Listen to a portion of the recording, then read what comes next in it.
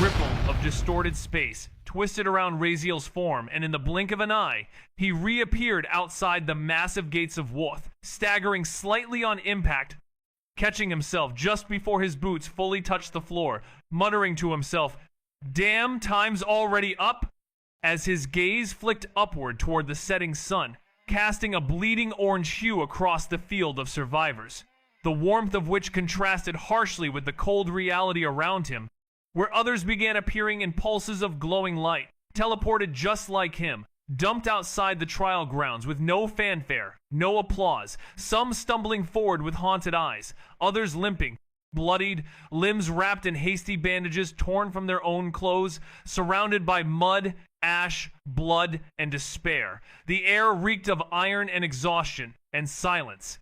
Dead, heavy silence, only broken by murmurs like ghosts lingering in the wind, as Raziel reflected on his own experience, thinking to himself, "I only managed 23 cores!"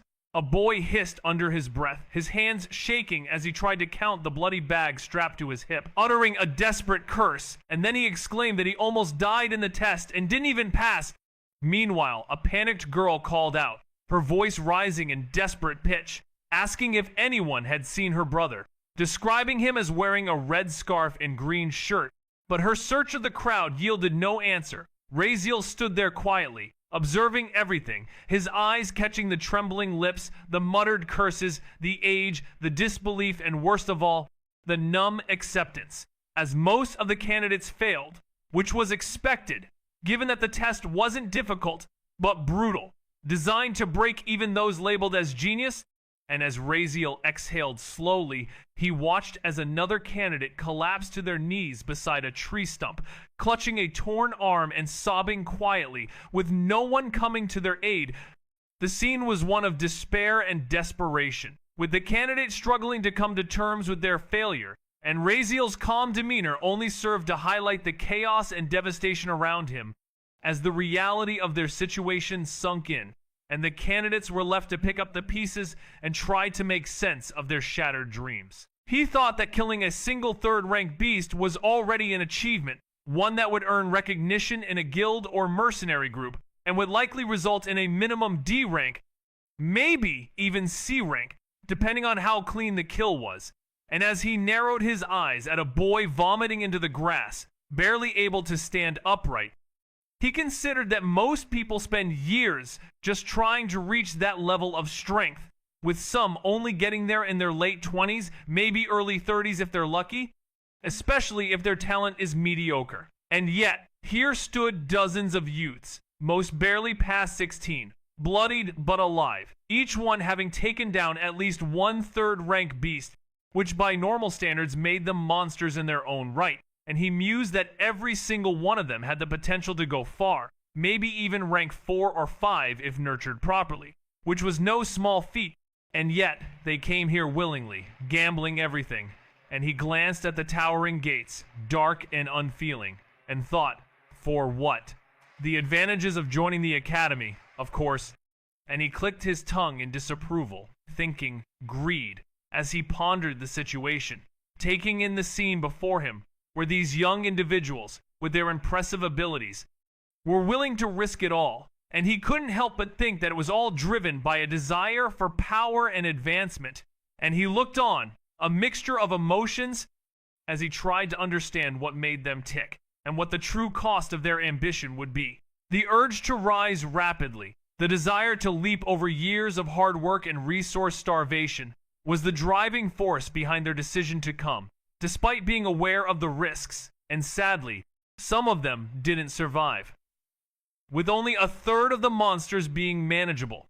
But when the number increased to 100, it became utterly insane, and he expressed his disbelief, then took a deep breath in, and slowly exhaled through his nose, contemplating that some individuals would likely hold the institution responsible for the tragic losses, viewing them as heartless, as he reflected on the dire consequences of their actions and the tremendous challenges that lay ahead, all stemming from the initial ambition to accelerate their progress, which ultimately proved to be a costly and devastating decision, leading to a significant loss of life and a lingering sense of guilt and remorse.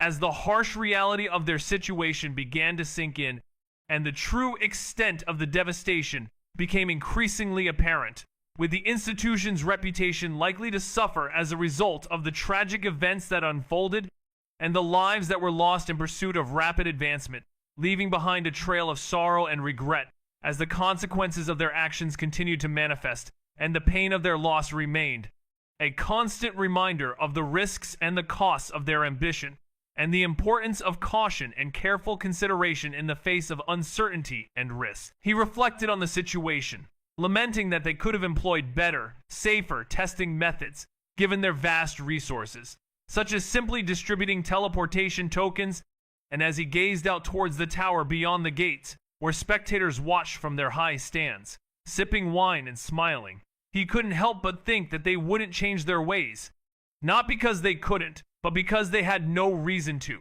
understanding that the cruelty of the test served a purpose, a warning and a filter, realizing that this trial wasn't just a measure of talent, but also a message, one that only those willing to risk their lives belonged inside. And he imagined what the test would look like if it were made safe, with no death, no fear, and no risk.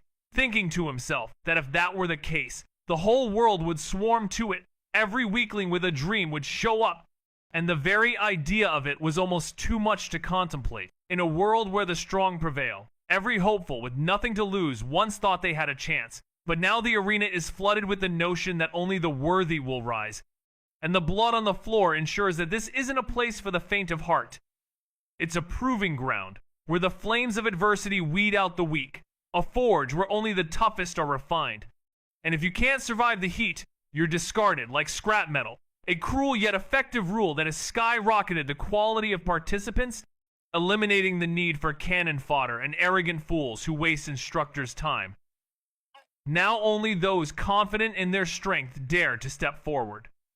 Those who believe they can survive, making everything easier for the institution, with less chaos, manageable numbers, and a strict no-nonsense approach where no sympathy or mercy is shown, only the ruthless rule of survival, and it's in this unforgiving environment that the true warriors are forged, with no room for the weak or the timid, only the bold and the fearless, who are willing to do whatever it takes to emerge victorious in a place where the blood on the floor is a constant reminder of the stakes, and the price of failure is too high to pay, a place where only the strongest will rise, and the rest will be left behind, a true proving ground, where the flames of adversity refine and purify, leaving only the best to emerge, in a world where the strong prevail, and the weak are discarded, a world where the ruthless rule of survival is the only law that matters, and the blood on the floor is a testament to the unyielding pursuit of greatness.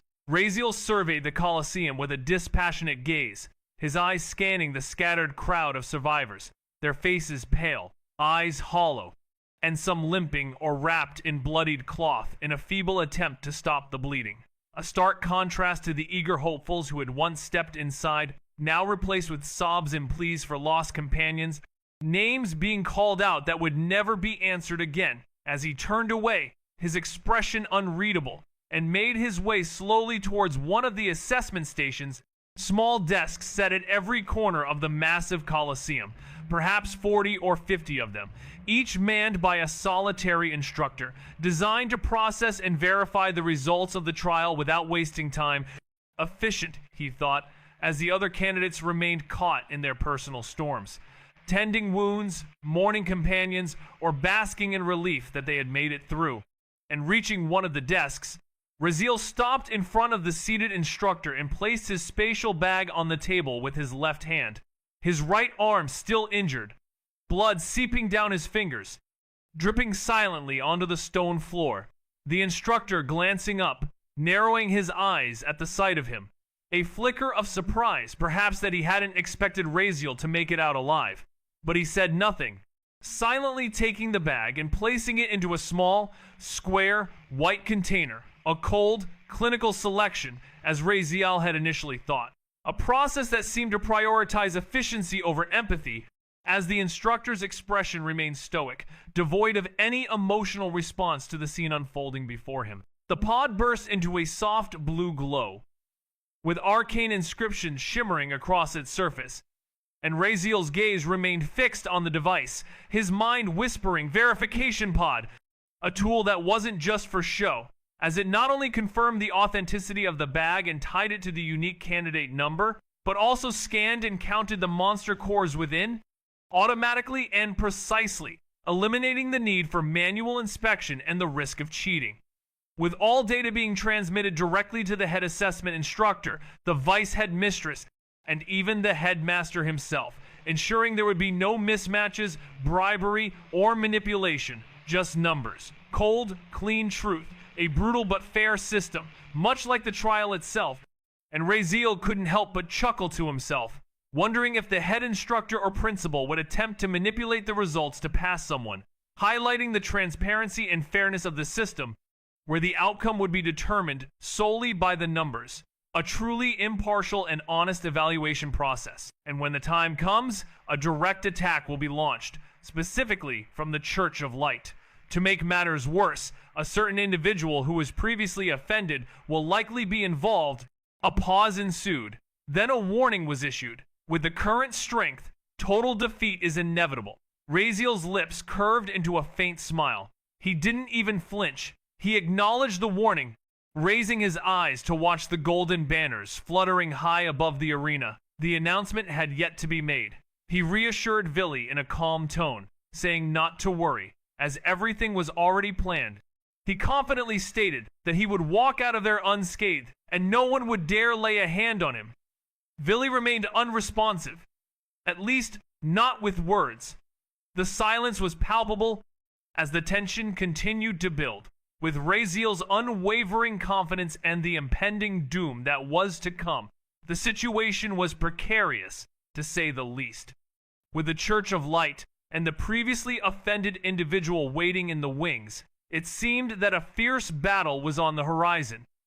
But Raziel remained unfazed. His plan was set in motion, and he was ready to face whatever challenges lay ahead. With his current strength, he was aware of the risks, but he was determined to emerge victorious. The stage was set, and the outcome was far from certain. As the drama continued to unfold, one thing was clear.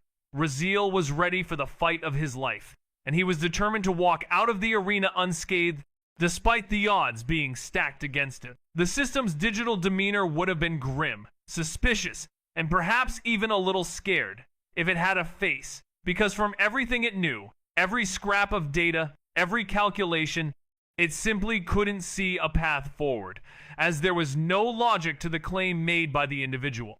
No outlet for escape, no possible scenario where a half-injured person, an outcast flesh from trial, soaked in blood and still weak from overexertion, could survive a direct assault from the Church of Light, much less walk away untouched.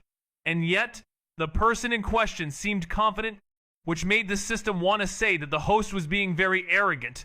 But then again, he was supposed to be the villain, so the system referred to him as such, and the individual, Raziel, spoke inside his mind, his eyes half-lidded, boredom bleeding through his expression as he sat hunched in a shaded corner of the arena, asking what exactly the Shadow Affinity did and how he was supposed to use it, which was met with a moment of silence. The familiar, emotionless voice of the system echoed back, "Why ask when you already know the answer?" Host, and Raziel's eyebrow twitched in response. Before the system continued, "All my authority over affinity-related data is restricted. If you wish to learn about Shadow Affinity and its applications, you must access the system space and consult with the villains. I'm confident they will have all the answers you're looking for," which prompted Raziel to sigh internally, shaking his head as if he'd known this would happen all along, and he leaned back slightly, blood from his still injured arm patterning softly onto the ground near his feet, where the crimson tail had lessened but hadn't fully stopped, and the pain was dull now, but present like a silent reminder of everything he just crawled through. All while 10 minutes had passed since the instructor had told him to wait, and Raziel thought to himself that he had been doing nothing but watching for those 10 minutes, his gaze drifting across the bustling Coliseum, where candidates moved about with frantic purpose. Some were sprinting towards the exits, unwilling to face confirmation of failure. Perhaps they knew they didn't meet the quota, while others were arguing, laughing, or tending to injuries Cores were being counted, bags were being returned, and the energy in the air was tense but vibrant in the aftermath of survival.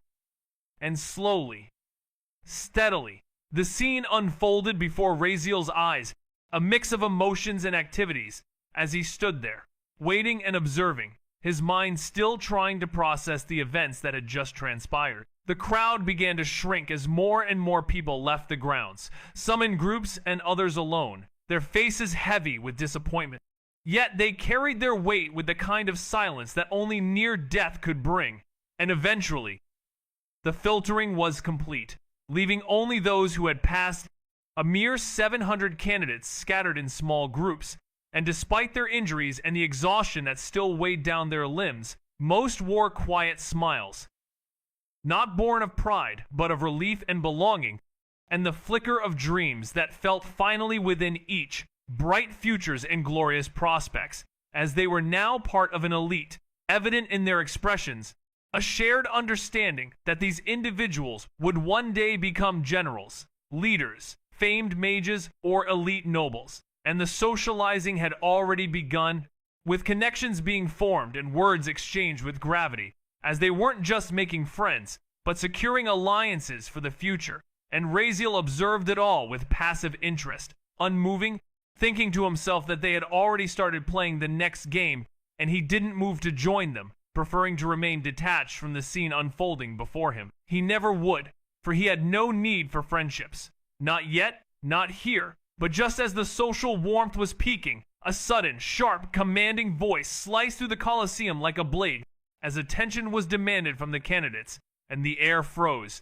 with every head instinctively turning towards the raised platform at the far end of the arena, where a figure stood, tall and poised, cloaked in a flowing violet-silver robe, threads shimmering faintly with ethereal embroidery under the afternoon sun, and their very presence demanded silence, and it was Vice Headmistress Selva, whose voice was smooth, controlled, neither warm nor cold, but balanced in that delicate in-between that made her impossible to read.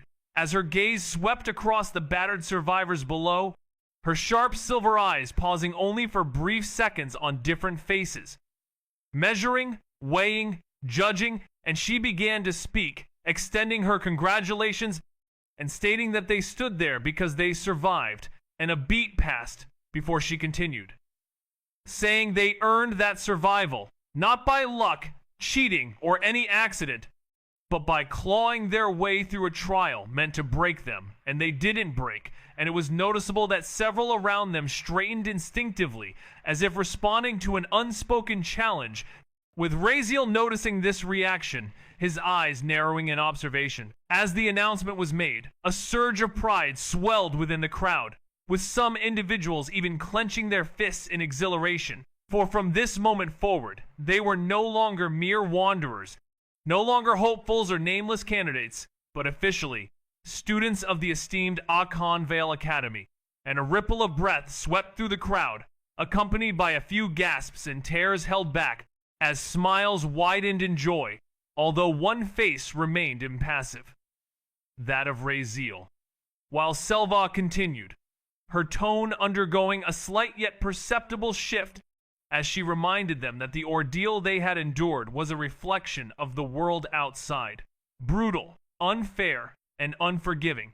Yet despite this, they had emerged victorious, and Selva's words took on a slightly sharper edge as she declared that their success was a good indication that they might just be worthy of the resources that were about to be invested in them, a statement that had a noticeable impact, as the last line seemed to sting, causing a few smiles to falter and disappear from faces. Raziel's lips curved slightly, but it wasn't a smile, as he thought to himself, so that's how it is, blunt, honest, unapologetic.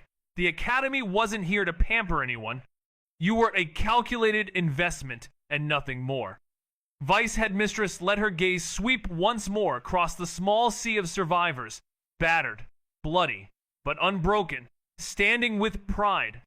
Then her voice rang out again, calm, crisp, yet beneath it lay an almost imperceptible weight, like a steel blade wrapped in velvet, stating tomorrow, your formal instruction begins. Murmurs flickered through the crowd, excitement stirring beneath the surface like a restrained tide. But before that, she would like to announce the privileges they'd already earned, rewards granted simply for passing the trial. The air seemed to hold its breath. Every student, regardless of their future results, will receive the following. Her eyes sharpened as she began. 103rd rank elemental cores per month, tailored to their preferred elemental affinity. From rare to common, no exceptions. Gasps erupted. A few candidates couldn't help but exhale sharply. As the weight of her words sank in, the atmosphere was electric with anticipation. The promise of such a reward was almost too much to bear, and the students couldn't help but wonder what other challenges and rewards lay ahead. Their formal instruction was set to begin, and they were ready to face whatever came next. With the privileges they'd earned, they felt a sense of pride and accomplishment, knowing they'd made it this far and were one step closer to achieving their goals. The academy's harsh exterior hid a wealth of opportunities, and the students were eager to seize them. With the elemental cores, they'd have the chance to hone their skills and unlock their true potential. The future was uncertain, but one thing was clear. The students were in for a wild ride, and they were ready to take on whatever the academy threw their way. As the astonishing revelation unfolded, even some of the nobles couldn't help but widen their eyes in utter disbelief. For a commoner, a single rare elemental core could be equivalent to months of wages, and this was indeed wealth and power in its most awe-inspiring, consumable form, with a total of at least 1,000 gold coins, which could sustain a middle-class family for 1,000 months.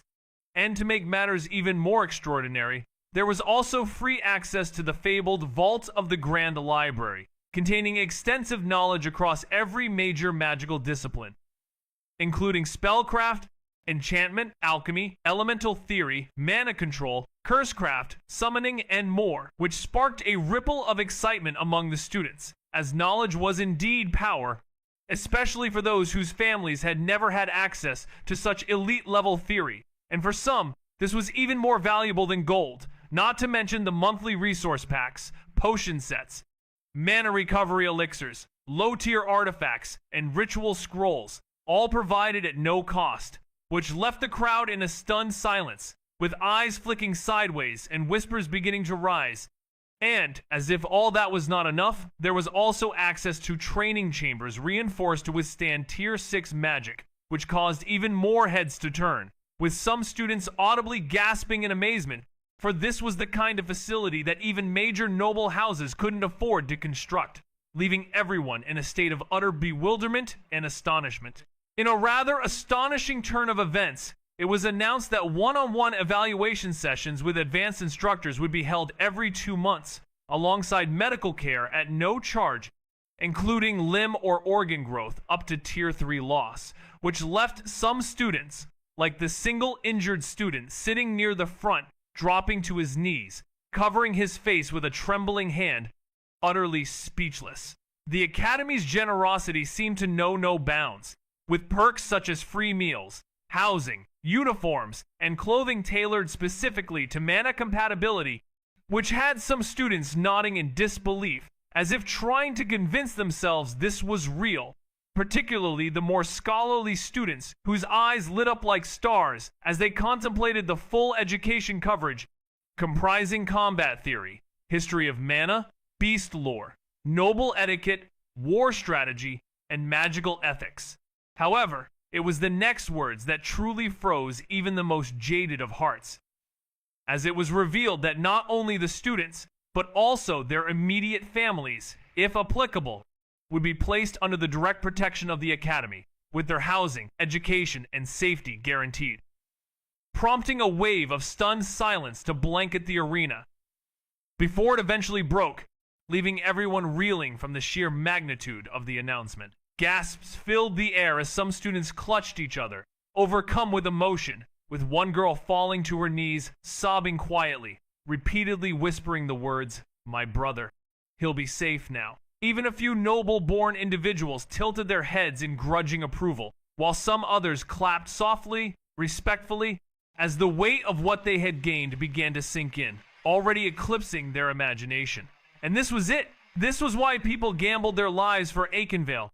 and they hadn't even fully stepped into the academy yet, and Selva gave them a moment to breathe, to let the storm of gratitude run its course, before she raised a single hand, and silence returned like a curtain falling, as she began to explain, "Yes, these are your baseline rights, compulsory benefits you receive just for surviving, regardless of your background, regardless of your power level, these are yours." A fact that seemed to resonate deeply with the students, who were still trying to process the magnitude of what they had just been given. She paused, and the atmosphere was filled with an air of anticipation, as if the weight of her next words would be crushing. With no special treatment or favoritism, the Academy honored its word, and silence ensued, thick with awe, like a palpable force that commanded attention. And then, with a subtle shift in her stance, her voice grew cold, its shape like frost spreading across warm glass, a chilling effect that seemed to seep into the souls of those listening. Meanwhile, a silent chuckle echoed in someone's mind, a dismissive thought about the politicians, but the words that followed were like thunder, shaking the very foundations of the room. As she spoke, "If any of you believe this is not enough, if you greed, you hunger, your ambition still claws at your chest." Her head tilted slightly, her expression unreadable, a mask of calmness, and then she spoke again, her words a call to action. "Then work for more." She shrugged, as if it was the most natural thing in the world. "Become stronger. Climb faster." The words hung in the air, a challenge, a gauntlet thrown, a reminder that the only way to succeed was to strive for more, to push beyond the limits, to become more than what you currently are. And the silence that followed was like a spark waiting to ignite the flames of ambition, of greed, of hunger that burned within those who listened. A cackling energy pulsed through the air, now changed and electric, as the announcement was made, leaving everyone in a state of shock and awe, with some students clenching their fists and others breathing rapidly, while one boy near the back whispered in excitement, "That's what I'm talking about." As the path forward was revealed to be open to all, with contribution points determining the outcome, and from tomorrow, instructors would explain how to earn them through various means, such as missions, academic excellence, research, combat merit, or service to the Academy, offering endless opportunities to rise, with the final words falling like a challenge branded into the air itself. "There is no cap, no ceiling. Take as much as you can carry," which ignited a sense of limitless possibility. And one individual, Raziel, yawned, seemingly unfazed, yet aware that manipulation had already begun, while another, Selva, rose to deliver a final decree, this time laced with a note of challenge that sparked the battlefield instincts in every soul present, declaring that a Convale Academy was open to every advantage one could take, setting the stage for a journey of unbridled ambition and competition. In a dramatic display of authority, Vice Headmistress Selva raised a single hand, her gesture exuding grace and composure, as the magical sigils hovering above the stage flickered and then dimmed in a soft pulse of fading light, like a gentle whisper that commanded silence, not forced, but natural, as if the entire Colosseum held its breath in anticipation. And then her voice rang out again, crisp, clear, and refined, like a bell cutting through the aftermath of battle, as she announced, "Before we end today's ceremony, I would like to recognize a special class of students." Her tone shifting subtly, still formal, still distant, but now threaded with something deeper, not excitement or emotion, but recognition and approval, as she acknowledged that there were those among them who did not merely pass the entrance trial, but shattered its expectations. And in response, a few bows followed, and more heads tilted ever so slightly, in a moment of subdued yet palpable admiration, as the atmosphere remained hushed like a held breath, in reverence of the students being recognized, their achievement a testament to their exceptional abilities, and the Vice Headmistress's words a tribute to their outstanding performance, her voice a beacon of acknowledgement, shining brightly in the aftermath of the ceremony, like a shining star on a clear night, illuminating the path forward. As the students basked in the glory of their achievement, their faces aglow with pride and satisfaction, in a moment that would be etched in their memories forever. In a shocking turn of events, 35 candidates have managed to qualify for entry into the esteemed royal classroom, with each individual acquiring a minimum of 1,000 elemental cores during the trial, a feat that has left everyone in stunned silence, which suddenly gave way to a mixture of utter disbelief and awe, as if the very foundations of the arena had been shaken, with murmurs of royal classroom. 35? Spreading like wildfire, accompanied by gasps of incredulity, as people struggled to wrap their heads around the astonishing number, wondering if these candidates were somehow superhuman and how on earth they managed to collect such an enormous amount of cores, a feat that even the most seasoned and privileged students, including noble scions and descendants of famed bloodlines, found mind-boggling, with some students glancing down at their own bags, feeling a sense of inadequacy and despair, as they realized their own totals, such as 102, 137, and 106, fell woefully short, and a heavy silence fell over one particular boy. His fists clenched, his breathing shallow, as he clutched his spatial bag tightly, his jaw locked in a mixture of anxiety and determination.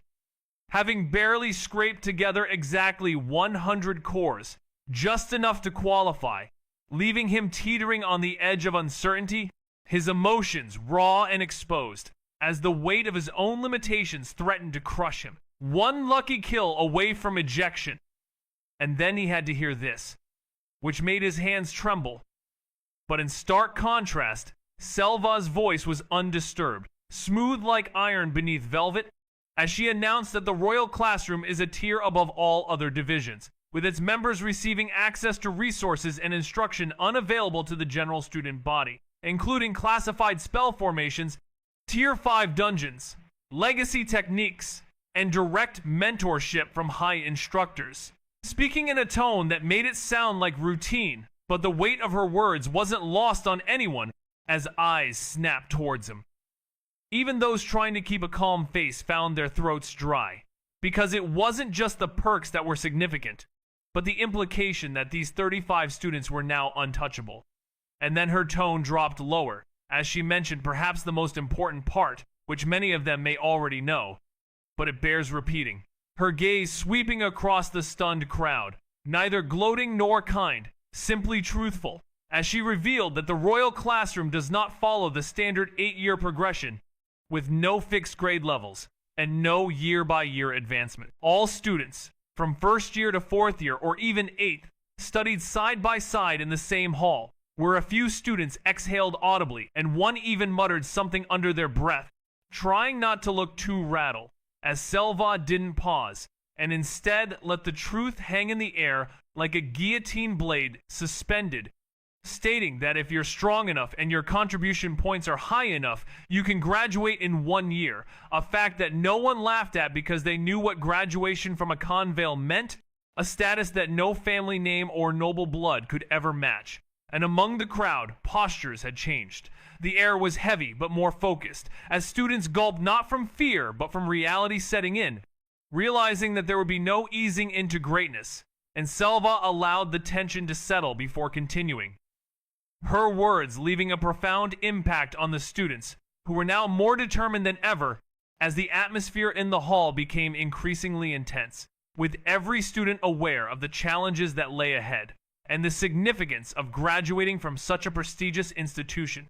And now, the students were on the verge of embarking on a journey that would test their strength, courage, and determination as they strive to achieve the ultimate goal of graduating from a convale in just 1 year. The voice sharpened again, slicing through the dense fog of anticipation that had settled over the crowd, as the top 3 achievers among this elite group were about to be revealed, and the atmosphere tightened like a coiled spring, with dozens of gazes snapping to attention, some students subtly straightening their backs, while off to the side, away from the noise and shifting stares, a figure watched, silent and unreadable, already aware of the names that were about to be announced. And then the announcements began, with rank 3 being Aeon, with 1,023 cores, followed by rank 2, Selena, with 1,101 cores, which prompted a few audible gasps, not from shock, but from the sudden awareness of how close those two scores were, with only a few dozen apart, and the tension was palpable, as the pause that followed seemed to stretch on forever, as the crowd waited with bated breath for the final revelation, and the figure remained still, unmoved by the drama unfolding before them, as the silence was finally broken. But the moment was frozen in time, waiting for the next word to be spoken, and the crowd was left hanging, wondering what would come next, as the pause seemed to take on a life of its own, and the anticipation continued to build, until finally the silence was broken, and the moment of truth was at hand. But for now, it was Selena's score that was the focus, and the crowd was left to ponder the significance of that score, and the figure watched, still and unmovable, as the drama continued to unfold, with the crowd holding its collective breath, waiting for the next announcement and the moment of truth that would change everything, and the atmosphere remained tense, like a coiled spring, ready to snap at any moment, as the crowd waited and the figure watched, silent and unreadable, as the pause seemed to stretch on forever, and the anticipation continued to build until the next word was spoken, and the crowd would finally know the truth, and the figure would finally react. Or maybe not. As the drama continued to unfold, and the tension continued to build, with the crowd waiting, and the figure watching, as the moment of truth approached, and the silence was finally broken by Selva, who paused, and the crowd was left to wonder what would come next. A pulsating silence engulfed the atmosphere, a collective breath held by hundreds, and then a sudden movement. The entire courtyard seemed to lean forward in unison, as if drawn by an invisible force. With the announcement of Silva Feilith and her staggering 705,562 elemental cores, the silence that followed was not dramatic, but primal. It struck the courtyard like a void, collapsing in on itself, freezing every sound and every movement. The reaction was not one of confusion, but fear. A spatial bag slipped from a student's numb fingers and hit the marble floor with a dull clink. Another boy, his expression pale and hollow, whispered, "That's not human." The girl beside him nodded slowly, her face drained of color, as if some harsh truth had just been branded into her skull. The weight of the moment was palpable, and the crowd was left to grapple with the implications of what they had just witnessed. The sheer magnitude of the elemental cores was daunting, and the silence was a testament to the awe and terror that it inspired. The students were paralyzed, unable to process the enormity of what they had just seen, and the only sound was the dull echo of the spatial bag hitting the floor, a haunting reminder of the fear that gripped the courtyard. The scene unfolded with a dramatic flourish as the nobles, who had initially strolled in with an air of confidence and superiority, wavers, their eyes widening in shock, while a few stiffened, attempting to maintain their composure, and others subtly stepped away from the elven girl standing silently near the edge of the formation, her presence now burning with an unspoken intensity, not because of any overt action, but due to the profound implications of her achievement, for she hadn't merely won, she had utterly eclipsed them. Her triumph, a stark reminder of the vast chasm between their abilities, a reality that even Raziel, seated in the far side of the crowd, couldn't help but acknowledge, his gaze lowering slightly, a thin bead of sweat trickling down his temple, as he already knew the numbers, but witnessing the weight of her accomplishment hit the world was an entirely different experience. And then Selva's voice, calm, precise, and merciless, cut through the silence.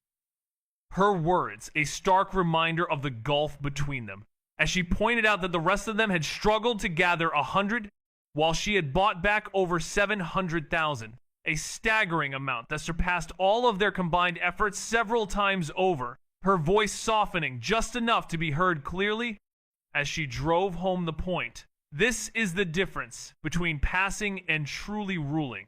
The weight of her words hanging in the air like a challenge. The words uttered didn't echo. Instead, they carved themselves into the bone, leaving a lasting impression, and then the tone shifted again, this time laced with a cold finality, as a reminder was served that power is real, and it speaks, determining one's worth in a convale. where only the mighty are deemed worthy. And as a hand was raised once more, the sigils that had hovered above the bust erupted into brilliant light before fading into smoke, as if sealed from the air itself. And to those still standing, congratulations were offered, for they had earned a place among monsters. But a warning was also issued, to never forget that some monsters are still far more fearsome than others, and the tension never dissipated, as Selva turned, her cloak rippling faintly with the movement, and stepped forward once again. And before the trial ceremony was officially brought to a close, a final decree was announced. To be etched into memory, a warning that would not be repeated, a lasting impression to be remembered. Her voice had sharpened into something else now, not irony, but judgment, as she declared that within the prestigious walls of Akenvale Academy, combat between students was not only permitted, but actually encouraged.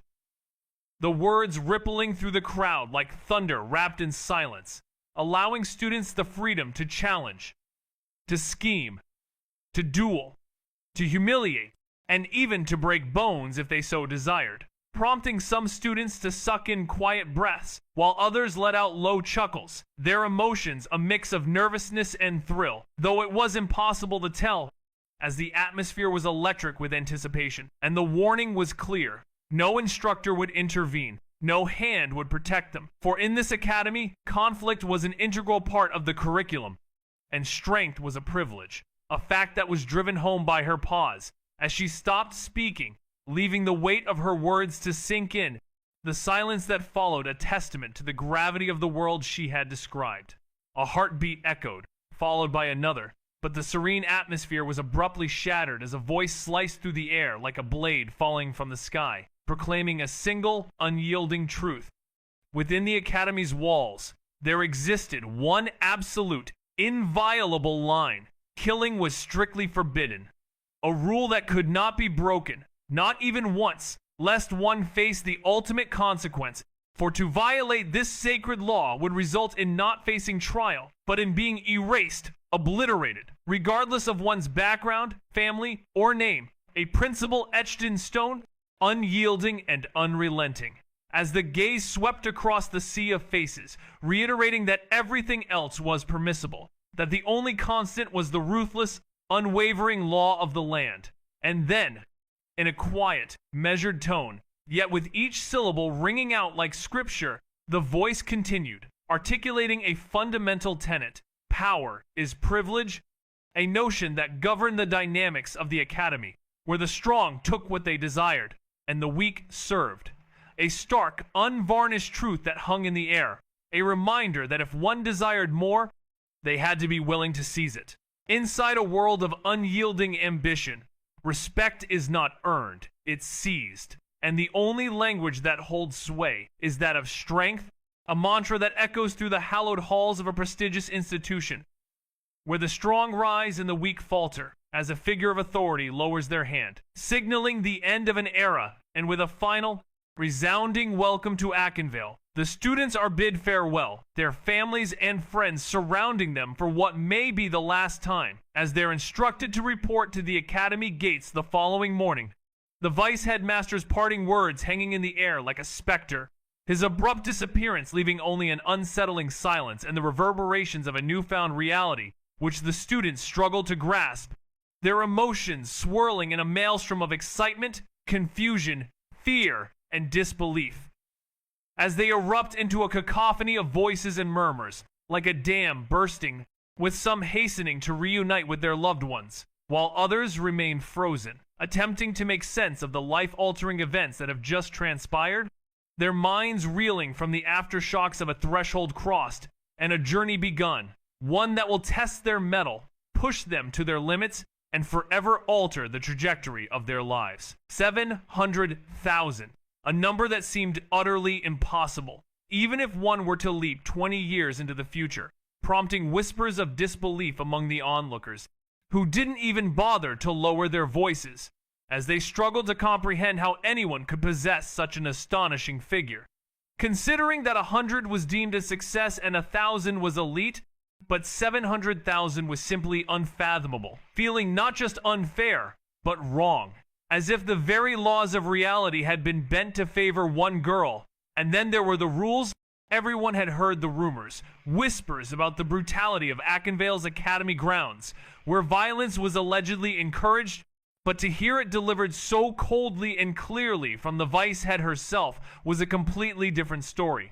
The pressure settling like a storm cloud over the field, a weight that refused to lift even after she left, leaving behind a sense of incredulity and unease that lingered in the air, as people couldn't help but wonder if she had cheated or if she was somehow a divine ace, because there was no other explanation for such an incredible number, and the atmosphere remained tense, heavy with the implication that something was amiss, that the rules had been broken, or perhaps bent to accommodate this extraordinary individual, whose presence seemed to defy the norms of reality, leaving everyone to ponder the mystery of her achievement and the unsettling feeling that the laws of reality had been twisted to favor her, a feeling that persisted long after the initial shock had begun to wear off. As the crowd continued to grapple with the enormity of what they had just witnessed, and the unshakable sense that something was not quite right, they were now aware that survival was not guaranteed.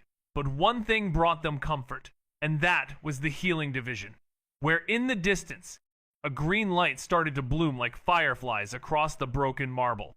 As teams of robe-clad healers moved swiftly between the wounded, their chants soft, hands glowing, soothing both flesh and mind, with calm and reassuring voices, saying, "It's all right. You're safe now. You did well. Just breathe." The staff from the Academy's elite healing unit were trained for this, not just to mend bones, but to stitch hope back into the students who would need it most. And they would be seeing these healers again, often, because in this place, pain was a part of progress, and every time a fight broke out, those injured would be treated immediately, without which the brutality of their progress would be slow. Too slow to match the expectations set upon them, as the healers played a crucial role in ensuring that the students could continue to push forward, despite the challenges they faced, and the healing division was a beacon of hope in a place where the struggle to survive was a constant reality. In a system where every student was subject to relentless battles, resulting in brutal beatings that left them bloodied and bruised, the only means to reclaim their pride was to defeat the one who had bested them. But this cycle of violence was never-ending, as once they emerged victorious, an even stronger opponent would inevitably arise, and this pattern would repeat itself, with the Academy turning a blind eye to the countless times its students were broken. As long as they ultimately grew stronger, embracing the doctrine that anything that doesn't kill you makes you stronger, a phrase that wasn't just a motto, but a way of life. And yet, amidst all this chaos and recovery, one student remained isolated, a lone figure, Raziel, who sat alone, a poignant contrast to the never-ending cycle of violence and struggle that surrounded them. Still seated quietly in the fat cone of the Colosseum, shadows culing out his posture like second skin, he remained watching. Not one heel approached him, not even one glance. Not to say help, they passed him by like he didn't exist, because they must have been OD'd to ignore him, and he thought to himself, "Guess I won't be getting any healing help in Academy." How predictable, as Racism Raziel chuckled softly under his beak, shaking his head as he watched Gino Beast flut by him, Neve even glancing his way, and also from afar, he caught movement. In the distance, his eyes locked with a lone fig. The Warden, still watching, eyes locked onto him like a pedo awaiting weakness. That same smug expression still painted on his face, casual, but beneath it, a sharp gleam of hunch, a killing intent so suffocating it distorted the AI around him. It wasn't even hidden. How petty do you have to be to think you killing a 16-year-old while smiling like that? And then a voice intervened, saying it was him who provoked him in fifth place, but Raziel chose to ignore it. He only sighed, shaking his head, and then a voice came, as he continued to sit quietly, observing his surroundings, with the shadows cooling around him like second skin, and the figure in the distance, still watching him with an intent to kill. The air was thick with tension, and the silence was deafening, as he waited for what would happen next, his eyes fixed on the figure, his expression unchanged, despite the hostility that surrounded him. As the Colosseum emptied, A palpable killing intent began to emanate from all directions, fixated on one individual, and a voice inquired about their plan, wondering if they would run or await their demise, to which Raziel responded with an air of nonchalance, his gaze unwavering as he sat with his left arm resting on his knee, eyes half-lidded, exuding an aura of boredom despite being surrounded by people who wished him harm, and he smiled, reassuring the voice not to worry, as if his words had summoned them. The sound of footsteps echoed across the marble floor, measured and deliberate, too synchronized to be casual, prompting the crowd's murmurs to grow loud before suddenly falling silent as a large group approached him, with people instinctively stepping aside to clear a path, nobody daring to interfere, students watching in disbelief, their eyes widening as whispers scattered like dry leaves caught in the wind, and the atmosphere remained tense, anticipating what would unfold next as Raziel's smile seemed to hint at an impending arrival. And the crowd's silence was a testament to the unease that had settled over the Colosseum. With all eyes fixed on the unfolding scene, the air thick with anticipation, as the footsteps drew closer, their synchronized rhythm a clear indication of a coordinated approach, and the crowd's silence was a stark contrast to the earlier murmurs, as if everyone was holding their breath, waiting to see what would happen next.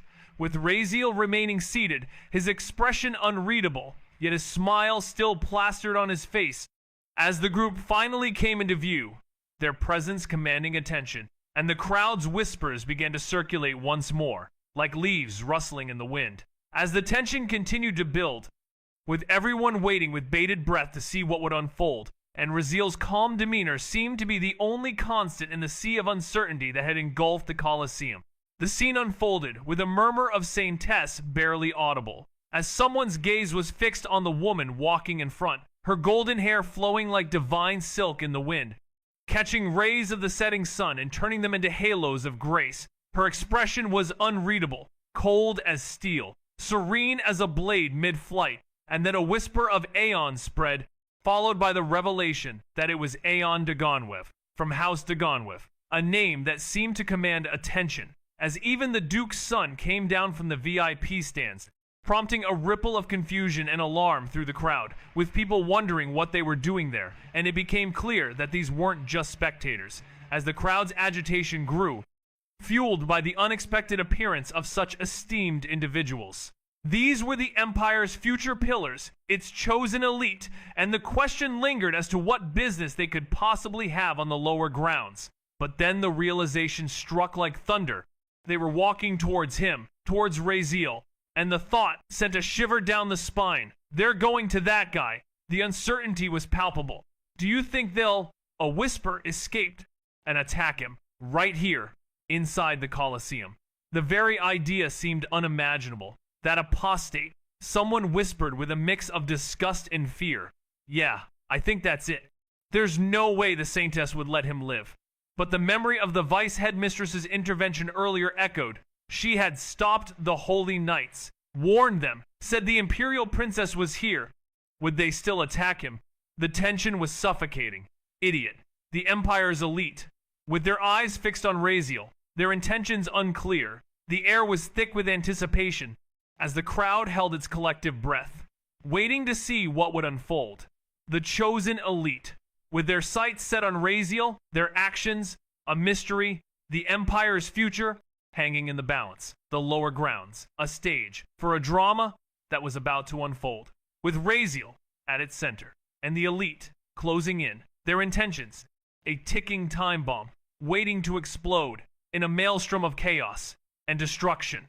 The Colosseum, a witness to the impending storm, the Empire's future, hanging precariously in the balance, as the elite moved closer, their footsteps echoing through the halls of the Colosseum.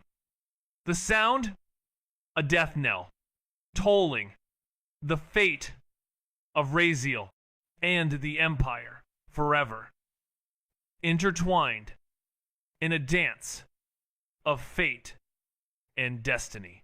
Of course they would. It's only logical, considering the Academy's neutral stance, But one mustn't forget that Selena holds a position of great influence, not only as the heiress of a prestigious duke house, but also as a revered saintess.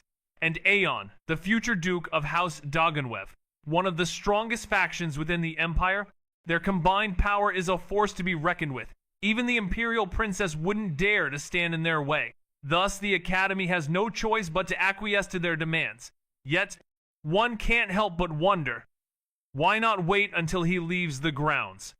Why cause unnecessary friction with the academy over someone as seemingly insignificant? He's known as the shame of the VILLIANS for a reason. After all, his capabilities are laughable. He wouldn't even be able to put up a fight if they were to attack him now. His pathetic nature is almost palpable, but just as these thoughts are expressed, a hushed warning echoes through the air. Shh, don't say that name, another student hisses, eyes wide with panic, as sweat trickles down his neck. He casts a nervous glance around, only calming down once he's certain no one else has overheard. The tension is palpable. The mere mention of the name seems to have sent a shiver down the spines of those nearby. He's wondering if someone wants to disappear. And it's mentioned that a certain individual is no longer part of a prominent family.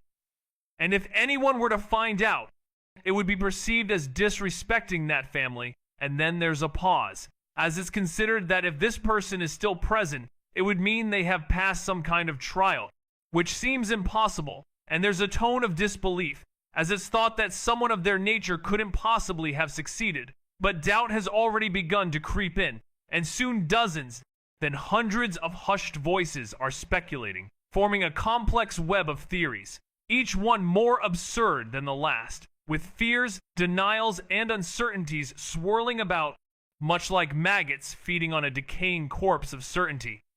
And amidst all this chaos, one figure remains still, unmoving, until suddenly they rise.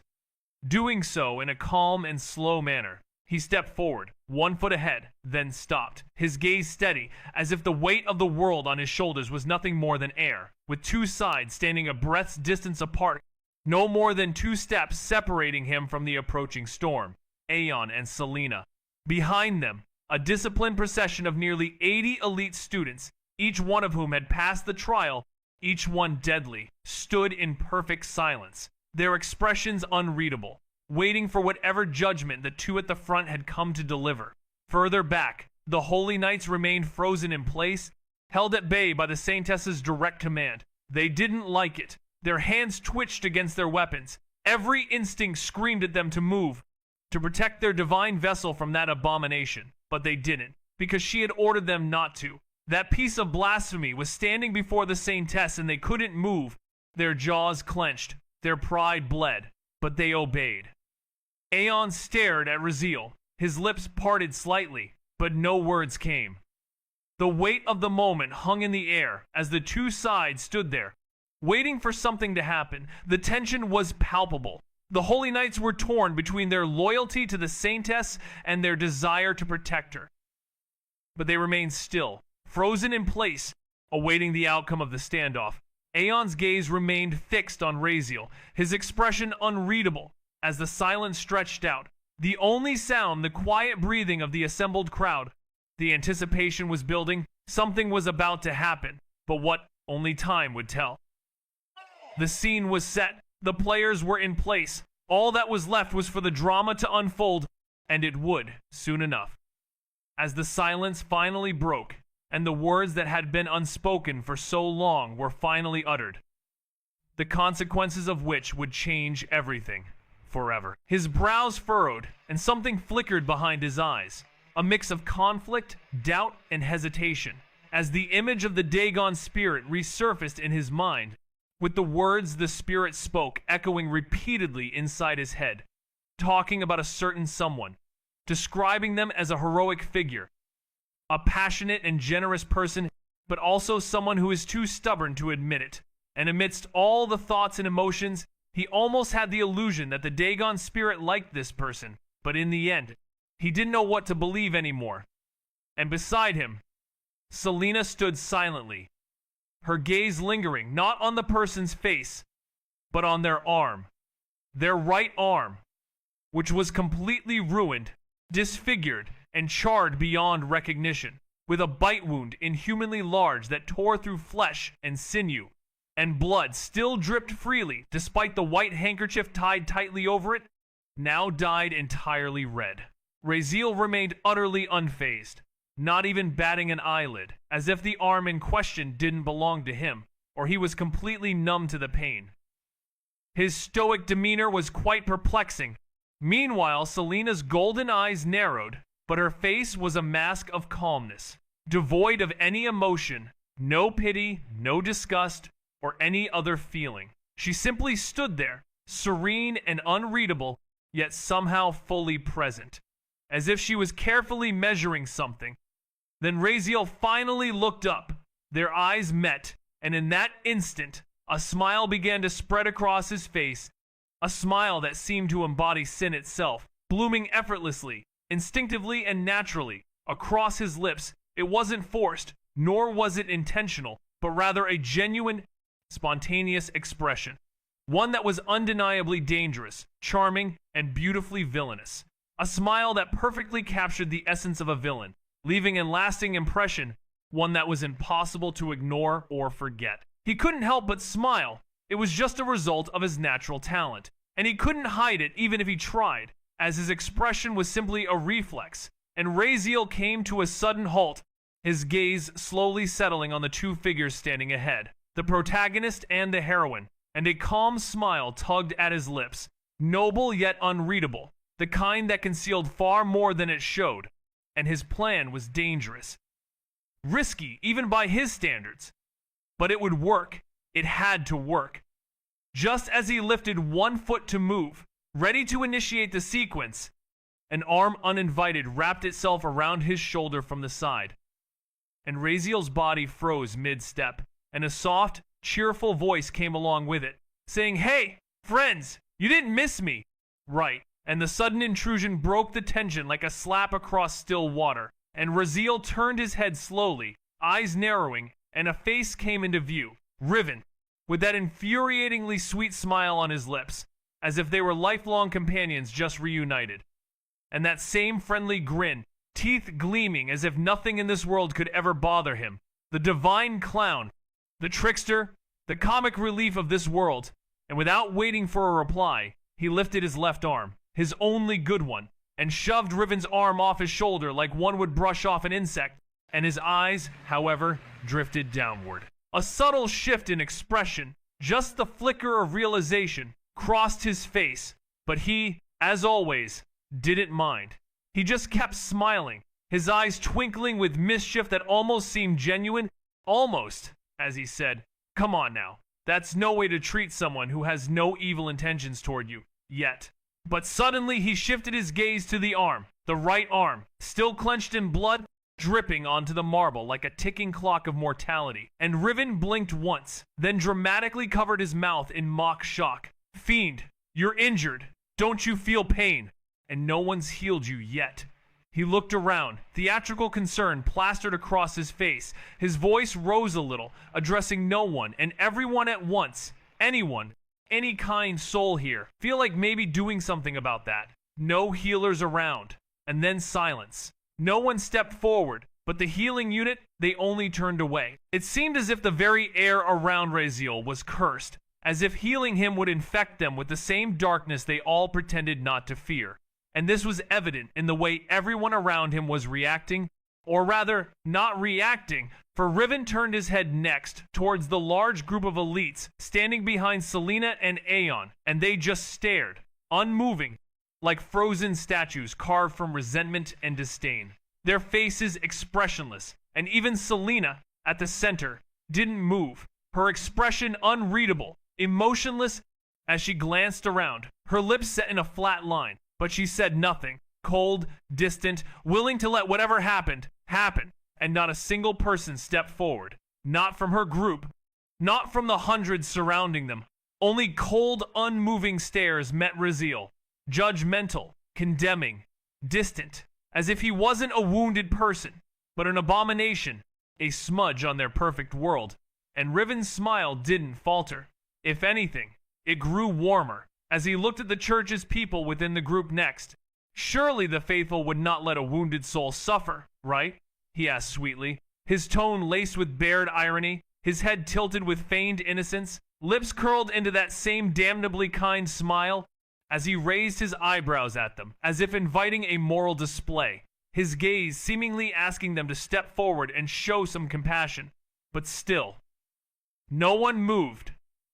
The silence and inaction were deafening, and Riven's smile seemed to grow even wider, as if he was enjoying the awkwardness of the situation and the hypocrisy of those who claimed to be good and just, but were failing to act accordingly, their inaction speaking louder than any words, and Riven's eyes seemed to be sparkling with a knowing glint, as if he could see right through them and their pretended piety, and was calling them out on it, without saying a word, just with that one piercing and damning smile. As the situation unfolded, a sense of unease settled in, until finally, one figure emerged from the crowd, their expression a twisted mix of disgust, rage, holy conviction, and moral superiority, a potent blend that seemed to radiate an aura of hatred. And it was clear that this individual, Nyla, had reached a boiling point, as she gazed at Raziel with a look that seemed to regard him as something vile and contemptible, her voice rising in a scathing tone as she declared that no one helps monsters like him, emphasizing that they have every right to choose who receives their blessings. Her eyes locking onto Raziel's side profile with an unblinking, burning intensity, filled with hatred, and as she turned her attention to another figure, her voice took on a rising tone, filled with disdain, as she callously stated that he can die for all she cares, and that the Empire would be better off without him. Her words echoing with a sense of malice, as she hoped he would suffer, her lip curling in a sneer as her gaze met Raziel's bloody figure, the sentiment being that she hoped he would die a painful death, her words hanging in the air like fire crackling in dry wood. And the silence that followed was colder than frost, with no one speaking out, no one stopping her, the atmosphere heavy with tension. She stood there silently, eyes half-lidded, cold and unfazed, not even batting an eye, while he gazed briefly at her companion, simply watching without judgment or approval, letting them do as they pleased, and then Riven looked from them to the other figure, spreading his arms out in theatrical acceptance, as if announcing a cosmic joke, and said with that ever-pleasant smile, tilting his head as he turned his face back toward him, "I guess everyone hates you, fiend." The words said lightly, like a passing joke, but they hit harder than any insult, and he stared back at Riven, his expression unreadable for a moment, but only for a moment, before his blood boiled inside, thinking to himself, who the fuck made this guy a god? Trying to humiliate me with these cheap theatrics, is that it? And he pointed a blood-slicked finger directly at Riven, warning him in a voice that dropped into a whisper, cold as death. "I'm warning you, don't call me fiend again. You'll regret it in future. I promise. Direct threat to a god." And maybe this looked like mindless behavior, but Raziel was aware of how his outburst might be perceived, thinking to himself, this isn't mindless behavior. I know exactly what I'm doing. I know exactly what he is. His gaze boring into Riven's eyes. Gods don't need reasons, after all. If they want someone dead, that person dies. It's as simple as that. First meeting, first breath gone, no explanations needed. But if they let someone live, then there's a purpose behind it, a reason they haven't erased them yet. And Raziel's pulse was steady, his breathing calm. And the fact that he's standing there alive means only one thing. Riven doesn't want him dead. Riven just grinned wide, showing his teeth like a predator, pretending to be playful, but didn't say anything. But Raziel wasn't done. He turned his head sharply, eyes burning now as they landed on the priestess, and he said, his tone dropping several shades colder, fingers shifting from Riven to Nyla, did he ask for her help? His voice rose with disdain, each word cutting deeper than the last. Why was she acting like he begged her, becoming overly righteous all of a sudden? Even if she had offered her so-called divine healing, he would have spat in her face. He took one step forward, gaze unflinching as it met Nyla's, He didn't want help, especially not from any of them. His words were laced with contempt, and his eyes seemed to bore into her soul, as if daring her to try and help him anyway. Raziel's demeanor was one of fierce independence, and he made it clear that he wouldn't accept any kind of assistance from those around him. His pride and self-reliance were palpable, and it seemed that he would rather die than owe anyone anything. The air was thick with tension as he stood there. His eyes locked on Nyla, his jaw set in defiance, and his heart full of scorn for those who would try to help him. His lips curled downward. The disgust on his face was raw, unfiltered, and venomous, as he proclaimed to the crowd, "You all disgust me." His eyes sweeping across the crowd behind him, taking in each person, each face, his expression unwavering as he declared, "I'd rather die than be touched by any one of you." His words hanging in the air like a challenge, and the crowd responded with a wave of muttering that rippled through the spectators. A few flinching, others scowling, but he didn't blink, didn't even breathe heavily. His icy, noble detachment evident in every word, a demeanor that came from someone who'd already burned everything behind him. And Nyla's face darkened, her expression twisting in anger. For a split second, she actually looked like she might attack, her foot shifting forward, her hand curling into a fist, but she was stopped by Selena, who hadn't said a word, simply raising a hand and placing it calmly on Nyla's arm. Her presence alone enough to halt Nyla's potential outburst. No words, no warnings, just a gentle yet firm restraint. Nyla froze mid-step. Her hand, which had been raised to strike or speak, dropped back down, halted obediently, and in that moment, Raziel, despite the storm inside him, noticed something subtle, his outburst, which wasn't just anger, as the familiar twisting in his chest and the violent pulse rushing to his head wasn't natural. His trait, absolute arrogance, had flared, latching onto his fury like dry wood to fire, worsening everything, blinding him, and feeding it. And Raziel grit his teeth, thinking to himself that he needed to control it, feeling overwhelmed again, just because of something this small. And he let out a sigh, exhaling slowly, trying to buy the urge to lash out, as he struggled to regain control over his emotions, which were spiraling out of control, and his trait, which was fueling his anger, making it harder for him to think clearly. And he knew he had to calm down, to rationalize his thoughts, and not let his emotions get the better of him. But it was proving to be a difficult task, as his body was responding to his trait, and his mind was clouded by his fury, making it hard for him to focus, and he was aware that he was on the verge of losing control. And that's why he was trying to take deep breaths, to calm himself down, to silence the storm inside him, and to find a way to overcome his trait, which was threatening to consume him. In a dramatic turn of events, a character's frustration boiled over as he struggled to comprehend the chaotic situation unfolding before him. His jaw clenched in anger, and his mind racing to piece together the puzzle of the trial, the monster, and the dragon's words, all while being faced with a mysterious boy.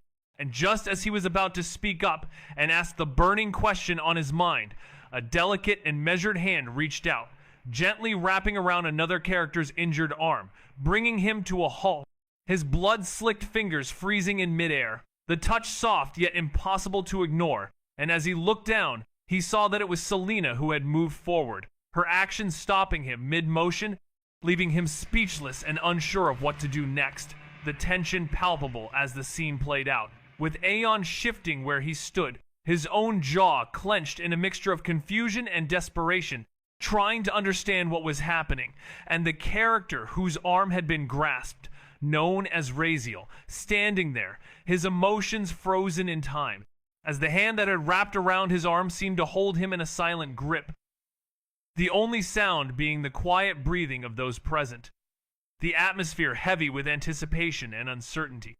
She took a single step forward, and in that moment, with all eyes watching, she cradled his battered arm in her palms carefully, effortlessly, as if holding something precious, gentle, holding his hand in her other delicate soft hand without caring about blood getting on her hand.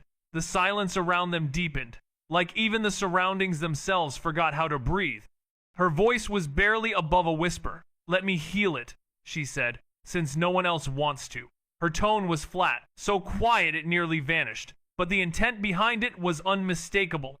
Her lips pressed into a thin line, unreadable, and her golden hair shimmered faintly beneath the sun. She didn't look up at his face, she only looked at his wound, and in that moment, she wasn't a high-ranking figure, or the heir to a noble house. She was just a girl trying to reach out. But his expression twisted, his brows furrowed sharply, his breath shortened, and his gaze, ice cold and sharp as obsidian, snapped to hers at last. Without a word, he yanked his arm back. The force tore his arm from her gentle grip, blood flicking into the air like red petals falling between them. "Don't," his voice was low. The words that followed were a vehement refusal, a clear rejection of her offer, a stark contrast to the gentle gesture she had made. The sound of his voice was like a slap, a sudden and sharp rebuke, a clear warning to stay back. The moment was tense, the air was thick with emotion, and the silence that followed was oppressive, heavy with unspoken feelings.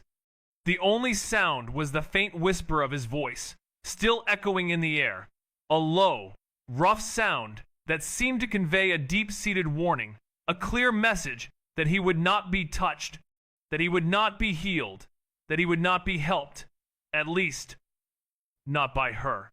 He was controlled, but beneath the surface, a fury was barely caged, edged with a pain that wasn't physical, a pain that had been simmering from the beginning, as he hadn't spared her a single glance, not once. Instead, he had looked at everyone else, mocking, glared, even smiled, but not at her, because she didn't matter, or so it seemed. But in reality, it was because if he looked at her too long, his composure might shatter, and he might just fuck everything up, which was something he couldn't afford. But then Selena met his eyes, calm, soft, and gentle, saying she just wanted to help, her voice soft now, devoid of anger or pride, but with the faintest trace of something else, something close to regret, maybe. But Raziel only stared back at her, his expression implying that her voice had offended the air, as he bluntly told her to fuck off, in a scene that would be forever etched in the memories of all who witnessed it. A shocking outburst echoed across the Colosseum, as a certain individual's words cut through the tense air like a blade, leaving a deafening and oppressive silence in its wake, where every spectator, from the commoners packed into the upper tiers to the nobles seated in their gilded balconies, froze as if time itself had stopped, with faces turned pale and mouths hung open in stunned disbelief, as the entirety of the Colosseum seemed to have forgotten how to breathe. And all that could be thought was, did he truly just say that? Did he really just use that kind of language? And to her, of all people, the saintess, with jaws crashing into the floor from the sheer audacity of it, wide eyes and trembling hands everywhere, and even the wind dared not stir, as if the world held its breath, terrified of what might come next.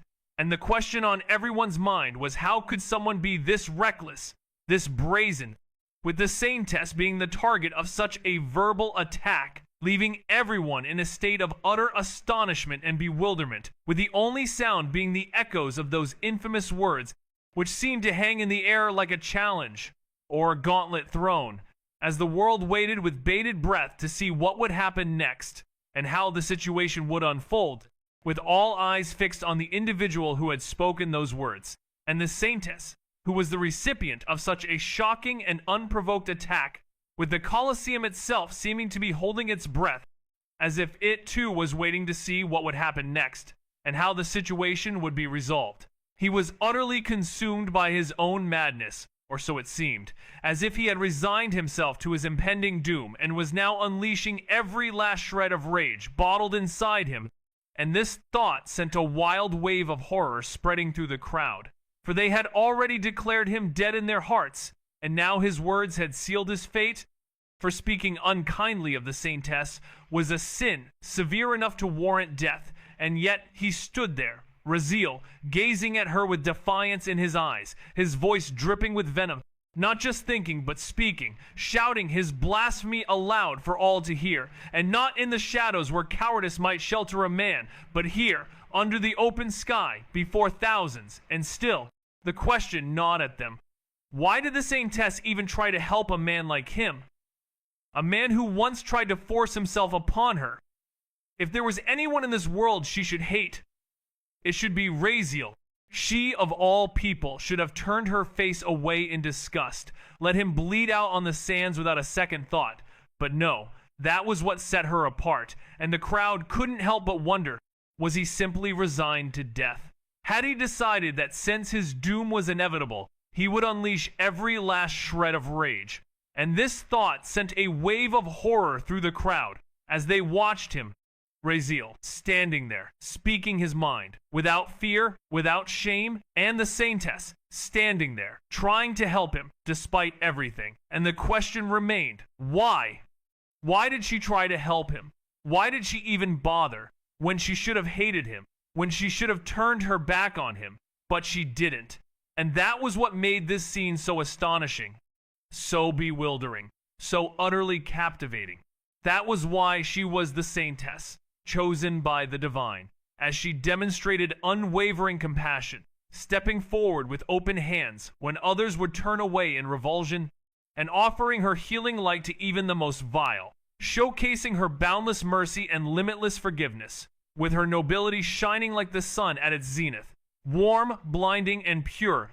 And so she had stepped forward, past the hateful glares of the crowd, past the whispered protests of those who could not comprehend such kindness, reaching out to the man who had once sought to ruin her, and offering to save him, which only made Raziel's defiance more monstrous in the eyes of the onlookers, whose anger boiled over, wondering how he could repay her kindness with such foul disrespect, as a woman who had every right to hate him had descended from her pedestal of purity to heal him, even after all that he had done, and yet he spat in her face with his words, causing the crowd to barely contain themselves, with fists clenched and teeth ground together, to the point where if the Saintess gave the word, there was not a man or woman there who would not leap forward to end Raziel where he stood, to rip him apart for this final, unforgivable insult. All held their breath, waiting, watching, as the scene unfolded with bated anticipation, everyone's eyes fixed on the Saintess, wondering how she would react to this blatant betrayal of her grace, their gaze flicking from Raziel to the Saintess, expecting fury, or at least sorrow, but the very air grew cold, heavy with tension so thick it could choke, and Aeon, standing apart from the seething masses, felt his gaze sharpen, his heart racing, not from outrage like the others, but because he noticed something no one else had, his keen eyes catching the moment, his breath hitching, as he saw that she had taken Raziel's hand, a gesture that made his mind reel, remembering how she had reacted when he had dared to touch her hand, the disgusted look on her face, the way she had immediately cleansed herself, as if his touch had stained her. His heart had burned with shame, his pride shredded, and now she held Raziel's bloodied arm, his gore-stained hand, as if it meant nothing, as if his filth was beneath her notice. The blood smeared her own pale skin, but she didn't even flinch, didn't try to purify it away. A hot flush of embarrassment prickled at Aeon's neck as he struggled to comprehend the significance of this moment, his thoughts consumed by the stark contrast between her reaction to Raziel's touch and his own, the implications of which left him feeling bewildered and humiliated. He didn't really care, and why should he? She was nothing to him. Yet witnessing this scene, seeing how she had withdrawn from him and now stood calm and unbothered at Raziel's side, it stung, making his skin crawl with awkwardness, making him want to look away from the scene unfolding before him. Still, he said nothing. What good would it do? This wasn't his battle. This wasn't his place. Better to stay silent. Better not to be drawn into this storm. For a fleeting moment, sorrow glimmered in the Saintess's eyes, a soft, almost imperceptible sadness that those around her, blinded by their fury, utterly missed. But in that heartbeat, Raziel's coldness, the raw loathing in his gaze, cut deeper than any blade. His words had been brutal, but it was his eyes, those eyes once filled with light, that pierced her gentle heart. "Sorry," she said at last, her voice quiet, heavy with 1,000 tangled emotions. Her gaze met his, and in those luminous eyes danced a storm of confusion, regret, and aching memories of what once was. But Raziel said nothing. His silence was louder than any insult. His eyes, like frozen steel, bore into hers without warmth, without mercy, without a flicker of the boy she might have once known. And the chill of his hatred reached her to the bone, prompting her to quietly step back with a grace that did not falter. As if the warmth she had tried to offer him was suddenly drained away, vanishing like the sun swallowed by storm clouds, and the radiance that made her the saintess seemed to dim, even if just for a breath, as she retreated without another word, returning to Aeon's side, with the weight of her grief following her like a silent shadow, unseen but heavy upon her shoulders. And Aeon stood dumbfounded, his thoughts swirling in confusion, his eyes darting to her clenched fist, her slender fingers trembling ever so slightly. The blood of Raziel still stained her palms, and though purification was but a thought away for her, she had not cleansed it. The blood remained, dark against her pale skin, a reminder of the moment she reached out and how bitterly she had been rejected. And Aeon wondered why she had apologized, the question flashing across his mind like lightning. She had touched him, and then she apologized for it. His heart beating uncomfortably fast, his mind filled with unspoken questions as he stared at her clenched hands and the sadness she tried so hard to conceal. The saintess had always been strong, unshaken, yet now her demeanor was different, and Aeon's confusion deepened, his thoughts tangled in a web of uncertainty as he struggled to understand the complexities of her emotions and the reasons behind her actions. And the saintess, once a beacon of hope and strength, now seemed fragile. Her usual composure cracked, revealing a glimpse of the pain and sorrow she had been carrying, and Aeon's heart went out to her, his feelings a mix of concern and confusion as he tried to make sense of the situation and the emotions that swirled around them. Like a stormy sea, with no calm in sight, she trembled, overcome with emotion, as she gazed upon the changed figure before her, her eyes closing for a brief moment as memories of the past flooded her mind, reminiscing about the warmth that once radiated from his eyes, a light that had stirred her heart with unparalleled kindness, now nothing but a distant memory, snuffed out, leaving an unbridgeable chasm. And as her eyes reopened, they were met with an empty, emotionless stare, his face a serene and unreadable mask, concealing the turmoil that churned within. The crowd, still ablaze with anger, stood poised, ready to surge forward and eradicate the perceived blasphemy, even if it meant sacrificing their own lives. But confusion began to spread like wildfire as they struggled to comprehend the saintess's apology, questioning whether it was warranted. And before long, a consensus emerged, one that they eagerly embraced, that the saintess, in her pure and innocent nature, had backed down because she had touched him without his permission.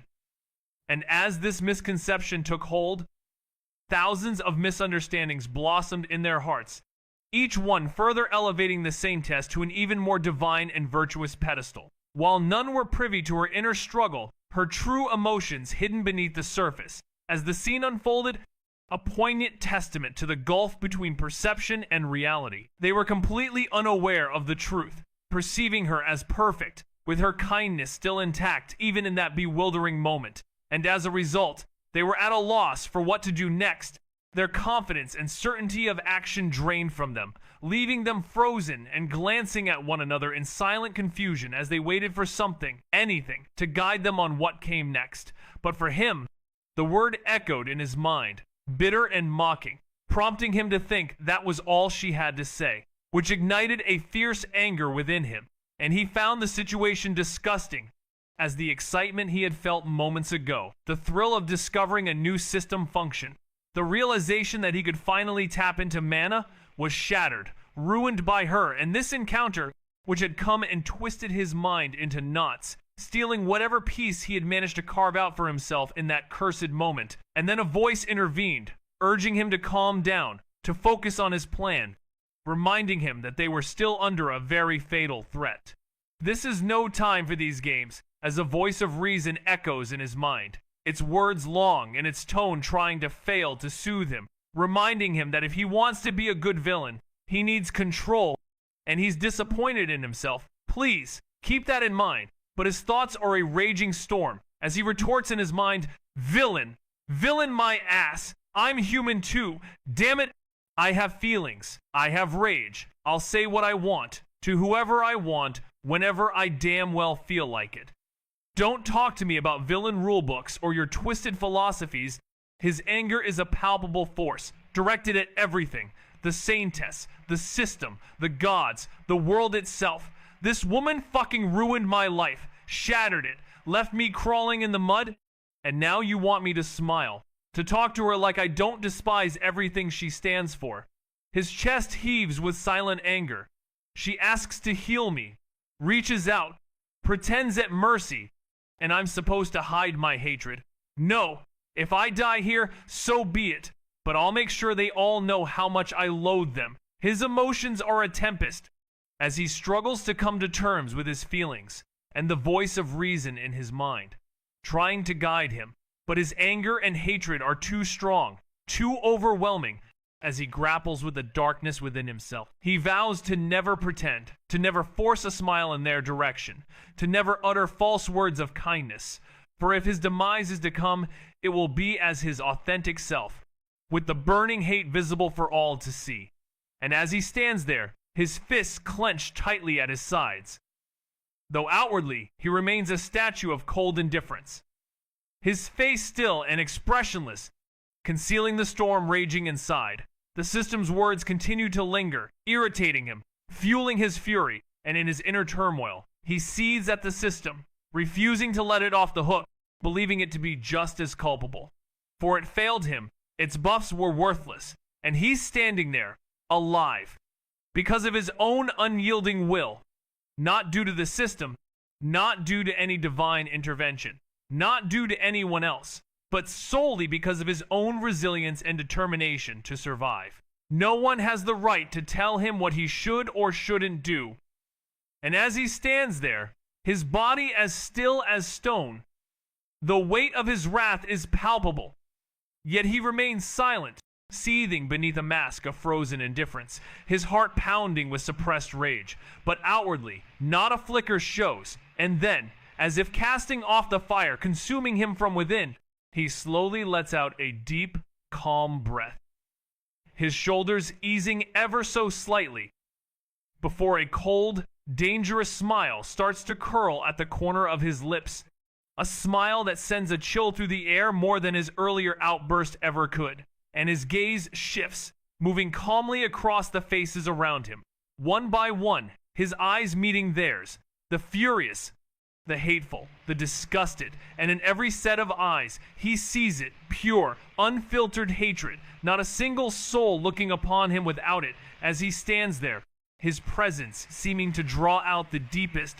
darkest emotions from those around him, his smile growing, a chilling reminder of the intensity of his feelings, and the depth of the hatred that surrounds him. He could feel the thick and suffocating weight of their loathing, as if it might crush him, but not once did fear cross his eyes, not even for the briefest second. Instead, their hatred only fed the fire in him, sharpening the edge of his resolve, his cold gaze defying them all, daring them to act, as he thought to himself, "Everyone hates me, I guess," and he cracked his neck, the sound loud in the tense silence. His smile widened as he looked upon them. These masses of fools, these blind sheep, stupid sheep, he thought, disdain dripping from every syllable in his mind.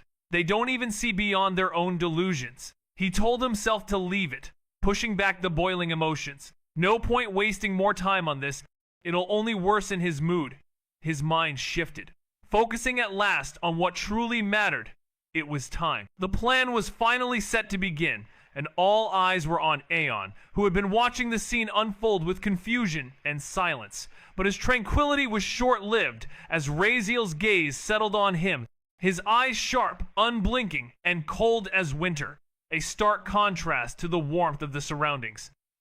And Aeon was startled to find himself the focus of attention As Raziel raised his left hand slowly and deliberately, pointing straight at Aeon's chest, his icy smile still plastered on his face, but now accompanied by a hint of amusement as he asked in a soft, almost mocking tone, "How was my gift? Did you like it?"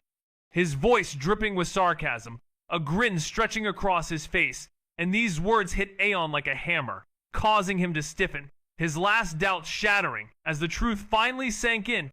It was indeed Raziel who was behind it all. The strange, powerful heartbeat in his chest, the source of the strength surging through him, the dragon's heat that now pulsed with life, was all thanks to Raziel's help, a revelation that left Aeon reeling. Meanwhile, Selene, who had remained by Aeon's side, her expression an eerily composed, emotionless mask, couldn't hide the surprise flashing in her eyes as she struggled to comprehend the implications of Raziel's actions. Did he really give Aeon the dragon's heat? She wondered, her mind reeling at the thought. But why would he do such a thing? They had despised each other since childhood, their animosity towards each other well documented, and yet Raziel had chosen to help Aeon, a decision that defied all logic, and left Selene perplexed, unable to make sense of it all. She was utterly bewildered, unable to decipher the enigmatic intentions of the mysterious figure before her, as his actions seemed to defy all logic and reason, leaving her with a plethora of unanswered questions that swirled in her mind like a tempest, her own heart racing not just from the potent energy coursing through her veins, but also from the sheer perplexity that gripped her, and all she could muster was a single, terse inquiry: why? Her voice strained and tight, as her brows furrowed in a deep frown, her mind desperately striving to make sense of the perplexing scenario unfolding before her. But the figure remained obtusely silent, instead beckoning her with an outstretched hand, his fingers curling slightly in a gesture that seemed to urge her to draw nearer. And after a momentary hesitation, she took a tentative step forward, somehow sensing that this individual, who appeared so formidable, posed no threat to her, at least not at this juncture. For she felt an unshakable conviction in her own strength, a sense of being strangely, yet undeniably, powerful. Aeon was well aware that even if Raziel had harmless intentions, his protectors were standing by, ready to intervene at a moment's notice, and would do so in an instant if they sensed even the slightest hint of killing intent, allowing Aeon to stand his ground with a sense of cautious confidence. And as he took a step closer to Raziel, now just a short distance away, he could see the faint smile and sharpness in Raziel's eyes, prompting Aeon to ask in a cautious but not fearful tone, "What is it?" And Raziel's response was a quiet nod of approval, before he suddenly moved, his left arm swinging in a sharp, swift motion, resulting in a loud and clear "P-A-A-K" as his palm struck Aeon's cheek, with a full, deliberate, and precise slap, leaving Aeon unmoving, his eyes closing for a brief moment from the force of the slap, but with no pain or bruise, only the sting of disrespect and the sharp bite of humiliation. And the sound of the slap was met with gasps that rang out across the stunned arena, as the crowd in the Colosseum reacted to the unexpected and dramatic turn of events. The atmosphere at the Colosseum was electric, yet eerily silent, as all eyes were fixed on the two figures standing at its center, the air thick with anticipation, and a breathless hush settled over the thousands of onlookers, when suddenly a sharp cracking sound broke the silence, as one of the figures, who had been slapped just moments before, casually cracked his neck, the sound echoing through the still air, his crimson hair falling around his shoulders as he ran his fingers through it, as if brushing aside the slap, the insult, as if it was nothing. His gaze then turning to the other figure, cold and measured, with 1,000 thoughts racing within him, as he struggled to understand the motivations behind the other's actions, wondering why he had been given that chance, why he had been led to the dragon's heat, why the portal had been opened, and why the ancient dragon spirit itself had been convinced, even to the point of signing a blood spirit contract. But then again, what did it matter? For in the end, the figure had faced the trial, had proven himself worthy, and had claimed the dragon's heat his worthiness now undeniable. The atmosphere at the Colosseum was electric, yet eerily silent, as all eyes were fixed on the two figures standing at its center, the air thick with anticipation, and a breathless hush settled over the thousands of onlookers, when suddenly, a sharp cracking sound broke the silence, as one of the figures, who had been slapped just moments before, casually cracked his neck, the sound echoing through the still air, his crimson hair falling around his shoulders as he ran his fingers through it, as if brushing aside the slap, the insult, as if it was nothing. His gaze then turning to the other figure, cold and measured, with 1,000 thoughts racing within him as he struggled to understand the motivations behind the other's actions, wondering why he had been given that chance, why he had been led to the dragon's heat, why the portal had been opened, and why the ancient dragon spirit itself had been convinced, even to the point of signing a blood spirit contract. But then again, what did it matter? For in the end, the figure had faced the trial, had proven himself worthy, and had claimed the dragon's heat, his worthiness, now undeniable. It hadn't been handed to him on a silver platter, and somehow Raziel's role seemed to be that of the obvious piece, especially considering those 1,000 elemental cores. And then there was the slap, which was indeed disrespect. But to lose his composure before the entire empire would be a greater humiliation than the sting of a palm. So Aeon said at last, his voice low, cracking his neck again as he gazed at Raziel with frost in his eyes. His pride burned, but his expression stayed calm, his body language noble, collected outwardly, while inside, his blood seethed, his heart thundering in his chest as the dragon heat's power flared within him, demanding he return the insult. Raziel's smile widened, soft, almost innocent, as if he hadn't just called down a storm. Aeon let the curse on his lips slide, unbothered for now. After all, this kid was going to pay a high price. I'll forgive the slap, Aeon continued, lifting his chin slightly, because of the indirect help you gave me, the dragon heat, whatever your motive behind it was. But for this duel of honor, you know the meaning.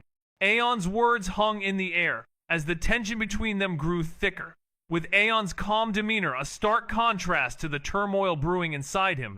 All the while, Raziel's smile seemed to hint at a deeper plan, one that only time would reveal, and for now, the stage was set. The players were in position, and the duel of honor was about to begin, with Aeon's pride, power, and composure all being put to the test as he sought to reclaim his honor and unleash the fury of the dragon heat upon his opponent. The weight of the request was palpable, as he struggled to project the image of a noble hero, a calm and righteous man above pettiness. But internally, his pride clawed at him, driven by the dragon's blood and the dragon heat that demanded satisfaction. Meanwhile, Raziel's smile did not falter, as he had anticipated this reaction, being all too familiar with Aeon's nature, where pride, fueled by his dragon lineage, now swollen with the power of the dragon heat, and sharpened further by the sun god's blood that ran in his veins, would not permit him to back down, and Aeon might spare a life, but he would never surrender his pride. Not for anything, not even if it meant sacrificing his own life, which was the inherent nature of the so-called protagonist, a fact that Raziel had always been aware of and intended to exploit to his advantage, as the crowd held its collective breath in anticipation of what was to come. The heir of a noble house had just been slapped, publicly challenged, and a duel of honor had been invoked, leaving no room for refusal, as accepting the challenge was a matter of dignity and honor, and refusing would be seen as a sign of weakness, not just for the heir, but also for the entire house. And this was why the heir still stood alive, because none could raise a blade against him outside of the duel without being seen as dishonorable. And now the other party, Aeon, had no choice but to accept the duel, as ejecting it would shatter his dignity and cause him to lose face before the Empire, the gods, and even the dragon spirit that burned within him. And the moment was heavy with anticipation. The silence in the Colosseum was deafening as the challenge echoed through it. And as the crowd finally understood the meaning of Aeon's words, they collectively reeled in shock because Aeon had just admitted to carrying the legendary dragon heat, something that was considered mythical and dreamlike, and this revelation hit them like a thunderclap, leaving them stunned. And not only that, but the fact that Raziel had invoked the duel, making the situation even more complex and intriguing, and the crowd was left to wonder what would happen next. As the heir of the noble house and Aeon stood facing each other, ready to engage in a duel that would determine not just their honor, but also their fate, and the fate of those around them, as the weight of the dragon heat and the legend surrounding it hung heavy in the air, waiting to be unleashed. As the shocking truth unfolded, eyes widened in astonishment across the stands, with mouths agape in stunned disbelief, the air seeming to thicken with the weight of this revelation, the drama playing out before them, taking a turn that no one could have ever imagined, leaving everyone to wonder what on earth was happening, a thought that was plainly written on every face as they struggled to comprehend the sheer audacity of the mad boy who had appeared, reckless enough to walk into certain death simply by setting foot in this place, with his chances of dying initially deemed 100%, a feat that no one had ever survived, only to then challenge the warden, a figure stronger than even a grandmaster swordsman who could effortlessly stop a radiant knight, which caused his chances of dying to leap to 110%. If such a thing were possible, and if that were not enough, he then proceeded to speak out brazenly, even insultingly, to the saintess, the woman of mercy, the one person who was untouchable, even by unspoken blasphemy, at which point his odds of dying skyrocketed to a staggering 500%, a notion that they jokingly entertained in their minds. As they watched the unbelievable events unfold before their very eyes, their minds reeling with the implications of the mad boy's actions, and the weight of his seemingly insurmountable odds of survival. And now, in a daring move, he had walked right up to the heir of a prestigious family and slapped him across the face. An action that would undoubtedly seal his fate, with the chances of dying being a staggering 10,000%, leaving no room for any other outcome, as his demise was as certain as the sun's rising. And yet, this was not the first time he had found himself in such a precarious situation. For time and time again, he seemed to push the boundaries of certain doom, defying the odds of fatal encounters. And though his methods were unorthodox, many couldn't help but silently agree that the boy had a unique talent for dying with style, and when his time finally came, it would be a demise that no one would ever forget. Meanwhile, on the sidelines, a low whistle escaped the lips of a spectator, a sly smile playing at the edge of his mouth, as he muttered to himself, intrigued by the sheer audacity of the act, and he couldn't help but think, so this is what it's like to have the ability to express oneself. Huh! His eyes fixed on the number floating above the boy's head. 9,314 deaths. A figure that, of course, was a complete misunderstanding in the spectator's mind as he struggled to wrap his head around the true nature of this enigmatic number.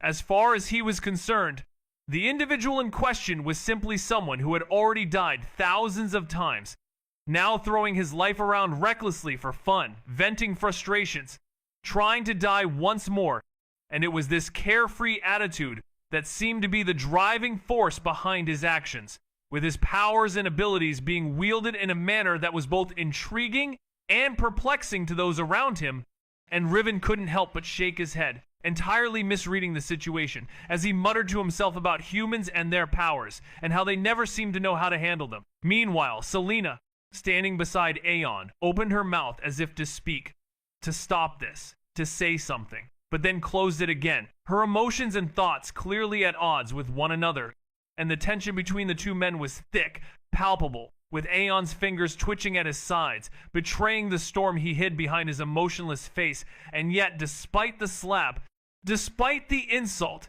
Aeon's protectors had not moved. Not one shadow stirred. Not one blade was drawn, because there had been no killing intent in the individual's movements. None. That slap had been slow, deliberate, its purpose not to harm but to insult, and any one of them could have stopped it. Aeon himself could have dodged it, blocked it, broken the individual's arm if he wished, given how soft and unguarded he looked. And it was this seeming lack of concern, this air of nonchalance that surrounded Aeon, that made the whole scene all the more captivating and mysterious. He hadn't retaliated. Instead, he willingly accepted the slap, perhaps because deep down he needed a way to balance the scales, and this was his opportunity, as the person who had slapped him had indirectly helped him in the past, opening the door to a newfound strength. And Aeon's pride wouldn't allow him to simply express gratitude, so by taking the slap and enduring the insult, he could cross out the favor and ease the debt, and now by accepting the duel, he could reclaim his honor and publicly settle what had begun between them.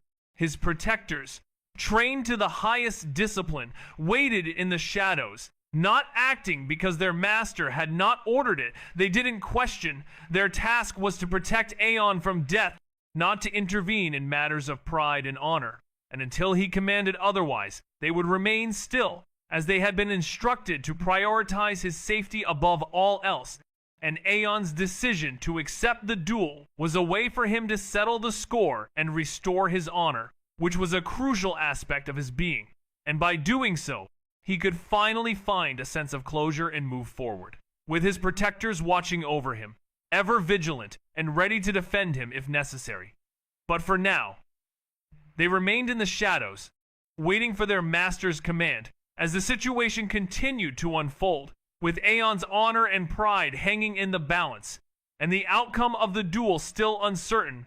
But one thing was clear: Aeon was determined to see this through, to reclaim his honor and settle the score, no matter what the cost, and his protectors would be there to support him every step of the way as he navigated this complex web of pride, honor, and loyalty.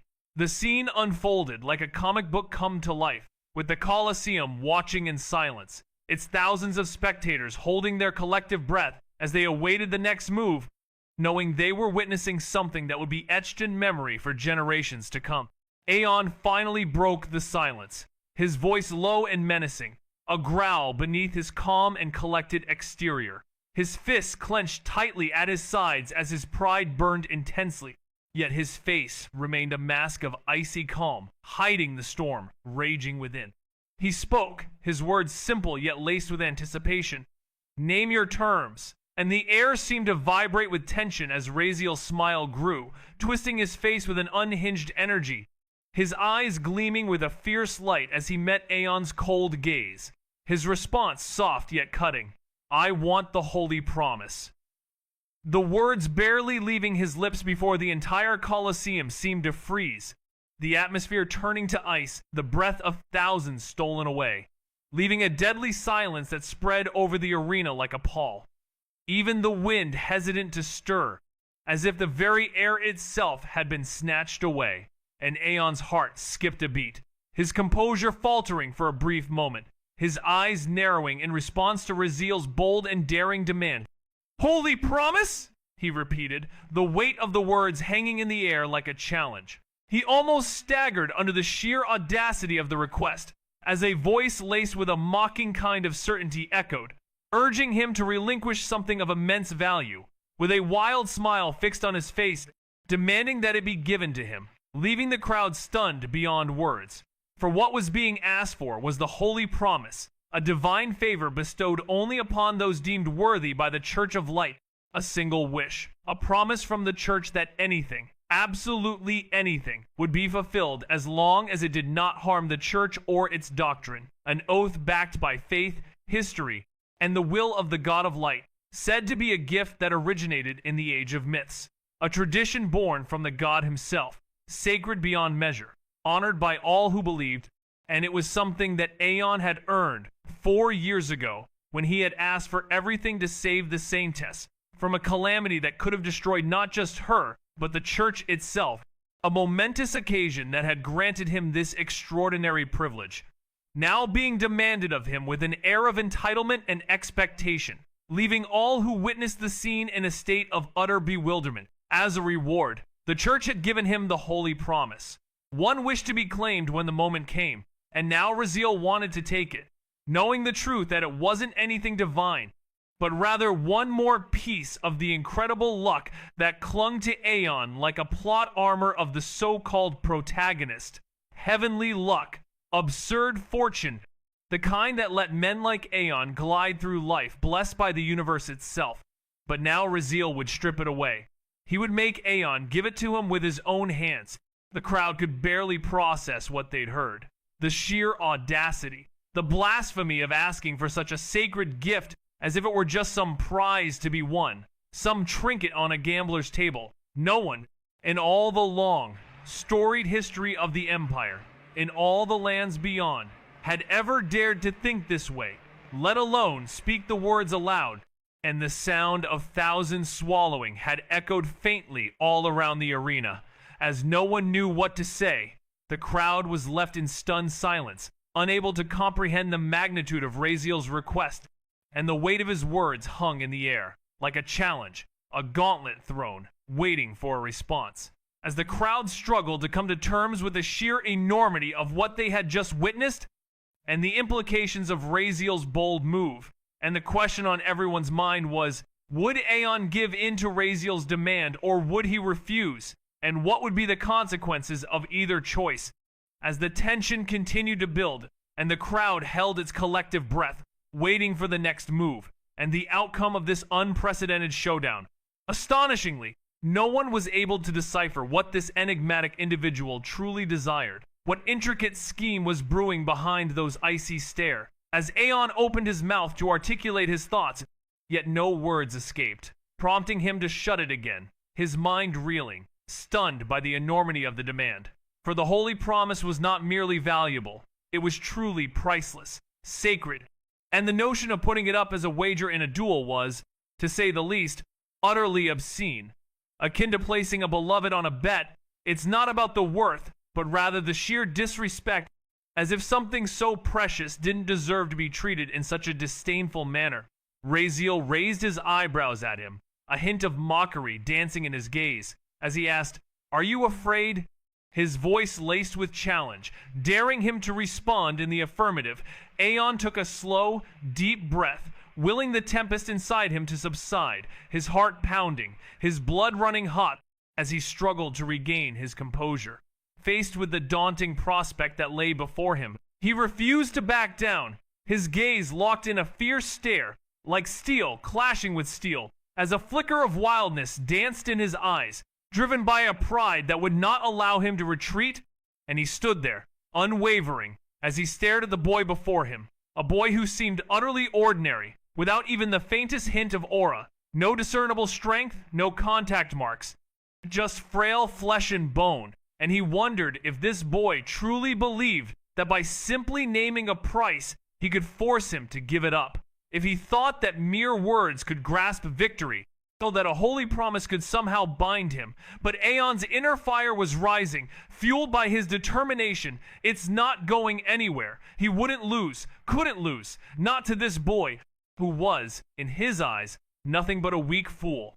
And besides, he had more strength now than ever before. The dragon's heat beating powerfully within him, a potent and unyielding force. His energy surged through him in waves, making his entire being hum with life, as two sources of mana, the ancient dragon's gift and his own, now fused and coursing through his veins, their purity greater than before, and his aura had already risen in quality, with the true magic of the heat yet to unfold, and he could feel he was destined for great heights, with no one able to match him now, and the crowd waited in anticipation.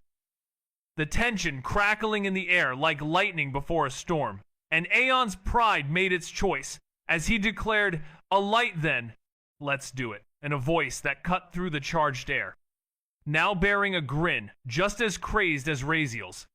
With his eyes locked with Raziel's, fire meeting fire, pride meeting defiance, and he asked, "But what do I get? You gotta give me something worth it, right?" With a voice dipped in challenge as he tilted his head, the grin on his face stained by the fury barely kept in check, and the words had barely left Aeon's mouth, when the entire Colosseum gasped as one.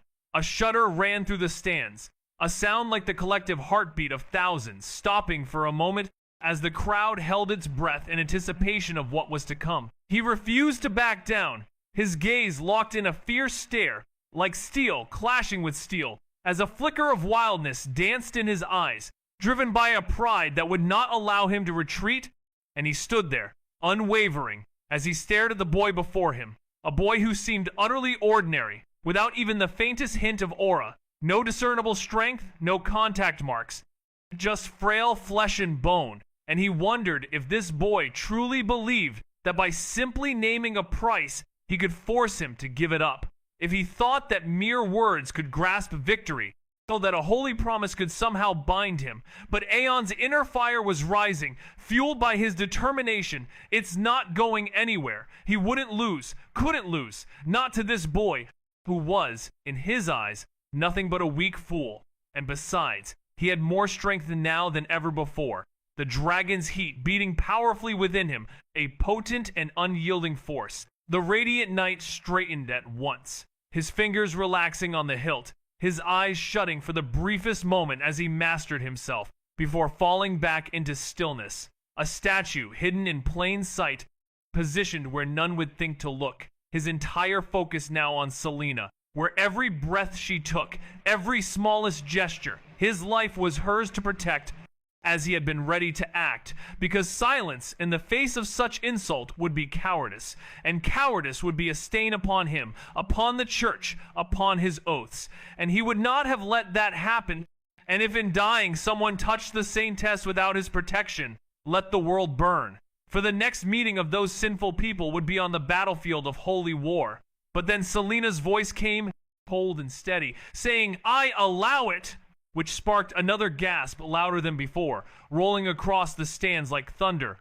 Her words shocking the crowd so deeply that even those seated in the high balconies, nobles, envoys, watches of great importance, stood from their seats without realizing, their eyes wide with disbelief, as the saintess herself had allowed this travesty to continue, while Selena's face showed no emotion. But inside she burned with frustration, thinking, what are you doing? Why do you keep offending everyone?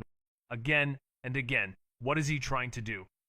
As she couldn't see it, couldn't understand his mind, and her inner turmoil reflected the chaos that had erupted in the stands, where the crowd's shock and disbelief hung in the air like a challenge, as the radiant night's stillness seemed to be the only constant in a scene that had been turned upside down by Selena's unexpected words. It appears that a rather intriguing scenario is unfolding, as a certain individual seems to be completely oblivious to the potential consequences of their actions, prompting the question of whether they are intentionally attempting to spark a conflict. But fortunately, a voice of reason, namely Selena, recognizes that refusing to acquiesce would only serve to exacerbate the situation, potentially unleashing a fire that would spread far beyond the two individuals currently involved, and thus it is deemed preferable to permit the situation to progress, thereby containing it, rather than allowing it to spiral out of control. Meanwhile, a character known as Raziel is observing the situation with great interest, his wide grin and bright, satisfied eyes betraying his inward amusement, as the various components of his plan fall into place exactly as he had intended. And it seems that he is finding it remarkably easy to manipulate these youngsters, pushing their emotional buttons with ease, hiding his true thoughts behind a wild, amused smile, and all the while, another character, Aeon, is struggling to maintain his composure in the face of Raziel's smile, his fury surging, yet he manages to keep his voice steady, barely contained, as he responds to the situation, his anger and frustration simmering just below the surface. In a dramatic and intense scene, a young man is being belittled and demeaned by another, who sneers at him, asking what he could possibly have to offer, highlighting his allegedly homeless and nameless state, emphasizing his lack of family and reputation, which sparks a fierce response, as the insulted man's pride is wounded, and his eyes twitch with anger, despite his efforts to remain calm, leading him to lash out with hurtful and degrading words, born of anger and desperation, words he would never normally speak, but which now spill from his mouth, as the crowd around them freezes, caught in the storm of tension between the two, with the air thick with anticipation of a duel of honor, which seems inevitable and inescapable, but just as suddenly, any flicker of emotion the young man might have felt seems to vanish in an instant, leaving the situation hanging precariously in the balance. As the young man's lips curl in disdain, and his pride demands he take something, refusing to back down, not without shattering his dignity before the watching crowd. And the other man's gaze is forced, his eyebrows twitching, as he tries to seem calm. But the insult burns his throat, and he can't stop himself from responding. Tying to degrade, to humiliate, with words that are beneath him, but which spill from his mouth, born of anger and desperation, as the crowd stands frozen, caught in the storm between these two, and the duel of honor looms, inevitable, inescapable. But then again, any flicker of emotion the young man might have felt is gone in an instant. After all, didn't this wretch deserve it? A man who was kicked out by his own family for disgusting reasons, disgraced and abandoned. Wasn't it right that he be reminded of it, again and again? And Aeon's pride burned too brightly for guilt to linger, while Raziel, his grin still etched across his face, opened his mouth as if to fire back, but then, for the briefest heartbeat, his smile faltered. His lips pressed together. His eyes narrowed, dark with something sharp and dangerous. A flash of fury, of pain, crossed his face so quickly, so fleeting that most would have missed it, but not Aeon. No, Aeon saw it, and that flicker of emotion was like a triumph. Ha! Aeon chuckled, his voice low and mocking, satisfaction gleaming in his eyes. Looks like I pressed a sensitive nerve, didn't I? Finally, the boy who had mocked him, who had acted mad and untouchable all this time, had shown a crack in his mask. The first slip, the first sign that beneath the wildness there was something to hurt. And the crowd, silent and tense just moments ago, caught the shift, as Aeon's words hung in the air. A challenge, a provocation, a revelation that even the most hardened exterior can hide a deep well of pain and vulnerability. And in that moment, the dynamics of the situation had changed, the balance of power had shifted, and Aeon had gained the upper hand, his eyes glinting with a knowing light as he savored the moment when his opponent's facade had cracked, and the truth had begun to seep out. As if suddenly freed from a spell, the crowd began to chuckle softly, a cruel laughter rippling through the arena, and it seemed that the boy who had defied them, insulted them, and mocked their faith could be wounded after all, prompting a moment of shared victory that they seized upon. But amidst all this, a figure stood still at the edge of it all, head slightly bowed, with a face shadowed beneath the fall of pale hair. And this person's hands trembled, so faintly at first that none noticed until they gripped one with the other, trying to stop the shaking. And although they said nothing, their lips pressed tight. No one knew what storm raged in their heart.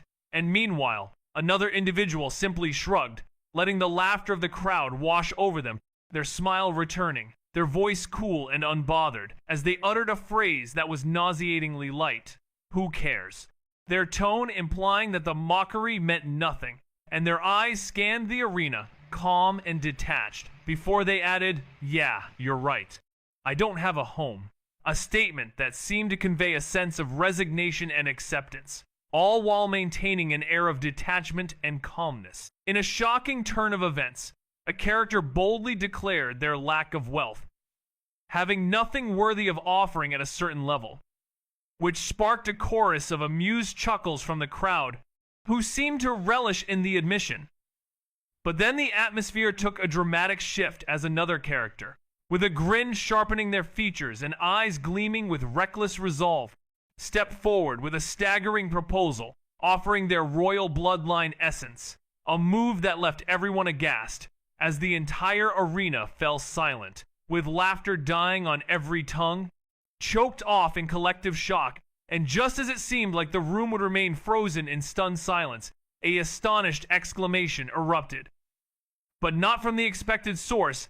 Instead, it came from a female character, who gasped in utter disbelief, her eyes widening in genuine horror, her hand flying to her mouth as if attempting to retract the escaped word, while her trembling gaze and tear-filled eyes betrayed her emotional turmoil. And notably, the character who made the shocking offer didn't even acknowledge her presence, seeming to render her non-existent. The tension in the air was palpable as the weight of the proposed offer hung precariously, leaving all who witnessed it to grapple with the enormity of the situation. In a world where bloodline essence can be willingly given to another, granting them the very abilities, talents, and potential of that lineage, it's a true gift of power and a true passing of legacy. But the question remains, why didn't the strong simply take it? Why weren't the streets littered with the corpses of the weak, their essence stolen by force? Because it couldn't be done by force, that was the law of nature, the rule set by the gods or the world itself. No one could take another's bloodline essence unless it was given freely. And even when given, the rituals, the costs, the dangers of merging essence were immense. Only the greatest, boldest souls dared to do it. And the shock was understandable, given that a certain individual didn't just contain any bloodline. He was born of a highly esteemed family, bearers of the highest grade of bloodline, a true royal grade lineage, a direct line, a true descendant of that exalted blood, and if anyone were to receive that bloodline's essence, they would rise as an ultra genius, a prodigy blessed by the heavens themselves, a talent on par with the imperial family, the kind of genius that could be counted on the fingers of two hands across the entire world. Yes, this individual was useless, extremely talentless in every way, but that had nothing to do with his bloodline. His blood was flawless, a true gift, waiting to be passed on, and the implications were staggering. The potential was limitless, and the possibilities were endless. In a world where bloodline essence can be willingly given to another, granting them the very abilities, talents, and potential of that lineage, it's a true gift of power and a true passing of legacy. But the question remains, why didn't the strong simply take it? Why weren't the streets littered with the corpses of the weak, their essence stolen by force? Because it couldn't be done by force? That was the law of nature, the rule set by the gods or the world itself. No one could take another's bloodline essence unless it was given freely. And even when given, the rituals, the costs, the dangers of merging essence were immense. Only the greatest, boldest souls dared to do it. And the shock was understandable, given that a certain individual didn't just contain any bloodline. He was born of a highly esteemed family, bearers of the highest grade of bloodline, a true royal grade lineage, a direct line, a true descendant of that exalted blood, and if anyone were to receive that bloodline's essence, they would rise as an ultra genius, a prodigy blessed by the heavens themselves, a talent on par with the imperial family, the kind of genius that could be counted on the fingers of two hands across the entire world. Yes, this individual was useless, extremely talentless in every way, but that had nothing to do with his bloodline. His blood was flawless, a true gift, waiting to be passed on. And the implications were staggering, the potential was limitless, and the possibilities were endless. The problem that plagued him was something deeply personal, an internal barrier that hindered his ability to practice magic, aura, or form connections with spirits or beasts, rendering him utterly unworthy of the royal blood he carried, despite the blood itself remaining pure, potent, and unmatched. And this was further complicated by the second reason for their horror, the truth that sent shivers down every spine, that removing one's bloodline essence meant certain death, as the bloodline essence was not just power, but life itself, which was why the entire Colosseum was frozen in terror, unable to even breathe properly, because what had been offered wasn't just a price, but a death sentence. And yet, surprisingly, the kid didn't seem overly shocked, almost as if he was accustomed to playing with his life, a feeling that was oddly normal.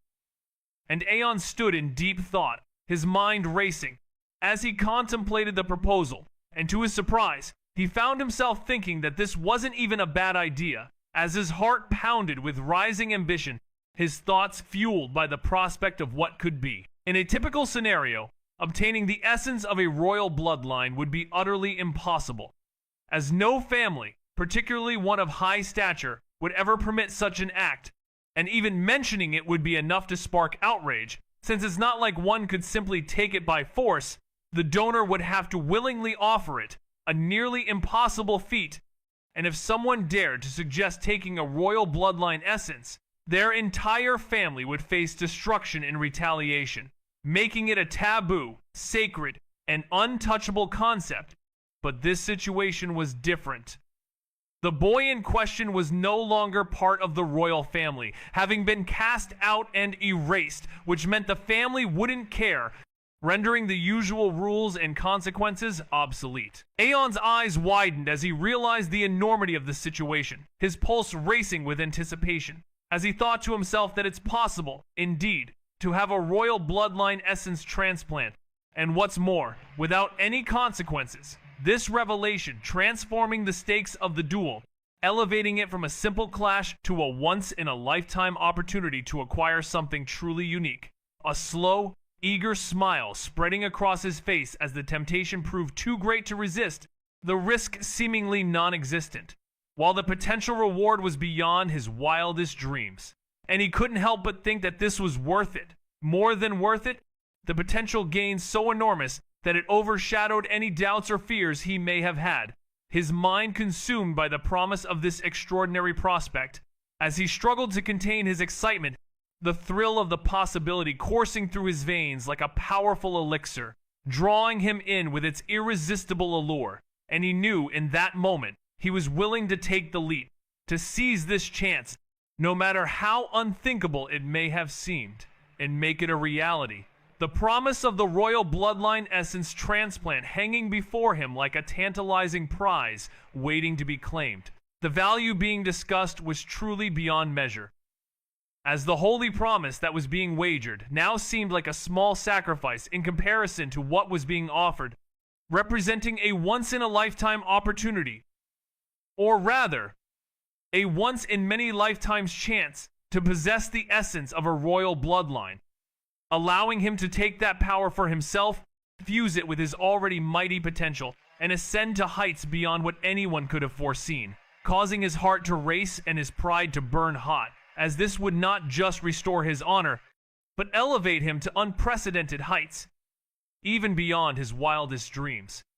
And just as he was about to seal the deal, about to utter the words that would bind the duel, a voice cut through the air, speaking in a deceptively gentle tone, yet with a chill that was sharp enough to freeze bone, saying, "Little brother, maybe you should come ask your elder sister for whatever you want. Why go through all this?" With the words trembling ever so slightly, as though the speaker fought to keep their tone soft. But it was clear that gentleness was forced, impossible to truly maintain in this moment, as the voice struggled to contain the underlying emotion, making it evident that the speaker's calm demeanor was a facade. In a most unforeseen turn of events, a youthful individual was admonished. Perhaps it would be more prudent to solicit the counsel of an elder sibling, thereby obviating the need for such an ostentatious display. The voice. A gentle breeze on a summer's day, yet beneath its tender facade lay a frozen tundra, its chill so biting it threatened to cleave through the very marrow of one's bones.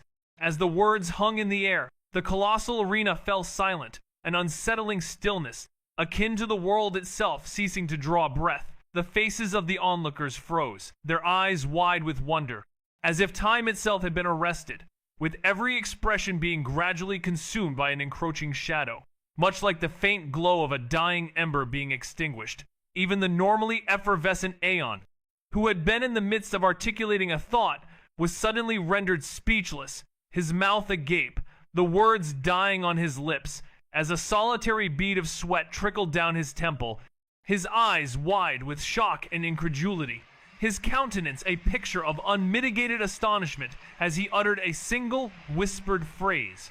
"No way," he thought, his heart thundering in his chest, as the clear, steady sound of boots on stone echoed through the hush, each step louder than the oar of a crowd, and the audience's heads turned, drawn as if by an invisible force, towards the source of the sound.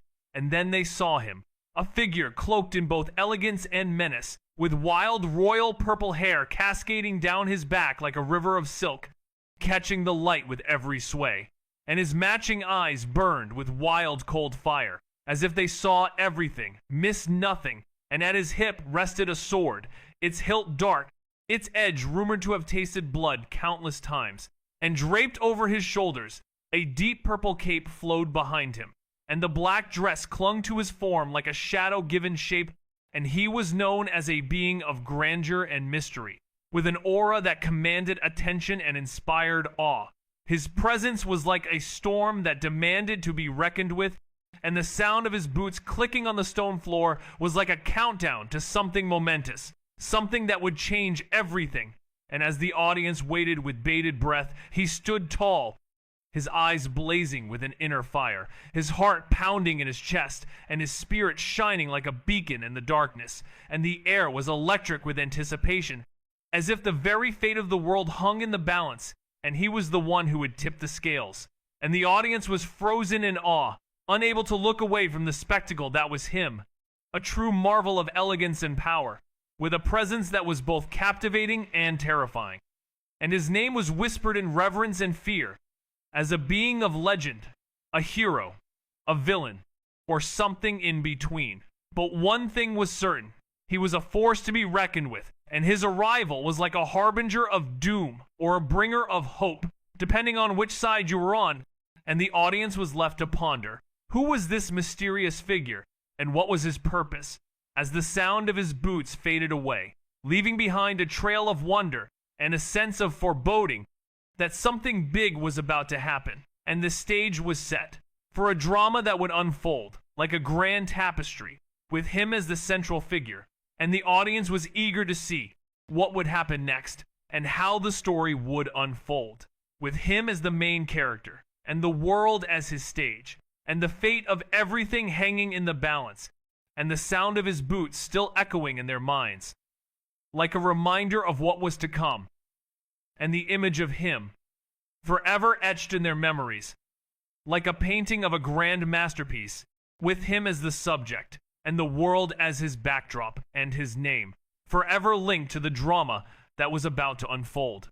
And the audience was left to wonder what would happen next, and how the story would end, with him as the central figure, and the world as his stage, and the fate of everything hanging in the balance. The eldest daughter of a powerful family, known as the Raven Princess, commands an awe-inspiring presence, her mere appearance causing the atmosphere of the entire Colosseum to plummet, the weight of her presence pressing down on everyone like a storm about to break.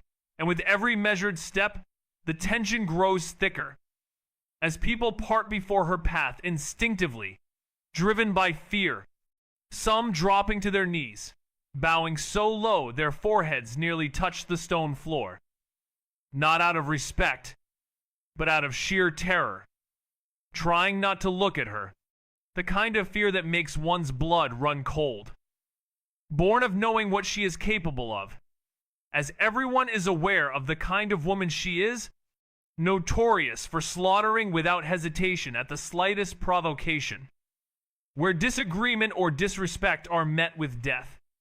And she is known to bathe in blood at the faintest provocation, her reputation preceding her, striking fear into the hearts of all who lay eyes on her, her every move calculated, her every step deliberate, exuding an aura of power and menace.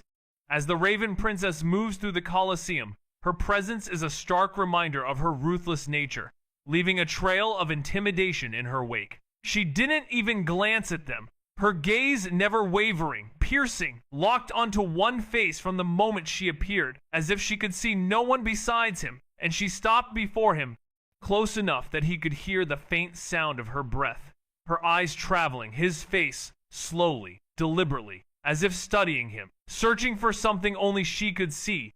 And then a voice broke the tension for a moment, a whisper laced with surprise. "Siste Nova." Selena's voice sounded, but Nova didn't look at her, didn't acknowledge her at all, as if Selena wasn't even there, as if no one else existed in this moment but the boy standing before her.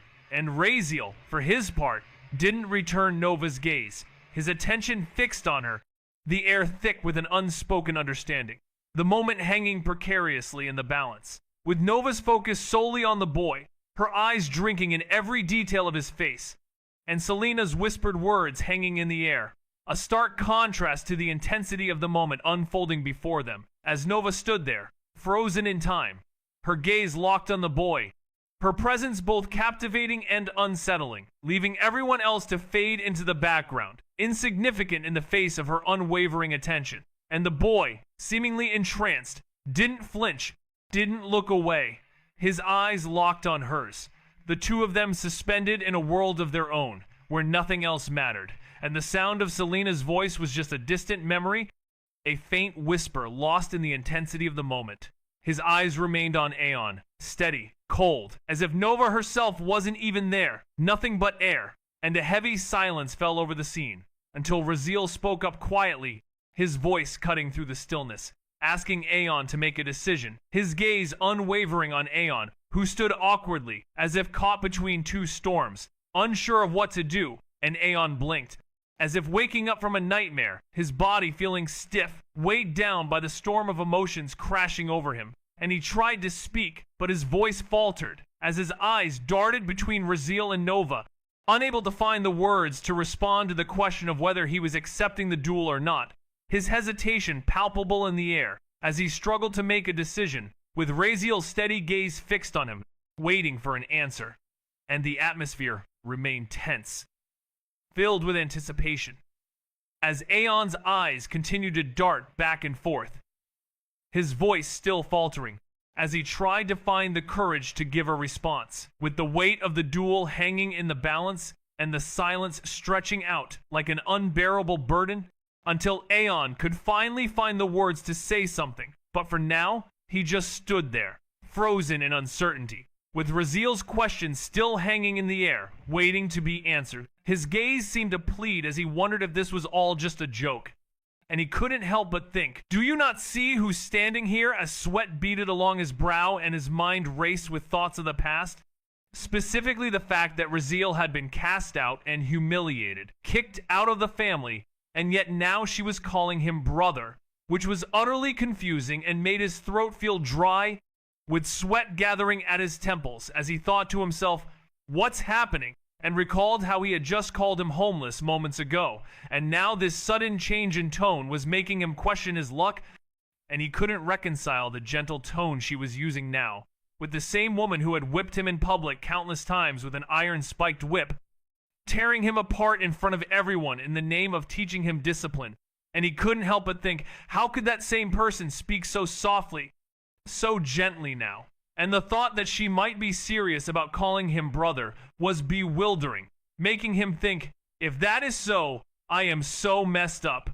And Aeon simply didn't understand the situation, with his thoughts and emotions in a state of turmoil as he struggled to make sense of it all. And worse, he didn't know what to do. The air grew heavy, the silence deep, as the onlookers, their faces pressed to the ground in tow, felt their hearts racing, with sweat dripping onto the stone beneath them. And they all thought, did that boy just ignore Nova VILLIANS? The thought ran through their minds, and fear gripped them tightly. It wasn't Raziel's action that terrified them. It was what they knew would follow, the consequences of ignoring her. Nova VILLIANS, the girl who had once slaughtered the heir of a marquis simply because he joked in private that he'd been with her. The girl whose wrath was legend, whose blade needed no reason to taste blood. Literally, a psychopath. And this boy, who had just done the unthinkable, ignored her. And the weight of his actions settled in, as the onlookers held their breath, waiting for the inevitable, their minds racing with the possibilities of what would happen next, and how this boy would fare against the wrath of Nova VILLIANS, a girl with a reputation for being merciless, and a blade that had taken countless lives without hesitation or remorse. The entire Colosseum seemed to be holding its breath as a boy had the audacity to act as if a certain someone wasn't even there. And in response, she didn't move, standing frozen with her tall figure casting a long shadow on the ground, while he acted as if she was invisible, with no words coming from his lips for what felt like an eternity, his royal purple eyes staying locked on him, filled with emotions too tangled and dark for anyone to read, as if she was trapped within a storm that only she could feel, while on the outside, her gaze seemed calm and composed. But deep inside, a wild, uncontrollable madness churned, hidden beneath the surface, with even the faint almost imperceptible tremble of her slender fingers, betraying the truth that she was far from at peace. And every so often, her eyes flickered to his right arm, where blood streamed freely from his wound. But still, she said nothing, until finally, her voice broke the heavy silence, soft yet heavy with meaning. And then, finally, her voice broke the tension as she asked, looking down at him, towering over him, "Are you ignoring me?" She towered over him at 6'1", her heeled boots making her appear even taller, while he, at 5'10", struggled to reach just above her chest. Thanks to the extra inches provided by the cursed obsidian skeleton that strengthened his bones but cursed his life. And as they stood there, his full sea-sized beasts were literally just around her face's level, but he didn't spare a single glance at her. His entire focus remained fixed on the other person, as if she wasn't even there. As if she was nothing but air. All she could do was stare at his side profile, unable to catch his eyes, unable to break through that wall he'd put between them. And then his voice cut through, his words meant for the other person, not for her. He ignored her completely, as if whatever she said didn't even reach his ears. But the clenched tension in his jaw, the way his eyes darkened with growing hatred, told a different story, and the other person felt their throat dry up, their heart pounded, as he asked, "Are you or are you not?" His voice cutting through, meant for the other person, with an intensity that made their heart skip a beat. Raw, unadulterated hate and revulsion seemed to emanate from him, his words and gaze piercing deeper than any blade ever could, yet she couldn't help but keep staring, unable to look away, as she asked, "So you hate your sister now?" And even she didn't know why she kept calling herself his sister, repeating the word like a charm, as if somehow reminding him of their bond would change anything. But she needed to say it, needed to believe it mattered, and in response, his lips twisted, his brow furrowed in disgust as he struggled against her hand. But her grip held firm, and he hissed, "I don't have any sister," his voice low and filled with venom, as he stepped back, trying to pull himself free, knowing brute strength wouldn't make her let go, and feeling him try to escape, her fingers instinctively tightened, as if trying to stop him from leaving. But he didn't care. He felt nothing but revulsion at her touch, and with one forceful yank of his head, he broke free, his skin scraping against her grip, and because of that small, desperate motion, blood began to seep from the places where her fingers had held him too tightly. Nova's hand recoiled in shock as she saw the crimson beads rise on his skin, realizing what she had done, and Raziel pulled back, the anger in his eyes still intense, while Selena took an anxious step forward, instinct urging her to intervene, to say something, but she froze, remembering how Raziel had reacted before, and all she could do was glance at Nova, silently begging her to be gentle, to tread carefully. But Nova didn't even notice Selena's movement, her attention entirely consumed by Raziel, the blood on his face, and the look in his eyes that stabbed at her like a blade. And slowly, she lowered her gaze to her trembling fingers, the dark stain of his blood on her pale fingers, thinking to herself, "I made him bleed again, have I?" The thought echoing through her mind, "Just how much does he hate me?" And finally, Nova spoke, moving her gaze from the bloodstained hand back to Raziel, her voice steady, even carrying a touch of strictness, as if trying to ignore the blood trickling down his cheeks and focus instead on the storm of questions that had plagued her for so long, asking where he had been all this time, her tone unwavering, despite the turmoil that seemed to be brewing inside her. The tone was devoid of any softness or vulnerability, exuding only the cold authority of a noble who demanded answers. As the individual wiped at the blood with the back of their hand, their expression as cold as ice, with their eyes locked onto the other person, and they asked, "Why do you even care where I was? And why should I tell you anything at all?" To which the other person's eyes narrowed slightly, and they responded, "Why did you run? You received your punishment, harsh but deserved. We paid the price for your wrongdoing." And their voice softened just slightly at the end, as if they were voicing a question that had haunted them endlessly, one they'd never had the chance to ask, with a tone that was cold, precise, as if they were reciting facts that disgusted them to speak aloud, which for a brief moment sparked a flicker of pure anger through the other person's eyes at their words, but they drew in a slow breath, forcing themselves to calm down, to keep the anger from spilling over, refusing to give the other person the satisfaction, and they replied in a low, bitter tone, "Why does it matter? I did what I wanted." She had been given punishment, supposedly because it was believed she deserved it, and in turn, she did what she thought she deserved. But the question remained, had she taken something that belonged to others? And the answer was a resounding no, because she never had anything from them in the first place, and he simply shrugged, as if the weight of it all was meaningless, and Nova fell silent, her violet eyes searching his face, trying to find the boy she once knew beneath the cold mask. But his eyes conveyed one thing clearly, that he just hated her, and then came the accusation that he was being childish, immature, and overly dramatic, that the hate he carried was a result of his own mistakes, and she made it clear that he could hate her, hate others if he wanted. But he shouldn't twist what happened and pretend to be a noble victim, standing there, trying to garner sympathy, when in reality, he was just consumed by his own hatred and bitterness. They stood firm in their actions, a sense of righteousness echoing in their words, as a firm and cold voice declared, "We did what was right."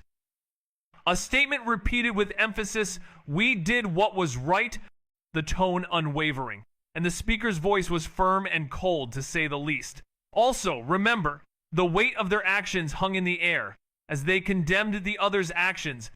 You tied something heinous, disgusting, a sense of disgust and disapproval palpable. You know our family's laws. The mention of these laws serving as a reminder of the consequences of one's actions.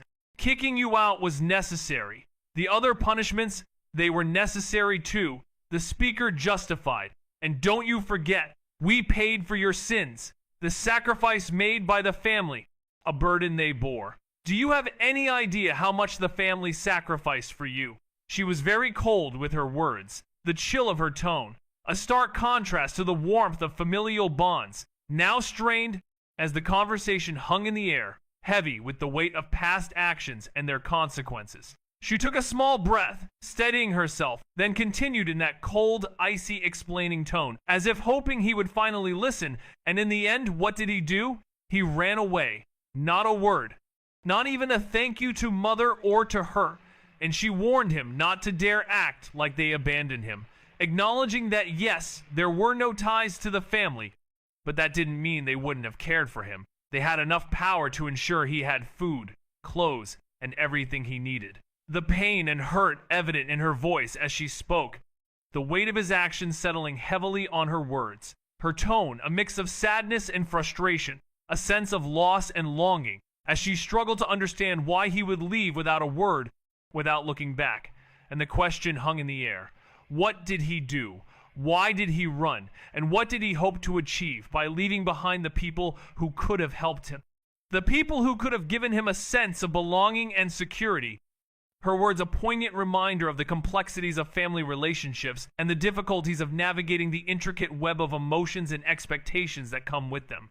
Nova's tone was strict, almost lecturing, but beneath it all, it was an explanation, as if trying to make him understand them. As they said, "You chose to disappear, yourself," their words echoed, hanging heavy in the silent Colosseum, where Raziel stared at them, his expression unreadable, until suddenly he snorted, the sound breaking the tension like glass shattering, and then came the laughter, starting low, but growing louder, sharp, almost mad, as he pressed his palm to his face, laughter spilling from between his fingers, the sound building up to a crescendo of hilarious abandon, with a series of ha ha ha that seemed to shake off the seriousness of the moment, as the absurdity of the situation seemed to dawn on him, and he couldn't help but let out a laugh that was both ridiculous and infectious, a laugh that seemed to say that despite the gravity of the situation, he just couldn't take it seriously anymore. And so he laughed, and laughed, and laughed some more. The sound of his laughter filling the Colosseum, a stark contrast to the silence that had preceded it. As Nova's words hung in the air, a reminder of the conversation that had led to this moment of unbridled hilarity. His voice rang out, filling the vast space, echoing across the walls of the Colosseum, a laugh that was the sound of someone who had long since given up understanding, filled with bitterness and pain, as Nova just stood there, watching him with a calm, expressionless face, silent. While the more he laughed, the deeper the disappointment caved into him, and she thought, he hasn't learned anything. Shaking her head, the weight of regret settling heavily on her shoulders. Meanwhile, Selena flinched at the sound, instinct urging her to reach out, to grab his arm, to do something, but she stopped herself. Her hand hovered for a second before she drew it back, fingers curling into a fist as she turned her gaze aside, unable to bear the sight of him like this, closing her eyes tightly, as if that might block out the sound, as if that might make it all go away, wishing she could close her ears too, while Raziel laughed in his head, the sound mocking and hollow, even a little funny, with words echoing, childish, dramatic, and he almost pitied their stupidity, thinking, thank them, thank the people who judged him without a shred of faith, who punished him like he was some animal. Does he not even have the right to hate them? As his laughter finally broke, spilling out into the silent Colosseum, sharp and mocking, the sound rang out, but then he stopped just as abruptly, his smile curling into something cold, icy. He clasped his hands together and made a small, mocking bow towards Nova, saying, "Just leave me alone. I'm good on my own. I don't have parents. I don't have any family. And as someone just kindly pointed out, I'm homeless. Also." His voice dipped with venom, but his smile stayed wide and chilly, yet somehow looking happy in a weird way, as he continued, "Oh, and consider this. Whoever you were looking for, he's dead. Consider me an orphan now, a very happy one, at that best decision I ever made. But really," he spread his arms as if inviting the world to witness his freedom.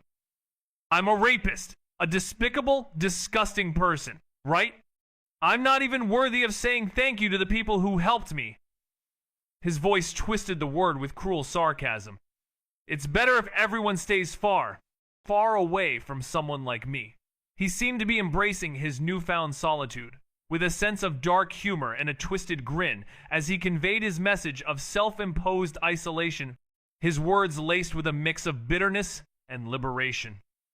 As he stood there, alone and unapologetic, in his own twisted way, he appeared to be savoring his independence with a haunting smile that seemed to mask a deeper pain. Yet he seemed determined to keep the world at bay, with his sharp tongue and his guarded heart. He shrugged, the smile fixed on his face like a mask, both hands raised in false cheer, as he asked if that wasn't what she wanted. But to Nova, his words and smile weren't convincing. They weren't those of the boy she had once known. It was as if the person she'd grown up with, the person she'd tried to protect, had truly died, leaving only a bitter ghost remaining, and she let out a slow sigh, her shoulders heavy with disappointment. His voice, the way he referred to himself as an orphan, made her fingers twitch involuntarily, and the tone he was using felt very weird to her. She thought that if anyone else had spoken to her like that, they would have been dealt with severely, either buried 8 feet under the ground or fed to the ravens.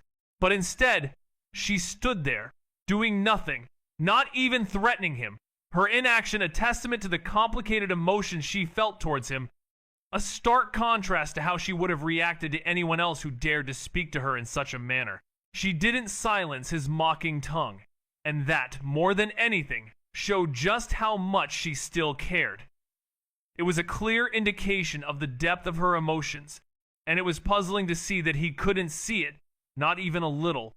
Her voice, when it came, was quiet, stained with a mix of emotions, as she asked, her eyes still fixed on him, trying to hold together the cold mask she had put on. "Where were you all this time?" she inquired, and before she could continue, he started to explain. "Mother and I, we tried so hard to find you." The words hung in the air, a testament to the struggles they had faced and the emotions that still lingered. She was trying to keep her composure, but it was clear that the encounter was taking a toll on her. The weight of her emotions was evident in her voice and the way she looked at him. It was a complex mix of feelings, and it was clear that the conversation was far from over. It was Selena who stepped forward then, eyes full of conflict, wanting to stop this harsh exchange, as she whispered Sister Nova in an uncertain tone, looking between them with a helpless expression, knowing better than anyone, even Raziel, how much Nova had changed after she disappeared, how much she had tried, and how she had carried this burden, their relationship being like that of a younger sister to an older sister. And Selena could see the hurt behind Nova's harsh words, but Nova raised a hand, stopping her, her gaze never leaving Raziel, saying, "It's all right, Selena. I know what I need to say, and what I need to do." Her tone cold and strict, like the Raven Princess speaking now.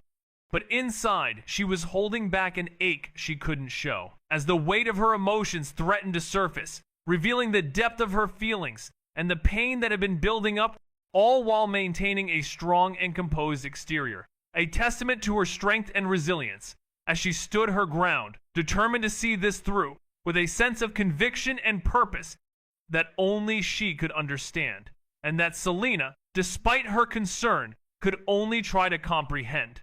She didn't silence his mocking tongue, and that, more than anything, showed just how much she still cared. It was a clear indication of the depth of her emotions, and it was puzzling to see that he couldn't see it, not even a little. Her voice, when it came, was quiet, stained with a mix of emotions, as she asked, her eyes still fixed on him, trying to hold together the cold mask she had put on. "Where were you all this time?" she inquired, and before she could continue, he started to explain.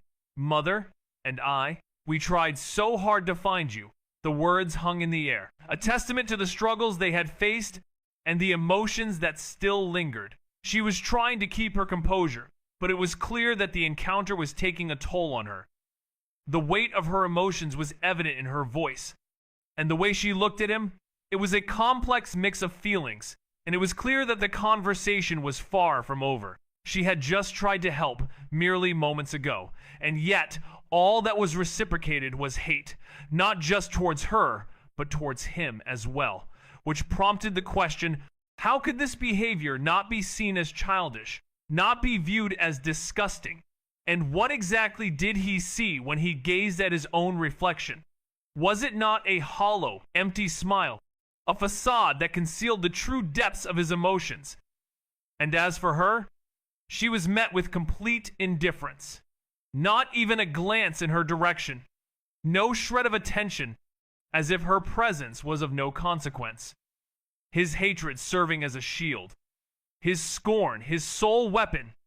A defense mechanism that warded off any attempt at connection, and when asked to explain, he merely reiterated what had already been said, his smile twisted, his voice laced with a self-deprecating tone, as he proclaimed himself utterly disgusting, unworthy of friendship, of being near decent people, fearing that his very presence might sully them, his eyes glinting with bitter mockery as he spread his arms wide, daring anyone to contradict him, and then his tone turned cutting, as he wondered aloud why there was any attempt to intervene in his life, why anyone would bother to meddle with someone as broken, as tainted as he believed himself to be. He couldn't recall having any relationship with her, or with anyone else for that matter, and his response reflected that, a hollow smile and sharp words designed to push her away. But beneath the facade, his thoughts were spiraling out of control, a cacophony of emotions that he struggled to contain, as he wondered what on earth she was still doing there, his heart pounding in his chest, masked by his cold demeanor, and he couldn't help but think that her presence was throwing a wrench into his carefully laid plans, which were now utterly wrecked, all because of her, and he sighed inwardly, forcing himself to breathe steadily, trying to process the fact that his whole strategy had been turned upside down, and he thought back to the original plan, where she was never supposed to be there, but of course, she had to attend the trial ceremony, especially since the Imperial Princess was joining the academy, and the head of the household had ordered her presence, a circumstance that had clearly derailed his expectations, leaving him to navigate this unexpected turn of events. She always made it a point to leave early, just as soon as the formalities were done. But not this time, it seems, as she still lingered, throwing a wrench into the works, and Nova, who typically followed the princess's lead, had already taken their leave, which is how it should have been. But instead, this mysterious woman remained. Her cold and dangerous demeanor a far cry from what he had anticipated, with Raziel having estimated only a 20% chance of her staying, a miscalculation, albeit a small one, but significant enough to potentially upend everything. And yet, despite this unexpected turn of events, he remained resolute, convinced that his plan would still come to fruition. It had to, as there was no other alternative. Sue, she wouldn't kill him, not if things went as planned. But then again, Nova was known for being bloodthirsty, unstable, a bit of a psychopath, even in the original novel, and right now, standing here in front of her, Raziel knew his chances of dying were over 70%. So why was he here? Why walk into this death trap? Because he had no choice. Maybe it was gambling. No, it was gambling. Betting his life on the table. And now, standing here, he wasn't going to curse himself. There was no point. Just his freaking cursed luck. He somehow knew this thing was going to get messed up. Honestly, he thought bitterly. If someone offered him a choice between becoming a saint right now, or just getting rid of this cursed bad luck, he'd choose to ease this freaking bad luck without even thinking.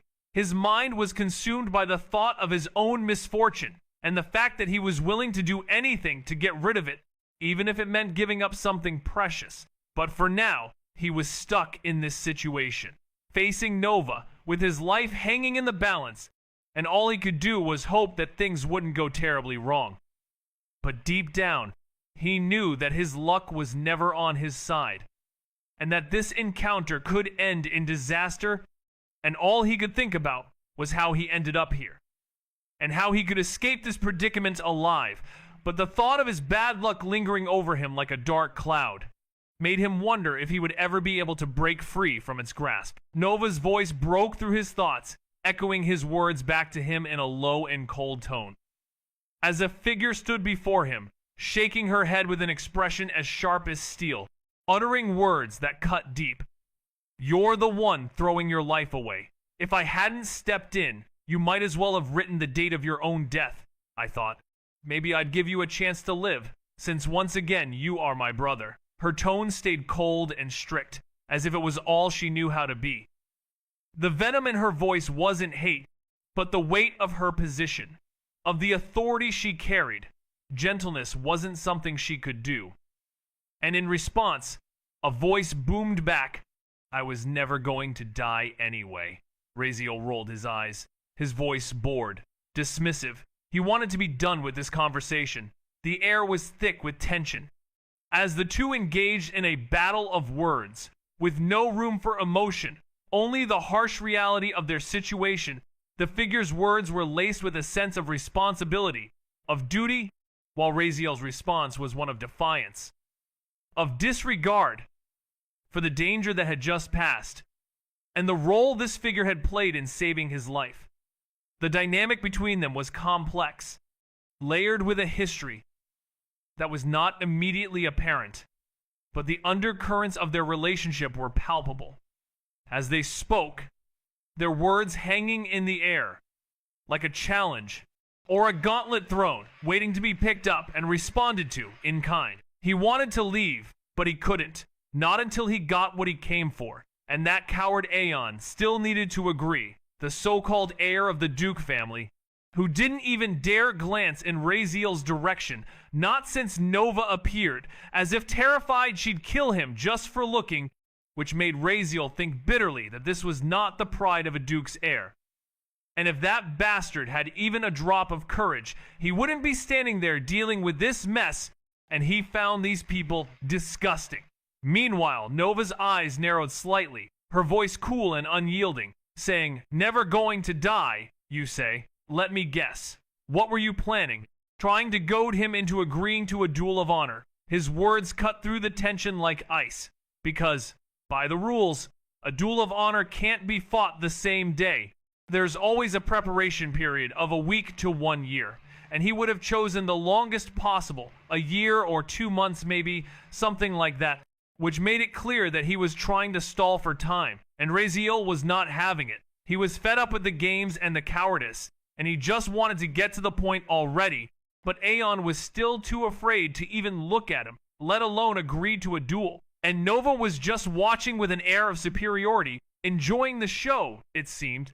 And Raziel was getting more and more frustrated by the minute, stuck in this situation with these disgusting people, who didn't even have the courage to stand up for themselves. He gazed sharply into him, his eyes as sharp as daggers, and pointed out that with his backing, his honor on the line, no one could touch him, and killing him would be a direct insult to his family, so of course he'd beg everyone to leave him be. And none of the people he'd pissed off would want to risk making enemies with a duke's heir, unless they wanted to make an enemy of the duke's house.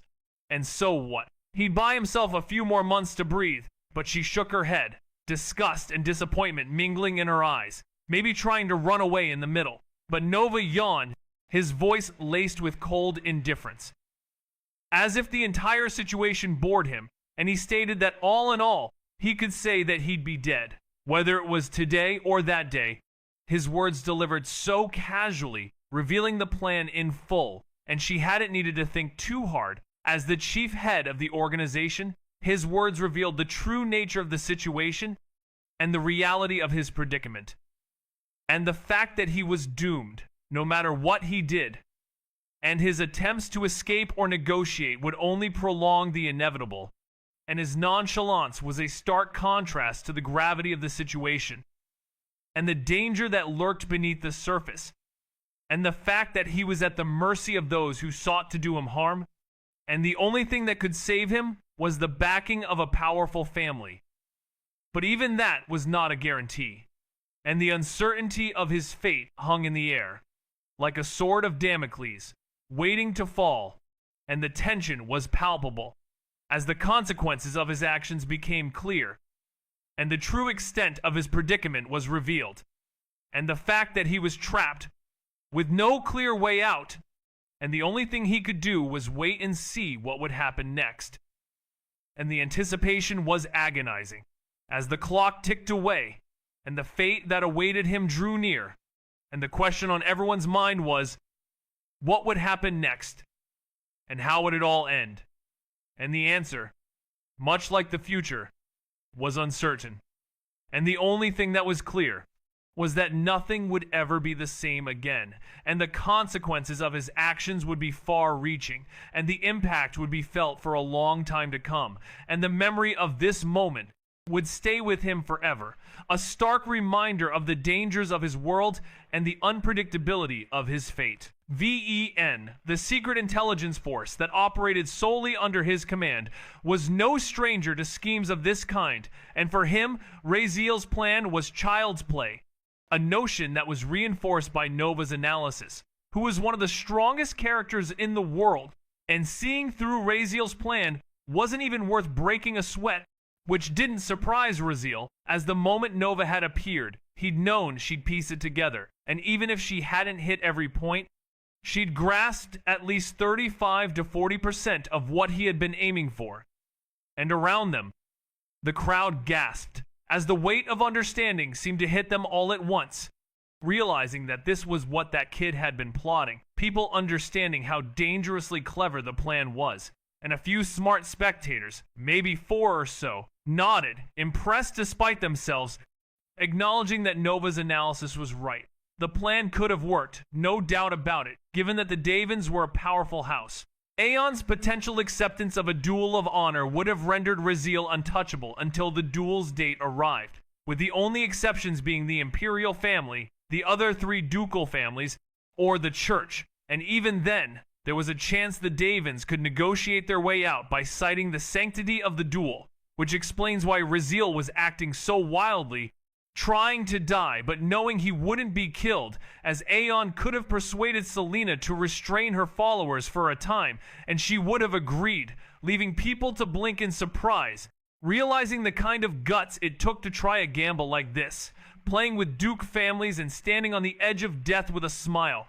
And although he would have died eventually, he would have gone down as the boy who outplayed everyone, and now all eyes shifted to Aeon, the so-called heir of the Davin family, The man who'd almost been played for a fool by someone far weaker without even realizing it.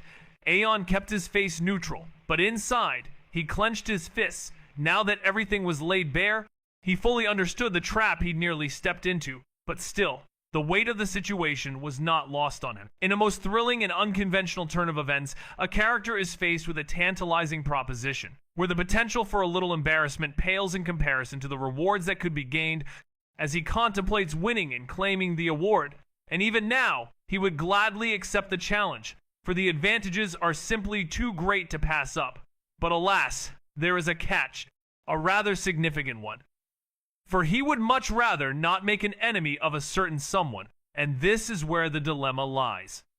For the individual in question hails from the esteemed and incredibly powerful VILLIANS, who are undoubtedly the strongest of the 4 ducal families, leaving the others in their wake, and some even whisper that they rival the imperial family, perhaps even surpassing them in strength, although no one dares to utter such sentiments aloud.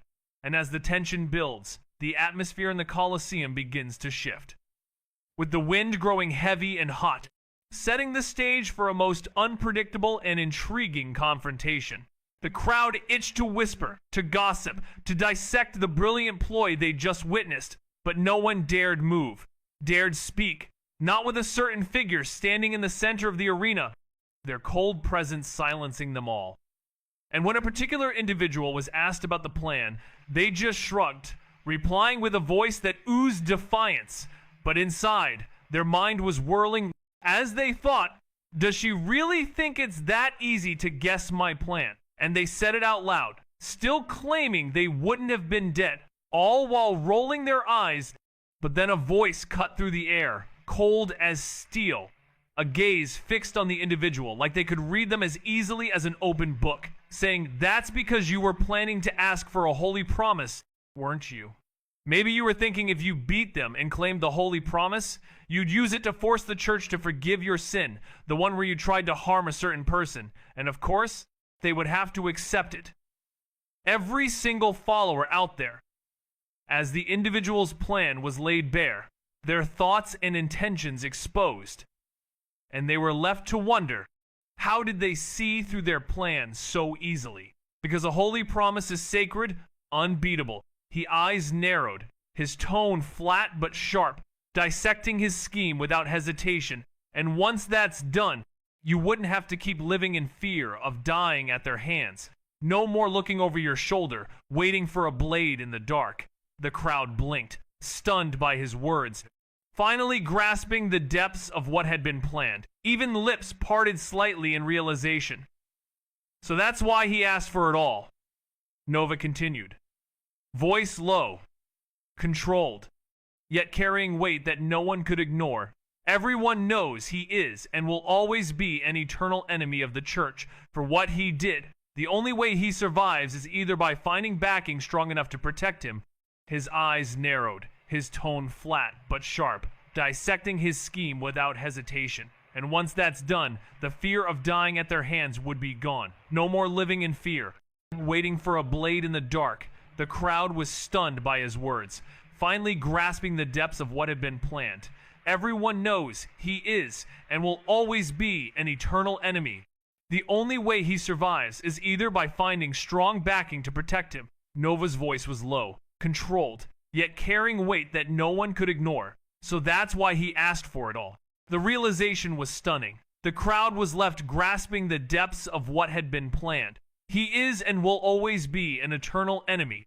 The only way he survives is either by finding strong enough backing to protect him. The scene unfolded with a dramatic intensity as the characters navigated a web of complex emotions and motives, all centered around a singular figure who had made a desperate gamble to survive, and in doing so, had potentially set off a chain of events that would be impossible to reverse. Because even if the highest authority had decreed mercy, the fervent followers would still demand justice, driven by a righteous fury that would not be swayed. And it was this realization that led to a certain conclusion. That the only path to survival lay in a most unconventional and daring strategy, one that was so audacious it seemed almost laughable. Yet it was this very same plan that had been set in motion. with the stakes so high that the mere thought of it was enough to leave even the strongest wills shaken, as evidenced by the reactions of those present, who were all struggling to come to terms with the sheer magnitude of what had been attempted. Their faces reflecting a mix of shock, outrage, and incredulity, with some, like a certain individual, visibly shaken, their minds racing as they tried to grasp the full implications of this gamble, while others, fueled by anger and a deep-seated sense of justice, were barely containing their urge to lash out, their fists clenched in frustration, though restrained by the presence of another, whose calm demeanor served as a stark contrast to the turmoil that was brewing. And at the center of it all, the mastermind behind this plan stood tall, unapologetic and unwavering, a defiant smile plastered on his face, as if daring anyone to challenge him. His tone laced with mockery as he uttered a phrase that was both a question and a statement, a challenge to the very fabric of the society they lived in, and the response, or rather the lack thereof, from the one who had been singled out was just as telling, their expression unreadable, yet their eyes betrayed a deepening chill, a cold calculation that seemed to bore into the soul of the one who had so brazenly laid bare his strategy, leaving the outcome hanging precariously in the balance, as the world held its breath, waiting to see what would transpire next. She spoke in a low tone, each word cutting deep, as she asked if he really thought he could have beaten him, but Raziel just shrugged, refusing to answer, although the arrogance on his face spoke volumes for him, and Nova's gaze hardened further as she pointed out that he's a sword master at just 16, with a royal bloodline running through his veins, trained by the Duke family itself, and fed with the best resources the world could offer.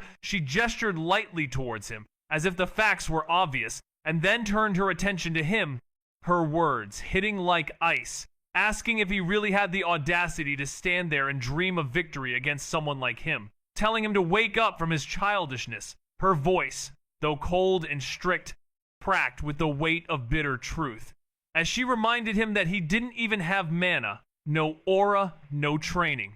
Her words a harsh reality check for him to face. Nova's eyes narrowed as she stood before him, her voice laced with a mix of concern and frustration, saying not a single resource to your name, and even if you had them, you can't take them. Can you? You stand there with nothing, while he stands with everything. Do you not know his background? He could crush you without even lifting a finger. Just where is this arrogance coming from? Her words cut deep as she clenched her jaw, angry at herself for speaking of his weakness so bluntly, something she had always tried to protect him from. After all, she'd known since childhood he was his brother's curse, a body without talent, a continuation without hope. But today, seeing him like this, recklessly throwing himself into a dream built on nothing but cleverness and pride, overly arrogance, she couldn't hold it in anymore. Someone had to make him see. Planning without strength is useless. That simple fact echoed in Nova's head as she stared at him. No matter how clever the scheme, it would always crumble before true power. And all she wanted, all she ever wanted, was for him to realize that if he could just see his situation for what it was, maybe. Her gaze bore into him, a desperate attempt to drill some sense into his seemingly stubborn mind. Her expression a testament to the depth of her concern as she struggled to comprehend the sheer audacity that drove him to take such reckless risks. Her words hanging in the air, a stark reminder of the harsh reality that lay before him, a reality she feared he was blind to, and one that could ultimately prove to be his downfall. He was calm, too calm, and for the first time, something in him hesitated, as the thought whispered in his mind that maybe he was overstepping, and maybe he should stop.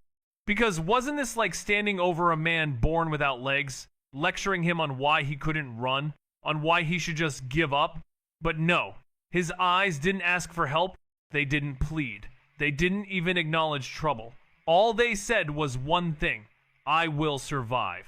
And that only narrowed his eyes further, still so blind, still so stubborn, as he stood there, frozen in his determination, his gaze unwavering, his spirit unbroken. And in that moment, it was clear that he would not be swayed, that he would push forward, no matter what, driven by a fierce resolve that would not be shaken, his eyes burning with an unyielding fire that seemed to say, I will get through this, I will make it, I will survive, no matter what lies ahead. And that was all that mattered. That was all that drove him. A singular focus that would not be deterred, a determination that would not be swayed, a will to survive that would not be broken. He was calm, too calm, and for the first time, something in him hesitated, as the thought whispered in his mind that maybe he was overstepping, and maybe he should stop, because wasn't this like standing over a man born without legs? Lecturing him on why he couldn't run? On why he should just give up? But no. His eyes didn't ask for help. They didn't plead. They didn't even acknowledge trouble. All they said was one thing: I will survive. And that only narrowed his eyes further. Still so blind, still so stubborn, as he stood there, frozen in his determination, his gaze unwavering, his spirit unbroken. And in that moment, it was clear that he would not be swayed, that he would push forward, no matter what, driven by a fierce resolve that would not be shaken, his eyes burning with an unyielding fire that seemed to say, I will get through this, I will make it, I will survive, no matter what lies ahead. And that was all that mattered. That was all that drove him. A singular focus that would not be deterred. A determination that would not be swayed. A will to survive that would not be broken. Suddenly, a voice rang out, sharp and commanding, as a figure began to speak, their words echoing through the air. Do you see everyone here? Look around. Their fingers shot out, pointing at one face, then another, sweeping across the Colosseum, and Raziel's gaze followed, silent, taking in the scene. As the speaker continued, not a single person here, not in their deepest thoughts, not even in their wildest dreams, believes you can win against that boy, not one. Their finger lowered, but their voice remained cold, emphasizing the point, and they added, and remember this too, no one out there likes you, not a single soul in this entire arena. The words hung in the air, as she could feel Selena freeze beside her, the girl's eyes wide, trembling with each word the speaker uttered, and the speaker's gaze seemed to bore into those present, as if to drive the point home. And they finished with a chilling statement. If I wasn't standing here, the words trailing off, leaving an unsettling impression. It seems that an intense confrontation is unfolding, as one individual points out that if it wasn't for a certain person, a fight would have ensued against anyone, and the outcome would have been dire, emphasizing that the opposition is universal, with every single one of them harboring hatred, which is a daunting prospect. And this revelation has a profound impact on the other person, whose heart twists in anguish, as the cruelty of the words uttered causes their chest to tighten, prompting a strong desire to intervene, to step forward. But somehow, their strength fails them, leaving them immobilized, unable to move, and it's unclear why their legs refuse to budge. Meanwhile, the other person's gaze remains unwavering. As they finish their statement, their words hanging in the air, laden with emotion, and it's evident that the situation is extremely tense, with feelings running high, and the atmosphere is heavy with foreboding as the reality of the situation sets in, and the weight of the words spoken is felt deeply, with the other person's voice softening only slightly, as they convey the harsh truth that every last one of them holds a deep-seated hatred, which is a difficult truth to confront.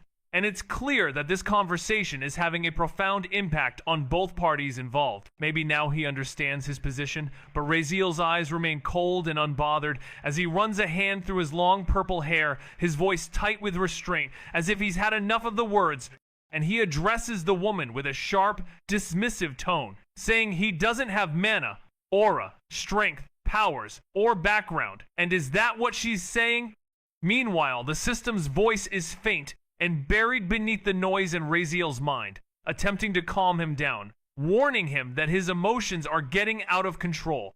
But Raziel's reaction is one of escalating anger. As he clenches his fists and his voice rises, his anger boiling over, the system's gentle prompting is drowned out by the turmoil in his mind, and Raziel's emotions continue to simmer, his sharp tongue and dismissive manner a clear indication of his growing frustration as the conversation takes a tense and dramatic turn, with Raziel's calm demeanor slowly unraveling, revealing a deeper sense of agitation and annoyance. And the system's voice is a gentle whisper in the background, trying to soothe his frazzled nerves, but Raziel's anger and frustration are too great, and he continues to seethe, his words laced with a sharp venom as he struggles to maintain control, his emotions hanging precariously in the balance. And the situation is fraught with tension as Raziel's emotions threaten to boil over. And the system's voice is a constant reminder to remain calm.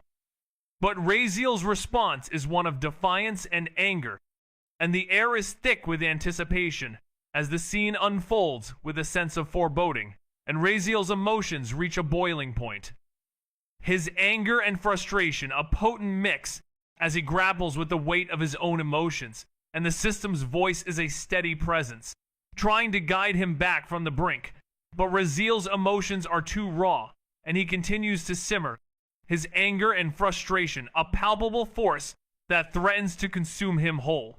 He demanded to know why he was able to outmaneuver everyone, why no one could find him, and how he managed to survive on his own for so long, his voice thundering in the silent arena, fury shaking every word, as he questioned why someone as weak as him was able to pass the trial, and why he was still standing alive, having been at odds with everyone in the arena and yet remaining unscathed, his fingers sweeping the crowd just as he had done before, emphasizing that not a single one of them would have survived what he had been through, and that he was alive not because of help or support, but because he stood on his own and survived by himself, which led him to ask what they were dreaming about, as they weren't even his enemies, and what they thought they could do to him when the whole world wanted him dead and couldn't do it.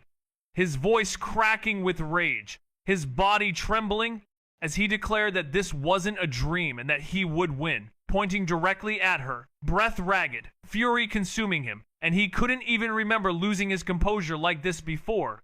But the way she spoke and stripped him down tore at his mind, while Nova stood there, silent, expressionless, letting him vent every ounce of his frustration in a shocking turn of events that defied the crowd's expectations of anger, cold threats, or a violent outburst. Nova's reaction was entirely different, as she let out a long, deep sigh that carried not just frustration, but exhaustion, as if she was tired of all the nonsense, and she didn't even try to hide it. Yes, she was angry, furious in fact. His words had stung more than she'd ever admit, especially the way he dismissed her so easily, calling her a woman as if she were some stranger. No trace of respect left. But Nova, even the master of restraint, controlled herself. She could see it clearly. Raziel wasn't thinking straight. His emotions had overtaken him, and he was flailing in his anger. He's still a kid, she reminded herself. A kid lost in his own storm. Her voice was firm, no longer biting, just direct, not wanting to accept his mistake. Look, she seemed to be saying, as she struggled to come to terms with the situation, her anger and frustration evident, yet somehow managed to keep her emotions in check.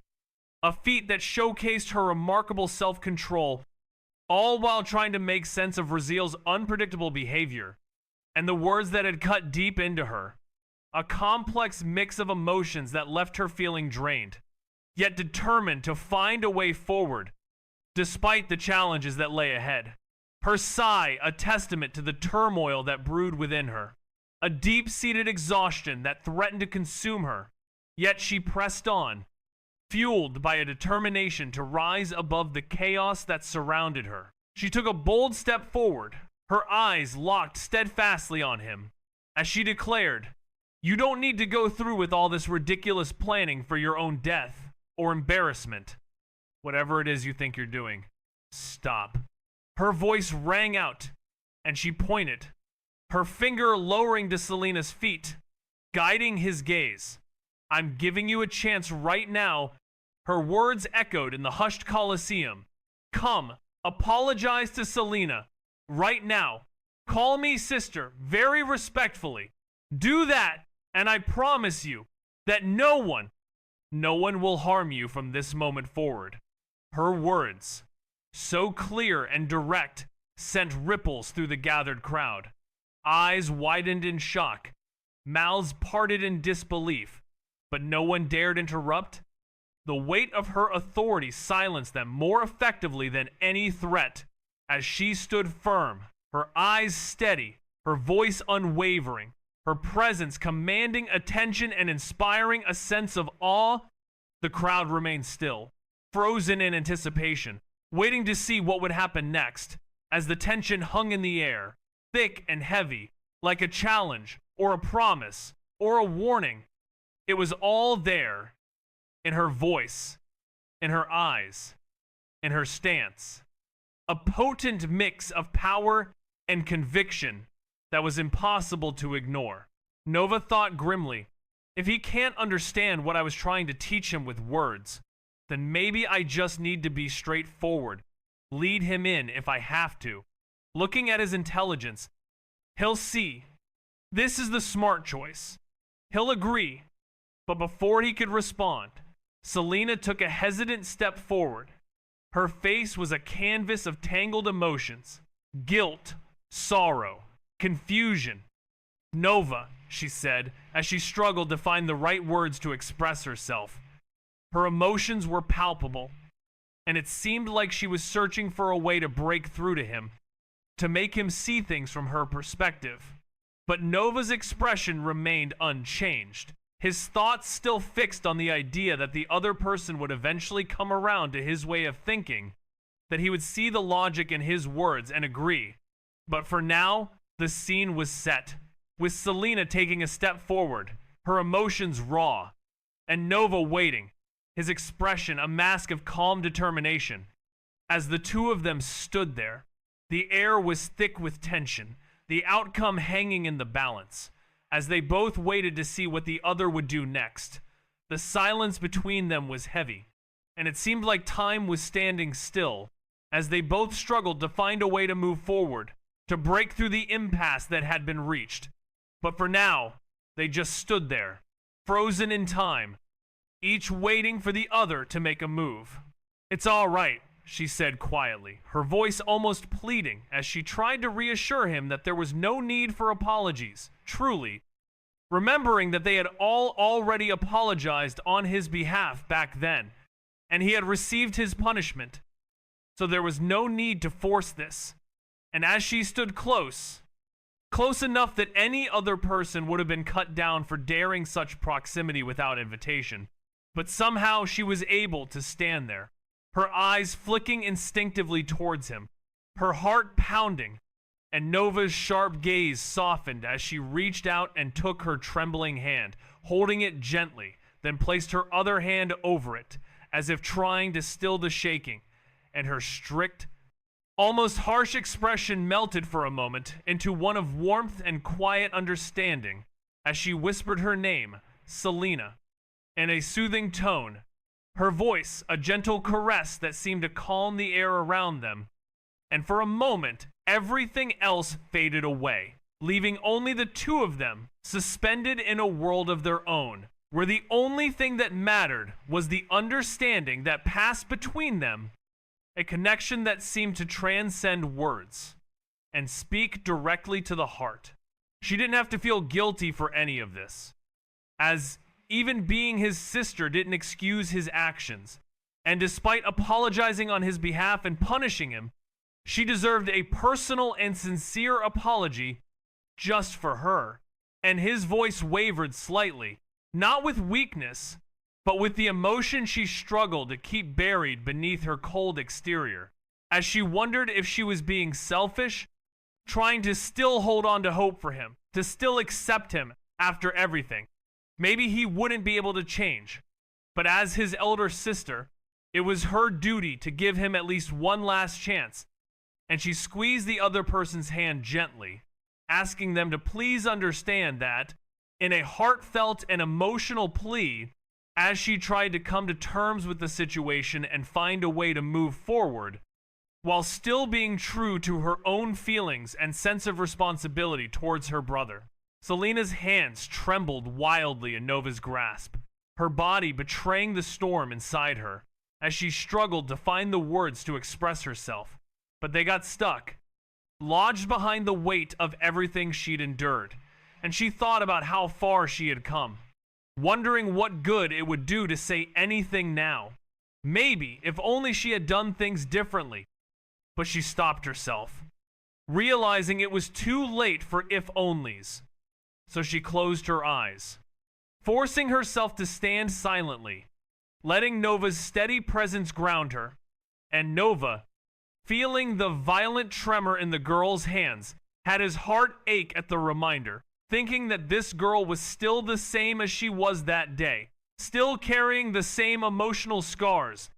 And he could sense the turmoil raging within her as he held her hands, trying to offer what comfort he could, his presence a constant in the midst of her emotional upheaval. And Selena, feeling his steady grip, let herself be supported by him, drawing strength from his calm and quiet demeanor. As she stood there, trying to composing herself, her eyes closed, her body tense, but gradually, ever so slightly, beginning to relax, as Nova's presence helped to soothe her frazzled nerves and calm the storm that had been raging inside her for so long.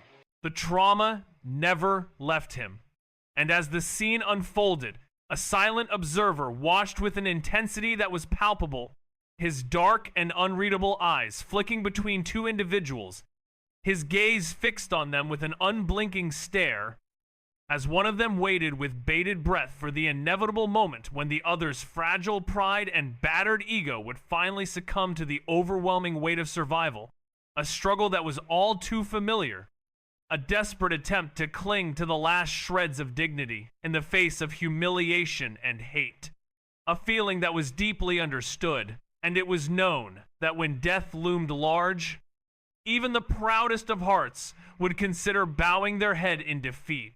And so it was only a matter of time before an agreement would be reached. And in the midst of this tense standoff, a voice echoed in the silence, a calm yet urgent whisper that seemed to reverberate through every fiber of being, a voice that urged and prompted, its tone sharper than usual, as if fearful that this chance might somehow slip away. And so the voice echoed once more, its words hanging in the air like a challenge. To agree, to acquiesce, to surrender to the inevitable before the opportunity was lost forever. The voice whispered its final warning, to agree, before the other party changed their mind. The system offered a stern warning, urging caution and emphasizing the significance of the upcoming opportunity, stating, "Don't mess this up. You'll get the perfect chance to develop your power, and you can lay low under the safety. It's a golden opportunity." The system acknowledged that it would be hard, given everything that had been done, but advised against being idiotic, emphasizing that they're not a heroic system, and that the path of a villain must be walked. Doing what a villain must, sometimes being shameless, is acceptable, and pride debts can be paid late. The system laid out its reasoning in full, though deep down, it knew the individual didn't really need the reminder, being clever, too clever to throw this chance away. But still, the system felt compelled to drive the point home. It felt the need to say it, just in case. But instead, a low whistle cut through the quiet arena, a sharp sound that seemed to hang in the air as he ran his fingers through his long hair, a crazy grin spreading across his face. The grin of someone who had nothing left to lose. His shoulders began to shake, as if holding back deep laughter, as if the entire situation was one big joke. Nova watched him closely, a faint smile tugging at her lips.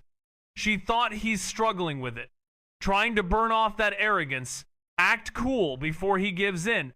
That's all this is. Honestly, it's looking painful to break someone's ego like this. Raziel's expression was a mix of emotions, a whirlwind of feelings that seemed to be warring within him, Nova's eyes never left his face.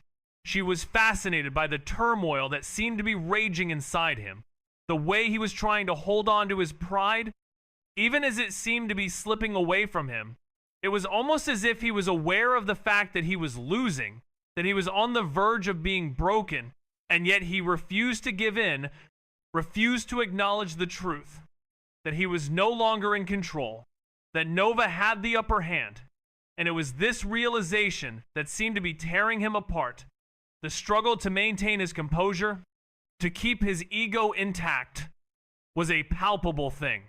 A living, breathing creature that seemed to be writhing in agony as the reality of his situation slowly began to sink in, and Nova watched it all, her eyes glued to his face, as she waited for the inevitable, the moment when he would finally crack, when his facade would crumble, and he would be left with nothing but the stark, harsh truth that he was beaten, that he had lost.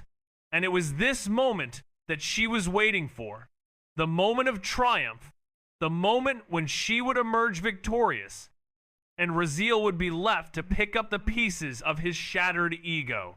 The system's voice cackled with dread as it felt the storm brewing inside him, sensing the dangerous spark of defiance rising, and in a last-ditch effort to calm the situation, a warning was issued.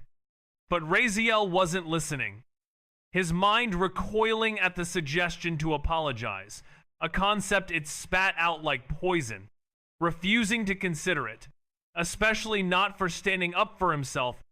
And as he bit the inside of his cheek to fight back the words that clawed at his throat, his eyes burned cold and wild, as if he'd already accepted death and now welcomed it, and with a slow shake of his head, his expression darkening, he spat on the ground at their feet, literally.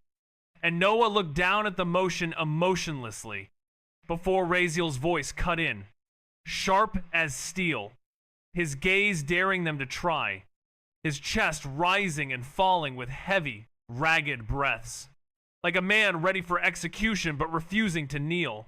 And in a shocking turn, he issued a challenge, his grin widening, unhinged, as his fingers popped the top button of his shirt, loosening it as if preparing for whatever storm would come. And he declared that if by any means they could make him apologize to anyone right now, he'd lick that spit clean off the ground.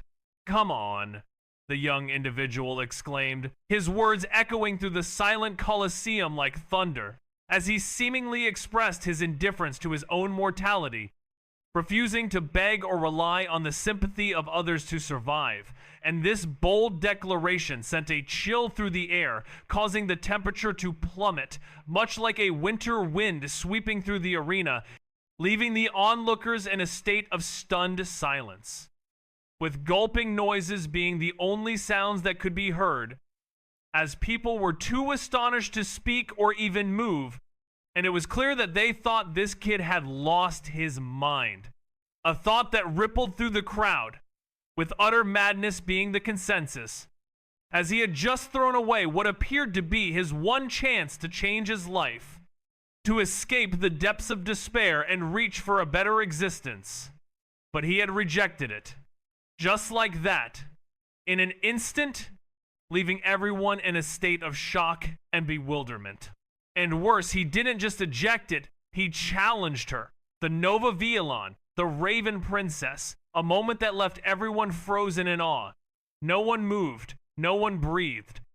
As today had been a roller coaster of an impossible display of insanity, guts, and defiance. A day that would never be forgotten as long as they lived. And then Raziel's voice rose again, raw, wild, and bitter, as he spoke of being called sister, his eyes narrowing, his voice like ice venom, telling her she lost that right the day she first raised her hands against him, warning her and everyone else not to bring it up again. His words hanging in the air like a threat, a reminder of the tension and conflict that had been building, a challenge that would not be easily forgotten, a moment that would stay etched in their memories forever, a testament to the unyielding determination and unrelenting passion of those involved. As the weight of his words settled in, The air remained thick with anticipation, the scene unfolding like a dramatic and intense confrontation, with no one knowing what would happen next, the only certainty being that things would never be the same again, the day's events having crossed a point of no return, leaving everyone to wonder what the future held, as the shock and drama of the moment continued to reverberate, a lasting impression that would haunt them all, a reminder of the unforgettable day that had just transpired, one that would be etched in their memories for a long time to come. He's totally lost it.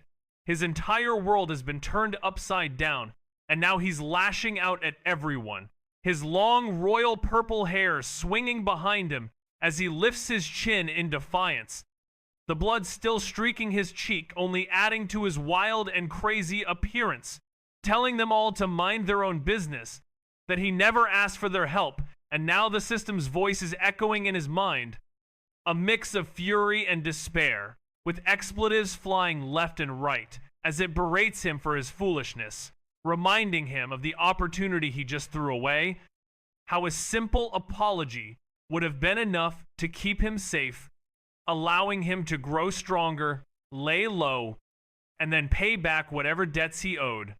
But now it's all gone, and the system is trembling with frustration, almost helpless in its anger, asking him if he even realizes what he's done, what he's thrown away, not just dooming himself, but also dragging the system down into the grave with him, and the system's words are echoing in his mind like a broken chorus. A plan burned to ashes, and it's all because if the host dies, it'll be the end of the system too, which is why it's reacting like that. Its words a stark reminder of the consequences of his actions. Just time lost. And he could live with that. He reached up, flicked his hair dramatically with one hand. Smooth. Charisma S thankfully kept him looking dashing even when he felt like dying inside. Finally, standing right before her, he reached out and gently lifted her chin with one finger, tilting her face to meet his gaze. She still didn't resist. "A present?" Raziel said softly, voice dipped in sultry confidence. "No. For the price of learning your skill, I would like to offer something far more valuable." He leaned in, his lips just inches from hers. "My body. Just time lost." And he could live with that. He reached up, flicked his hair dramatically with one hand. Smooth. Charisma S thankfully kept him looking dashing even when he felt like dying inside. Finally, standing right before her, he reached out and gently lifted her chin with one finger, tilting her face to meet his gaze.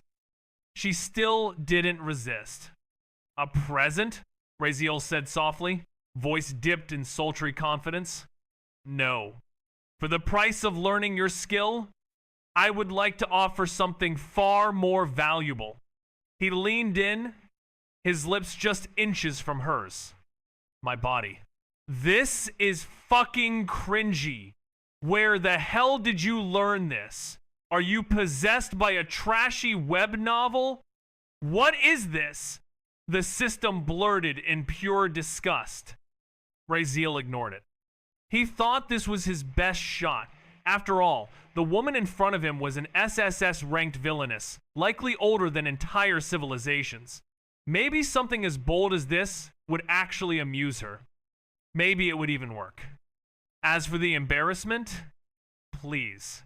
Raziel's skin had thickened to steel over the past few days. There was no audience here to witness his fall, just one chaotic woman. His hand remained under Lily's chin, and she continued to stare up at him. Silence stretched, and stretched, and stretched. Finally, PFFFT. Lily burst into laughter, spraying air toward his face as she barely held herself back. She doubled over, slapping her thigh, wheezing. Then she clutched her stomach like it hurt, gasping between laughs. "Oh my. Ha ha ha ha," she howled. "Pa ha pee pay with your body? What are you, some desperate drama queen from a third-rate novel? Oh my god! Raziel's soul left his body in that moment. He stood there frozen like a statue, fingers still awkwardly in the air where her chin had once been. His brain stopped functioning, his breath caught in his chest. Now you realize how cringe that was, huh? The system muttered flatly. Lily was on the ground now, literally rolling around in the dirt, tears forming in her eyes as she kicked her feet. Oh, no, no, no. Ha ha, you're too much. That was the best thing I've heard in centuries. Who does that? You thought I'd go all blushy like some schoolgirl? Oh my god. Raziel was still frozen, still dead inside. She looked up at him while wiping her tears, grinning like a lunatic. Her laughter still echoed softly through the ruins, the kind that hit deep and refused to stop. You're either stupid or absolutely insane. Either way, I love it.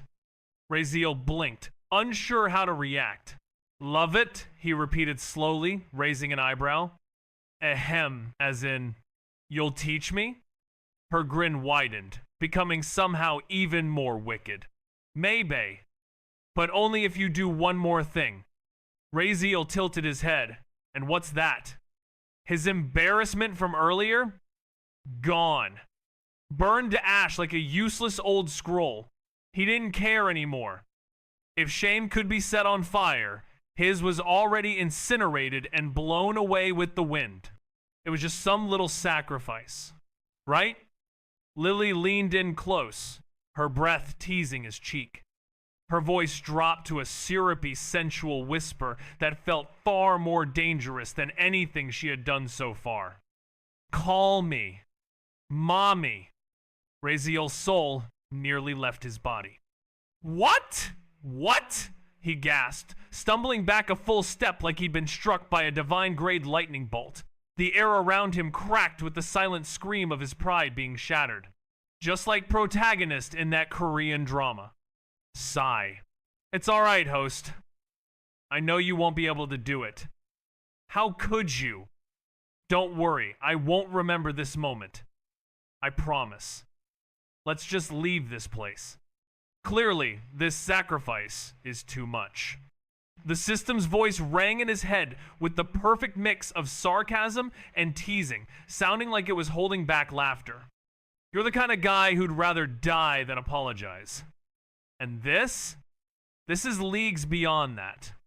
Raziel stood frozen, his mind reeling. He gulped as he stared at Lily, trying to erase her words from his brain, but they were etched there, permanent and taunting.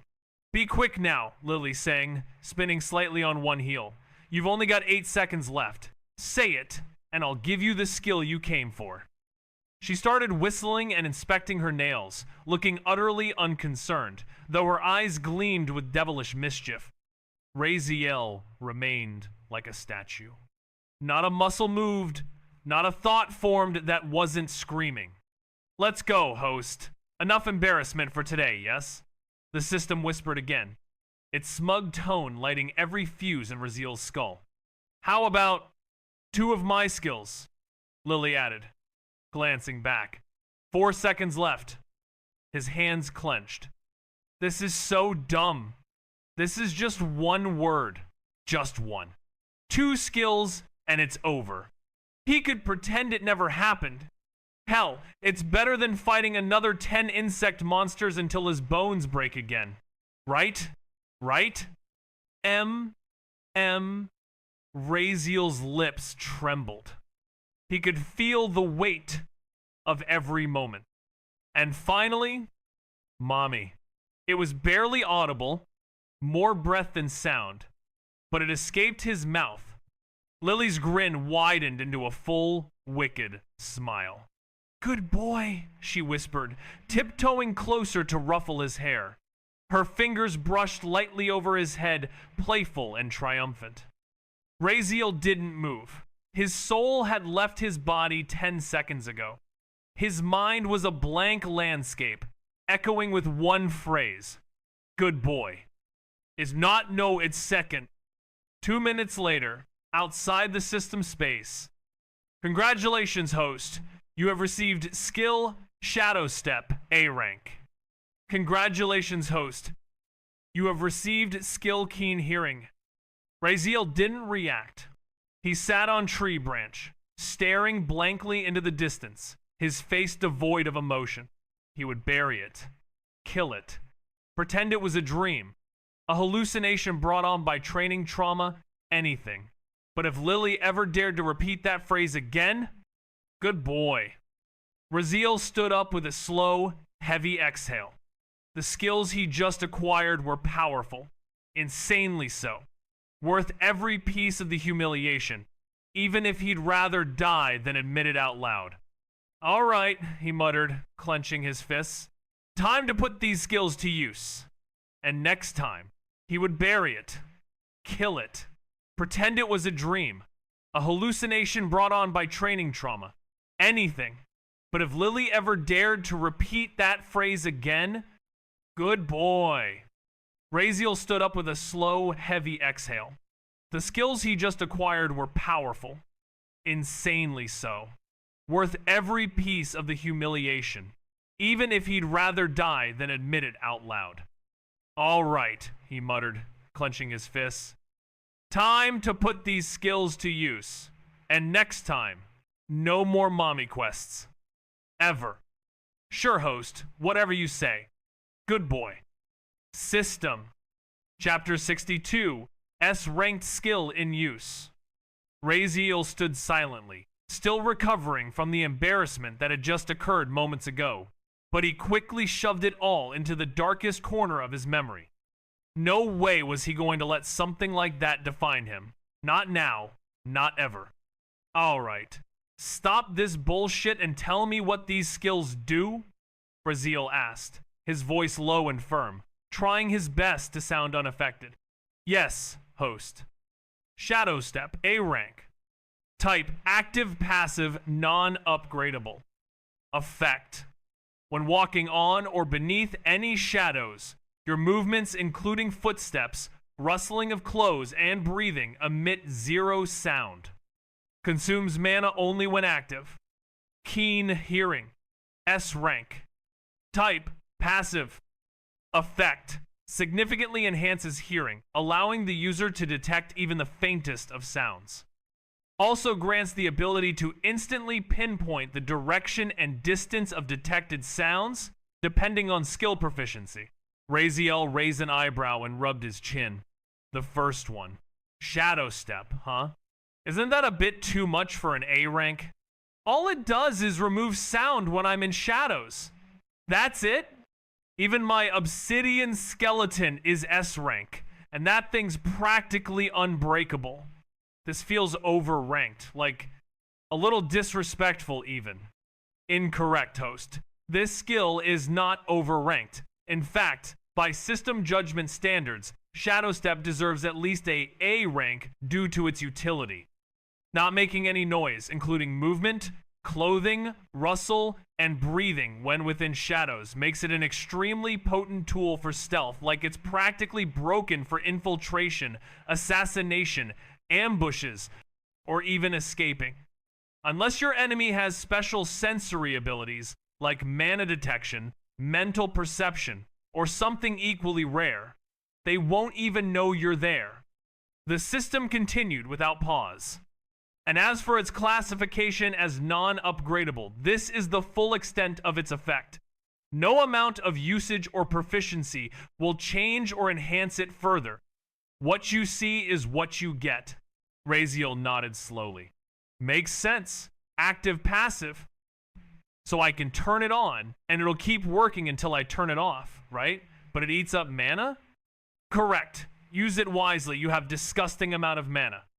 He scratched his chin, already imagining dozens of applications. It wasn't just useful, it was dangerous. If he was ever inside a structure, a dim alley, or just out during the night, he'd basically become a walking ghost. No sound, no trace.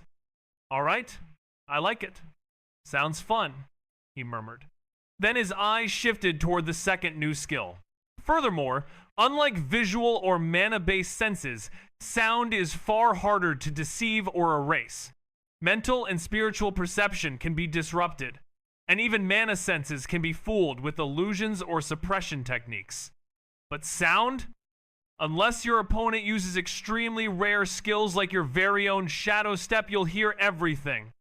In addition, keen hearing transfers information to your brain instantly, no delay. Your reaction time improves passively as your perception of incoming threats becomes near instantaneous. The system's tone grew even more informative. At higher proficiency, this skill will allow you to literally form visual images through sound alone. Imagine perceiving your environment like an echolocation radar, but clearer, allowing you to fight with your eyes closed. Also, before you ask why this system display or format is different from your older skills, this one is from an entirely different world system. Each villain originates from a different dimension, and though I can translate all skills into this interface, some system traits remain unchanged. Alright. Furthermore, unlike visual or mana-based senses, sound is far harder to deceive or erase. Mental and spiritual perception can be disrupted, and even mana senses can be fooled with illusions or suppression techniques. But sound? Unless your opponent uses extremely rare skills like your very own Shadow Step, you'll hear everything. In addition, keen hearing transfers information to your brain instantly, no delay. Your reaction time improves passively as your perception of incoming threats becomes near instantaneous. The system's tone grew even more informative. At higher proficiency, this skill will allow you to literally form visual images through sound alone. Imagine perceiving your environment like an echolocation radar, but clearer, allowing you to fight with your eyes closed. Also, before you ask why the system display or format is different from your older skills, this one is from an entirely different world system. Each villain originates from a different dimension. And though I can translate all skills into this interface, some system traits remain unchanged. Alright. Damn. Raziel nodded again, this time more seriously. As for skill growth, it has 4 tiers. Basic, Intermediate, Advanced, and Ultimate. You are currently at Basic. But good news, this skill grows with use and talent, and your natural talent makes progress, makes learning speed significantly faster. Alright. That actually makes a lot more sense now. Raziel nodded, finally satisfied. Everything was falling into place. He could already think of dozens of ways to use these skills, even in combo. A soundless step and hearing everything within a wide radius. Assassin build unlocked. He sighed. Maybe those humiliating moments were worth it after all. Both of these were high tier and had tons of uses, not just in combat, but for survival and recon too. Alright, system. Enough talk. Time to test them out. Send me back to the training grounds. Let's see what I can really do now. Affirmative, host. Initiating transfer. Prepare yourself. Raziel smirked. I'm going to fuck those Mentises this time, he muttered. Are you prepared, host? Of course. Go on. Within seconds, he found himself standing once again under the giant leaf canopy of the oversized biome. The soft green glow of sunlight filtered through the thick, towering stalks, casting elongated shadows across the uneven ground. 10 green figures materialized before him in a ripple of light, each one identical to the mantises he'd fought and lost to before. This time, though, everything was different. Raziel's ears twitched slightly as his keen hearing S skill activated. The world around him shifted, not visually, but perceptually. He could hear everything, not just louder, but sharper, clearer. The way wind whispered through the giant grass, the rustle of distant it, even the subtle drag of his own clothes as they shifted with his breathing, every detail flooded into his awareness. Weirdly enough, it didn't overwhelm him. It should have. Any normal person would have been paralyzed by the sudden flood of hypersensitive input, but he didn't feel overwhelmed. In fact, it felt natural. He closed his eyes. Everything went black visually, but perception, it exploded. He could still sense everything as vividly as before, no vision needed. He could feel the shapes, the forms, the movement of air against surfaces. The sunlight filtering down through gaps in the canopy became threads of clarity in the dark. The way the wind curved around a tree or struck a surface. Cafe opening scene. Cafe opening scene. Touch. Direction. All from vibrations. Correct, host. The skill converts sound into spatial awareness. You will instinctively know the exact shape and position of anything within range. It's definitely worth S rank, he muttered. Maybe even higher. And then it began. Swish, swish, swish. And suddenly, Raziel crouched low without warning, narrowly dodging a deadly slash aimed straight for his head from the left. He didn't turn, didn't even slow down, forcing himself to move as if he hadn't heard it, refusing to let it reach him. Not that it mattered, as behind him, a figure stood quietly, watching his retreating figure, a small, sad smile creeping onto her face. She closed her eyes, taking in a breath that trembled just faintly. Then she turned, as if to walk away in the opposite direction. But halfway through, her steps slowed. She hesitated, glancing back at him over her shoulder. Without a word, she lifted her foot slightly, hovering just above the ground. And then, with a soft whisper, radiant bloom, the words were as soft as a breeze. And the moment her foot touched the stone, a golden ripple burst outward. It spread like a circle of light, racing across the Colosseum floor, shimmering like sunlight, dancing on water. It passed through everything. Students, stone, debris, with unstoppable grace. My agility and reaction speed are too low, even when I can feel their movements like they're happening in slow motion.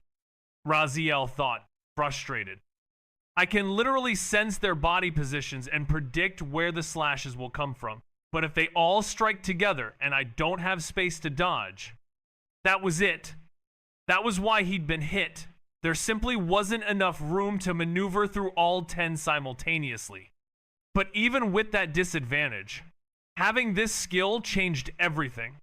For a few seconds, Raziel genuinely felt like he was in Ultra Instinct, like that long-haired dude from that old anime. Not even a trillionth of a percent close, host, the system muttered flatly. He didn't sense it coming, as no power or shape sensed to warn him, and it stuck him gently, passing through him like sunlight breaking through clouds, causing his steps to falter. And he looked down, confused, as the deep bite wound on his side, a raw, half-burned mark, sealed itself as if it had never been, and the finger-shaped bruises on his face faded too, leaving only the dried blood as evidence they had ever been there at all. And Raziel stared for a moment, silent. Then, without so much as a glance back, he resumed walking. No word of thanks, no acknowledgement, just silence.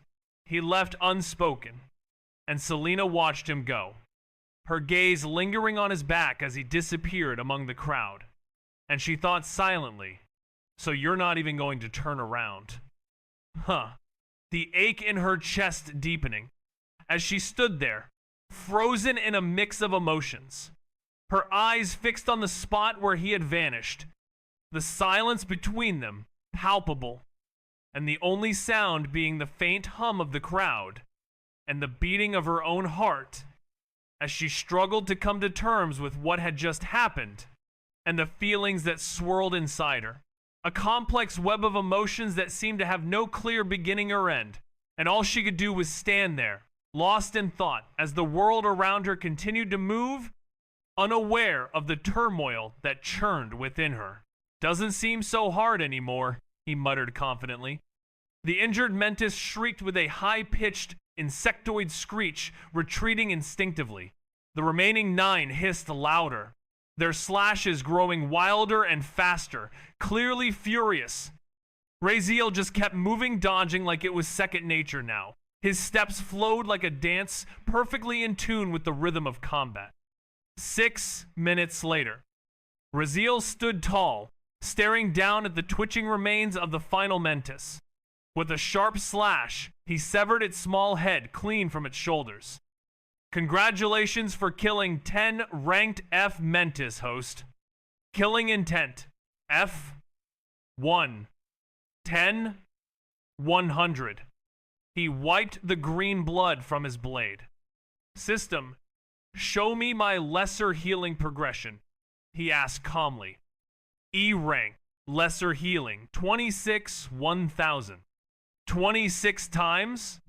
Raziel blinked. That shouldn't have been the case. He quickly ran through the battle in his head.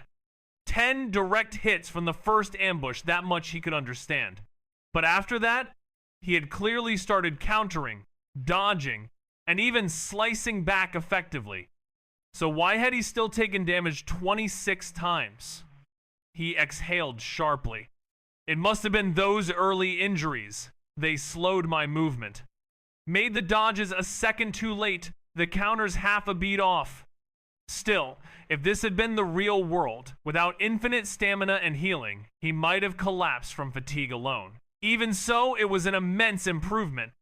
After all, it had taken him 10 minutes just to beat one of these monsters last time. Now, he had just wiped out all 10 by himself in under 6 minutes. Back then, he hadn't even killed a single one before dying. The only reason he survived long enough was his indestructible obsidian skeleton. But now, it wasn't the skeleton that saved him, it was him. Congratulations for clearing second wave. Third wave is coming. Host, prepare. Suddenly, golden light wrapped around Raziel's body, his wounds vanished, replaced with fresh skin. Even his bloodied clothes were gone, replaced by new ones, crisp and clean. He blinked, still adjusting, when the system's voice echoed again. Then he saw it. His face paled slightly.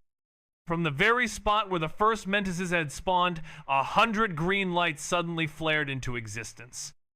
10 by 10. An army of 100 Mentises stood before him, lined up like a deadly battalion.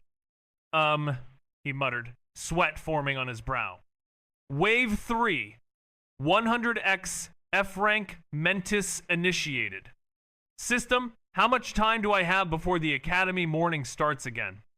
Raziel asked, his gaze still fixed on the army of Mentises before him. Is greater than. There are still 6 hours left before it begins.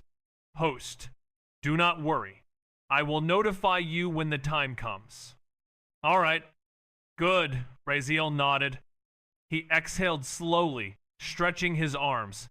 I think by morning, I can definitely upgrade lesser healing. And maybe killing intent for sure. He paused, his lips twitching into a smirk. Right? It can't be that. I can't even manage to kill 1,000 of these things with infinite revives. Right? And maybe, just maybe, if his keen hearing progressed quickly, he could push it to intermediate? That one felt a little less likely, but who knows, his talent is after all said to be greatest of all. Anything can happen, he muttered to himself, eyes narrowing with renewed fire. He had to get stronger. No, he must. Because tomorrow was his first day at the academy. The beginning of what he already knew would be hell, and whether it was tomorrow or the day after, he had some people to deal with, some lessons to teach. Not that he could even touch those people right now, but soon. If not today, then tomorrow. If not tomorrow, then the day after that. One step at a time. The thing he was most excited about? The killing intent skill. The system had told him every time it ranked up, it would unlock a new effect. That was enough to keep him going.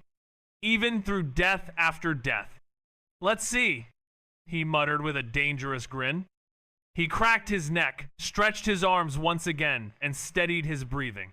System, he said, stepping forward, ready to dive into the massacre. Let's start this up. Chapter 63, To the Academy.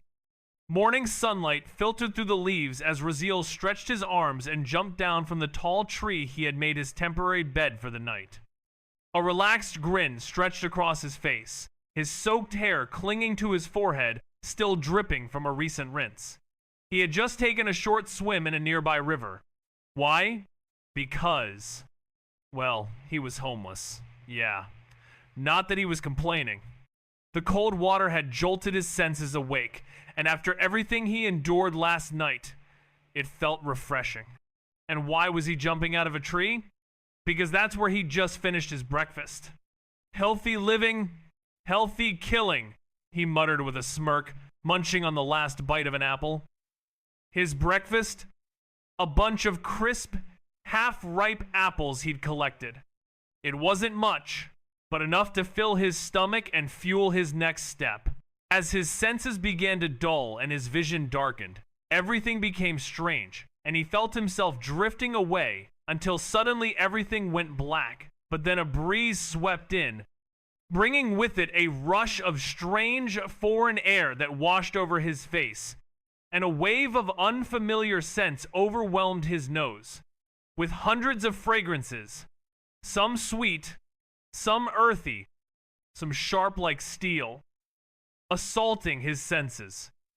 And as his eyes opened slowly, adjusting to the strange new world before him, he blinked once, twice, and then he saw it, a message that made his eyes widen in surprise, welcoming him to the SSS rank valley of villainy, with a title that made his eye twitch. Villain title, World's Killer, a designation that seemed utterly absurd, and of course, it was a lunatic's idea, because what else could it be? And he couldn't help but think that this was all just some kind of crazy, twisted joke. But the reality of his situation was slowly beginning to sink in, and he was left to wonder what exactly was going on, and how he had ended up in this strange, new world, with a title that seemed to suggest he was some kind of villain, a killer, a person he didn't recognize, and the more he thought about it, the more his eye twitched, as if trying to process the sheer absurdity of it all, and he exploited them. At first, he could barely kill 1 or 2 before dying. Then 5, 10. By the 20th attempt, he was carving through waves, his movement more calculated, his dodging more graceful. His perception skill was sharpening too, thanks to that relentless pressure. And finally, after what felt like endless blood and effort, on the 35th attempt killed all 100. He didn't just win, he grew. Thanks to that hellish fight, he earned a precious upgrade. Lesser Healing E. Basic Healing D. Progress 121 tenths 000. His healing had stepped up. Though admittedly, it still wasn't fast enough to make a big difference. A simple 2-centimeter wound still took 10 full minutes to heal. Too slow to rely on mid-battle. But healing was healing. But what excited him even more was the evolution of his most powerful skill. SSS Killing Intent F, Killing Intent A, 0. 8/1000. He had killed well over 1,000 Mentises in total through all the attempts. But now that his skill ranked up, each kill granted drastically less progress points per kill had dropped to 1/10. The system explained. He had to kill E-ranked monsters now to progress faster. Still, he wasn't complaining. Because he unlocked a new effect. Killing body. Physical stats increase as more you kill. Raziel's eyes practically glowed when he first saw it. Immediately, he pulled up his stats.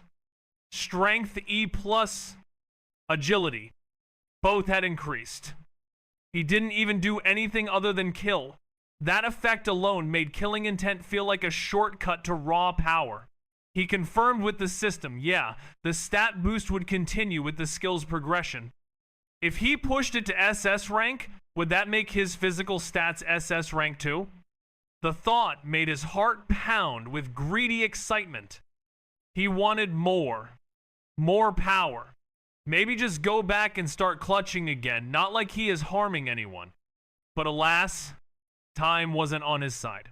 It was morning now, and he had to get moving. Today was the first day of his so-called hellish academy life, and he had to be prepared. He had lessons to teach, people to deal with. He sighed, tossing away the apple core. Time to stop thinking about stats and start acting like a normal student who is villain. As he walked in the academy's direction, he glanced down at himself. Black, polished shoes. A fresh black and white suit that looked expensive enough to make a noble second guess. His hair was tied loosely, and his eyes had a calmness like some noble protagonist. A good-looking villain. And yes, he was also wearing a new black underwear. He paused, grimacing slightly as one image returned. That woman. He still didn't know what she was doing with his old underwear. He had tried not to think about it, but it always came crawling back to his brain.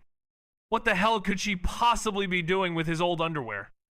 He shivered slightly, pushing the thought away. Some things were better left unknown. He shook the thought away. After several minutes of walking, Raziel found himself entering a bustling roadway. Stalls lined both sides of the street, colorful fabrics fluttering in the wind, vendors shouting to attract customers, and the air heavy with the aroma of roasted meat and spiced fruits. Carriages of all kinds rolled along the main street, but they weren't the regular wooden ones pulled by normal horses. These were majestic beasts, larger than any average horse, their powerful bodies steaming with mana. Flames danced along the back of their necks where hair should be, creating an awe-inspiring scene. Most carriages were crafted from extravagant materials glistening with gold, platinum, encrusted gems, and stones he couldn't even name. Only nobles and high-ranking citizens could afford the permits required to ride such luxurious transport through this part of the capital. It was a clear marker of wealth and status. After all now, Raziel had stepped foot inside this very city, the beating heart of the strongest and richest empire in the entire world. He walked silently, his presence immediately attracting attention. His clothes were distinct, of course, not crafted from nobleware nor any of fashion going on in this world, at least. People glanced at him, brows raised, some with curiosity, most with thinly veiled disdain. Their whispers trailed after him like fog. But Raziel paid them no mind. But then, something caught his eye. He stopped. In front of him stood a massive stone wall, one of many that lined the city's walkways, but that wasn't what made him halt. His eyes narrowed. It was his face, on a wanted-style poster. He leaned in and read the words written below it. Empire Notice. This disgusting, ugly-looking pig has been granted the honor of a duel against Arion Drakenveer. To all civilians and citizens, refrain from harming him at least for 1 week injury. Do not inflict extreme damage. Signed by Saintess Celine Luminous and Duke Drakenveer. Raziel went silent. Well, all right then, he muttered under his breath. He turned his head slowly, only to see more posters plastered along every wall, every pole, every stall. Ugly. Yeah, that didn't sit well with him. Honestly, he felt more disgusted reading it than the people likely felt looking at him. Part of him wanted to barge into the office of whoever wrote this and beat the shit out of them, but he held himself back for now. He wasn't strong enough yet. Soon, he thought. At least, he told himself, he could walk freely now without covering his face or hiding in shadows. That was something, right? Still, as he walked, the people around continued whispering, judgmental eyes, snickers, expressions full of mockery and thinly veiled disgust. None of them dared approach, but that didn't stop them from staring. Whispers buzzed around him like bees. That's the pig from the posters, right? Is he really going to fight the Drakenveer heir? What bad day's empire has came? A rapist is walking so openly in imperial capital now. Raziel ignored them all. Ugly. Yeah, that didn't sit well with him.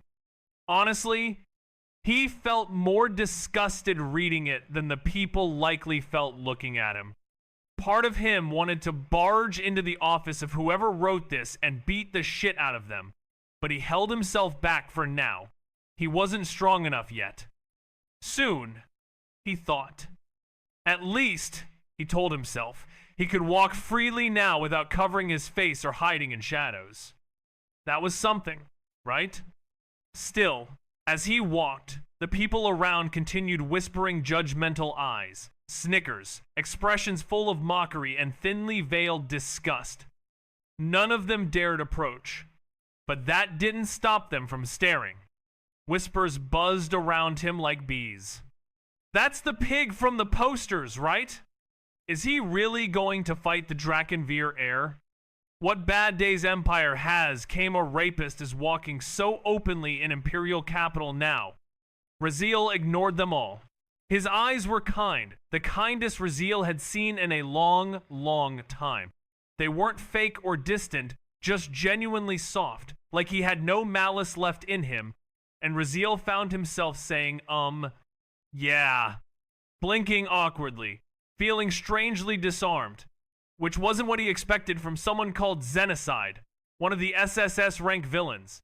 And as the man stood up slowly, stretching just a little, Raziel noticed he was taller than expected, maybe 6'3" or more, with loose pink robes hanging from his frame, embroidered with intricate flower patterns, giving him an appearance that seemed to belong in a peaceful meadow rather than in a list of wanted war criminals. His overall demeanor was a far cry from what Raziel had anticipated, leaving him feeling somewhat bewildered by the unexpected gentleness of this supposed villain, whose eyes continued to exude a deep sense of kindness and whose softness seemed to be a genuine aspect of his personality rather than a clever facade or a calculated attempt to deceive.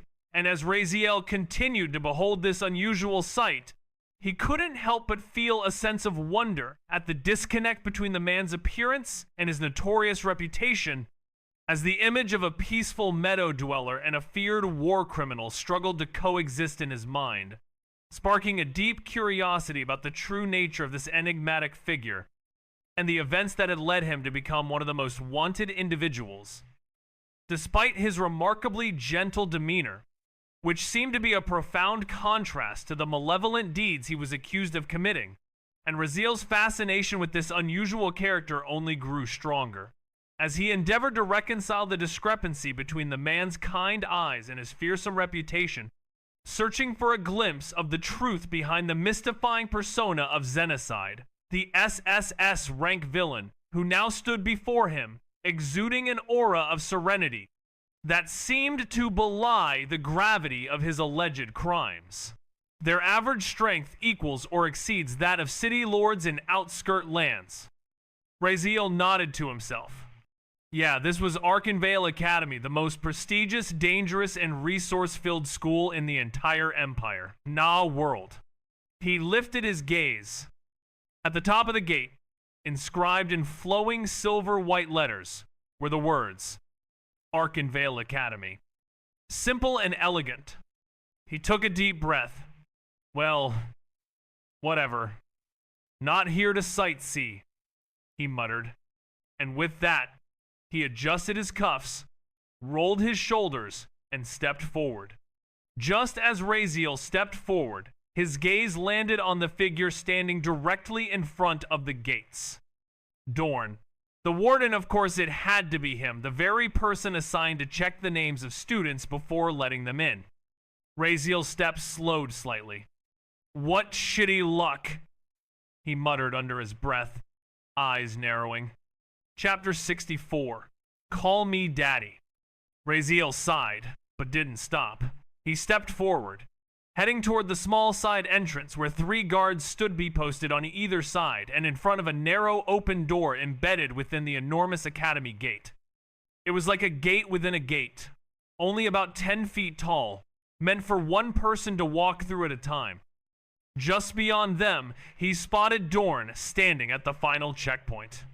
A student was already in front of him, likely finishing the admission verification process. Raziel watched as Dorn pressed a small emblem-like card to the student's forehead, which glowed a faint blue before he was waved through.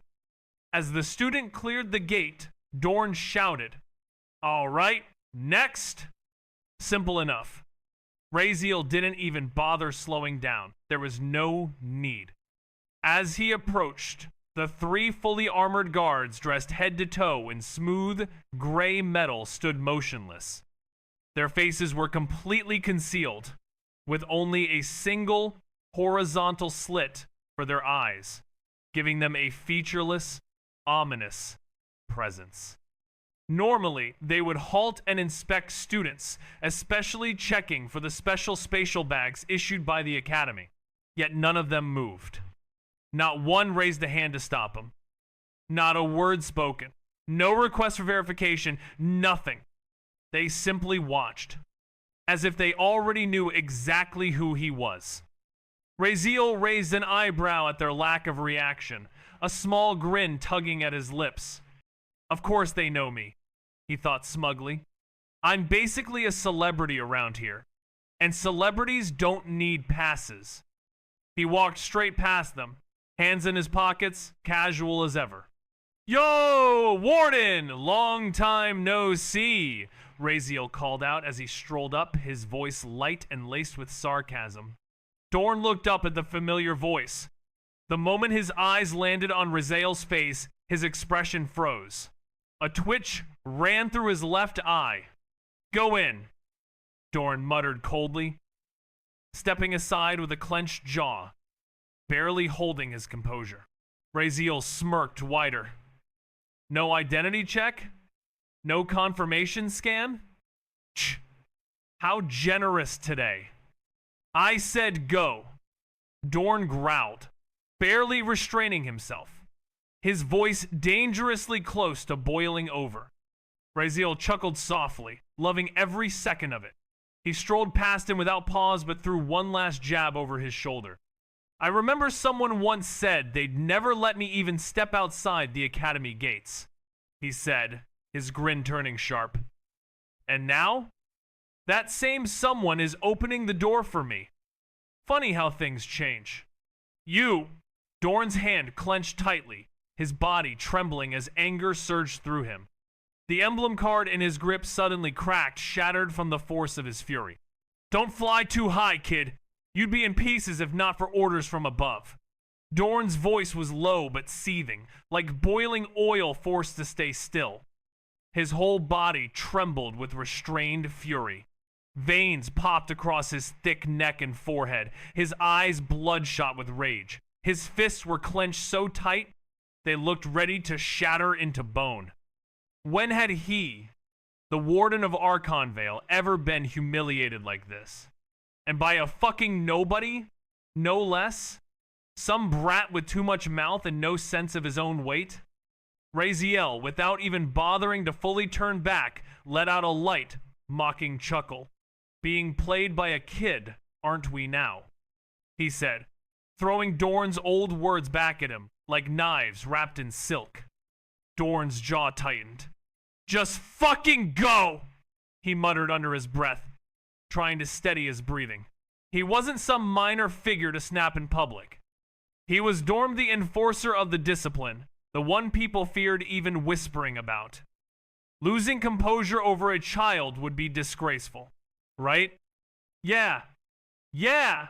Raziel waved him off, turning his back without another glance as he stepped past the gate.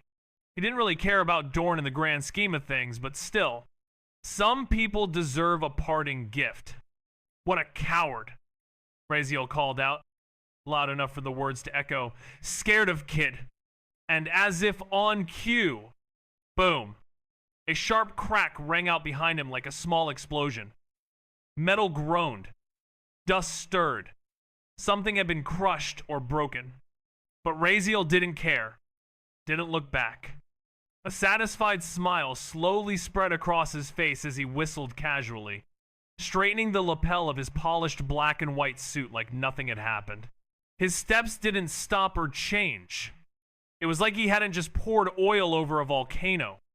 Raziel looked around and marveled at the scenery inside the academy. It truly felt like something pulled straight from the pages of a fantasy novel, so many breathtaking sights, and the sheer scale of it all was overwhelming. Vast courtyards spread across the grounds, trimmed hedges shaped into mythical beasts, crystalline fountains dancing with enchanted water, and glowing glass orbs floating overhead that seemed to light the path wherever one walked. But Raziel didn't let it faze him. Sure, it was stunning, but not something that could impress him too much. He had been born into a Duke family after all, and for the early years of his life, he'd lived inside a sprawling castle that could rival many palaces. His boots clicked steadily against the cobblestone path leading toward the heart of the academy, a gargantuan castle-like structure at the center of it all. On the way, students gathered in small groups, forming clusters by the walkways. They talked, laughed, and occasionally glanced around, clearly enjoying the show of newcomers passing through. Most of them were seniors, judging by their confident postures and lack of nervous energy. As Raziel continued walking, he noticed something strange. People were watching him. Well, that wasn't strange in itself. Of course, people looked at him. He was a celebrity now, after all. That part made sense. What didn't make sense, though, was how people began stepping aside as he passed not just slightly, but dramatically. It was as if he carried an invisible bubble of repulsion. Everyone moved to the very edge of the stone path, giving him a wide berth as though a deadly beast were passing through. The path ahead cleared like parting waves, enough to let an entire squad walk beside him. And while part of Raziel wanted to believe it was respect, maybe awe at his potential, his strength, or even his good looks, but well, his newly acquired keen hearing skill told a very different story. "Hey, don't stand in that guy's way," someone whispered, fear thick in their voice. "He's a total psychopath. Like, literally mental. But he's weak, isn't he? I mean, what can he even do to us? It's not like he's going to fight just because we didn't move out of the way," another replied. "Bruh, leave it. Better safe than sorry," a third voice chimed in. "This guy's still alive after doing all kinds of stuff that should have gotten him killed. I don't know how he's still breathing. And you know he slapped the Duke's heir in the face yesterday? Just like that. And Arion didn't even react. Not a single move. Look, he's alive. If someone like him didn't retaliate after getting slapped, what the hell do you think we could do? If he decides to slap us out of nowhere and we hit him back, we'd be the ones getting executed. He's alive after all that. Must be luck, right? If I had even half that guy's luck, I'd have conquered half the world by now," someone scoffed. Raziel's eye twitched. Luck, my ass. That one line made him feel like someone had just hexed his soul. Half his luck? Whoever said that better be ready to be buried 10 feet under the ground. And forget hell, Lucifer himself might refuse to take in someone with that kind of cursed fate. As for the rest of it, Raziel didn't know how to feel. Being feared without doing anything?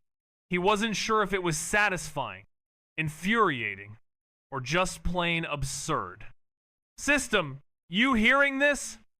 he muttered in his mind, eyes glinting. "I've managed to make every single one of them scared without even showing 1% of my power yesterday. Am I a good villain now? Fear? Bruh, no.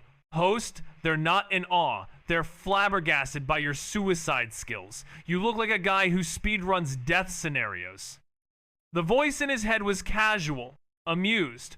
Then it added, just a reminder, only 7 days left until your official death day. Will you be strong enough by then? Raziel didn't answer immediately. His eyes looked ahead, pupils narrowing as he saw the academy gates looming in the distance, a whole new world waiting beyond. Don't worry, he said under his breath, a wicked smirk tugging at his lips. I won't die. Probably as far as I think and have planned. He rolled his shoulders back and walked through the parting crowd like a shadow king, reclaiming his throne, mocked, feared, and deadly silent. Whatever came next, he was ready for it. Suddenly, as Raziel was walking, a voice cut through the murmur of the academy grounds. Hey, is that the guy whose posters are everywhere? The one called the Disgusting Pig? Raziel paused mid-step, his expression unchanged, though his fingers twitched just slightly in annoyance. Footsteps approached, heavy and deliberate. Of course there are still idiots, Raziel muttered under his breath, dramatically placing a hand over his face. How can it be a proper fantasy novel without a few clowns showing up on cue? Oh, stop, little piggy. He turned, slowly, only to find himself facing a trio of walking stereotypes. A bulky, muscular guy with wild yellow hair stood in the center, flanked by two black-haired, skinny followers, both with the same look of forced arrogance masked under a layer of cowardice. Duli el kuong, won café asemar café mordo, PNG. Asterisk asterisk tio de can. Asterisk asterisk asterisk asterisk prompt. Chite dung choveo. Runway. Pika asterisk asterisk. Asterisk asterisk 1. Soft cafe intro and prepare cup asterisk asterisk 18-20 seconds. Asterisk romantic soft cafe aesthetic 16 to 9. Asterisk warm morning or golden afternoon light through window. Soft rosy tint. Dried flowers on table. Asterisk asterisk shot. A 4-5 seconds. Asterisk asterisk establishing shot of a cozy cafe corner with soft sunlight. Slow pan. Asterisk asterisk shot B 4-5 seconds. Asterisk asterisk place a transparent latte glass on a wooden table with lace coaster. Soft times tap asterisk. Asterisk asterisk shot C 4-5 seconds. Asterisk asterisk add 2-3 ice cubes gently. ASMR clink. Asterisk asterisk shot D 4-5 seconds. Asterisk asterisk brief macro of condensation forming on glass. Asterisk asterisk 2. Pink cream base and layer beauty asterisk asterisk 18-20 seconds. Asterisk delicate gradient creation. Asterisk asterisk asterisk shot A 4-5 seconds. Asterisk asterisk pour a pre-mixed pink milk base, strawberry or rose, into the glass. Mid-shot, gentle flow. Asterisk asterisk shot B 4-5 seconds. Asterisk asterisk macro close-up of pink milk hugging ice cubes. Asterisk asterisk shot C 4-5 seconds. Asterisk asterisk add a thin layer of white milk or cream for contrast. Overhead angle, subtle swirl. Asterisk asterisk shot D 4-5 seconds. Asterisk asterisk focus pull from background flowers to latte glass. Asterisk asterisk 3 latte shot and layer merge asterisk asterisk 16-18 seconds. Asterisk romantic coffee shot infusion. Asterisk asterisk asterisk shot A 4-5 seconds. Asterisk asterisk extract espresso into a small glass. Crema macro. Warm tone. Asterisk asterisk shot B 4-5 seconds.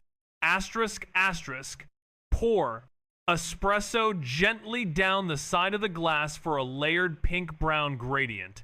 Cinematic slow-mo 0.7x. Asterisk asterisk shot C 4-5 seconds. Asterisk asterisk. Gentle stir once for marbling effect. Close-up swirl patterns. Asterisk asterisk 4. Cream. Rose topping and details. Asterisk asterisk. 18 to 20 seconds.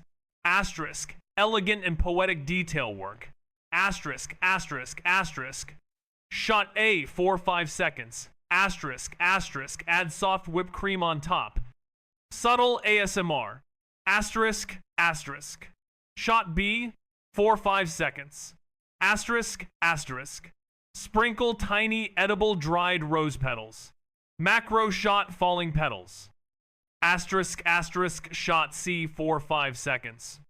Asterisk asterisk. Add a thin pink wafer stick or heart-shaped decoration. Aesthetic placement. Asterisk asterisk. Shot D 4-5 seconds. Asterisk asterisk. Macro dream bokeh shot with soft pink flare. Asterisk asterisk 5. Romantic sip and outro. Asterisk asterisk 16. 18 seconds. Asterisk gentle emotional closure. Asterisk asterisk asterisk shot A. 4-5 seconds. Asterisk asterisk. Slide glass toward viewer on a lace mat near window. Elegant movement. Asterisk asterisk. Shot B 4-5 seconds. Asterisk asterisk. Soft hand pickup shot lifting latte as if sharing a special moment. Faint glass chime. Asterisk asterisk. Shot C 4-5 seconds. Asterisk asterisk. Soft piano or ambience. On-screen text. Asterisk asterisk. Pink cream latte. A sip of warmth and love. Asterisk asterisk. Fade out warm. Oh, is that so? I've heard of that too. But wasn't the limit that he just can't be fatally harmed? Doesn't mean he can't take a few bruises, right? He chuckled. He turned to Raziel again. Look, I'm not scared of you. Others might be, but not me. I am Camille. I stand for my ideals. I fear no one, not some pig in a suit, not even the academy itself. The moment those words were spoken, it was as if the entire area held its breath. Conversations halted. Students who had been walking stopped mid-stride. Those who had been seated turned to look. All eyes were on them. Raziel's lips twitched upward into a crooked, amused smile. This guy really doesn't get it, he muttered to himself. Guess we're doing this. And with that, the air itself grew heavy as a storm of tension surged through the academy grounds. Host, you're gonna get embarrassed here. Getting beaten on the first day of the academy? That's embarrassing. Let's not try this. You're not at his level. How about some other day? The system spoke in a soft, almost pleading tone, like a worried older brother trying to keep his hot-headed sibling from charging into a lion's den. But Raziel just blinked, confused. Who said I'm going to fight him? Wait, what? But didn't you just say you're gonna... Wait, no. Don't tell me you're going to call him Daddy? The system suddenly panicked, as if its entire digital existence had been shattered in one sentence. Damn, host. Never in my dreams. First that mommy, and now this? Did you actually like being called good boy that much? Sk. Tisk. Host, never could I have expected this path from you. Just shut the fuck up. Raziel snarled mentally, grinding his teeth. Seriously, what kind of system did he end up with? Who said someone needs to be touched to be beaten? He thought, a devilish grin curling at the edge of his lips. See and learn, system. Watch how I wreck this fool without even laying a finger on him. Call him daddy? The word.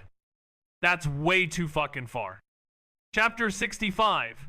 Ex-fiancé. Raziel sighed inwardly, shaking his head. When? Swish. He suddenly shifted his body to the side, just in time as a punch flew toward his face. Oh? You can react to that? Camille scratched the back of his head, pulling back the fist he'd just thrown. His expression flickered with mild surprise. From what he could sense, this kid doesn't even have thread of mana or aura.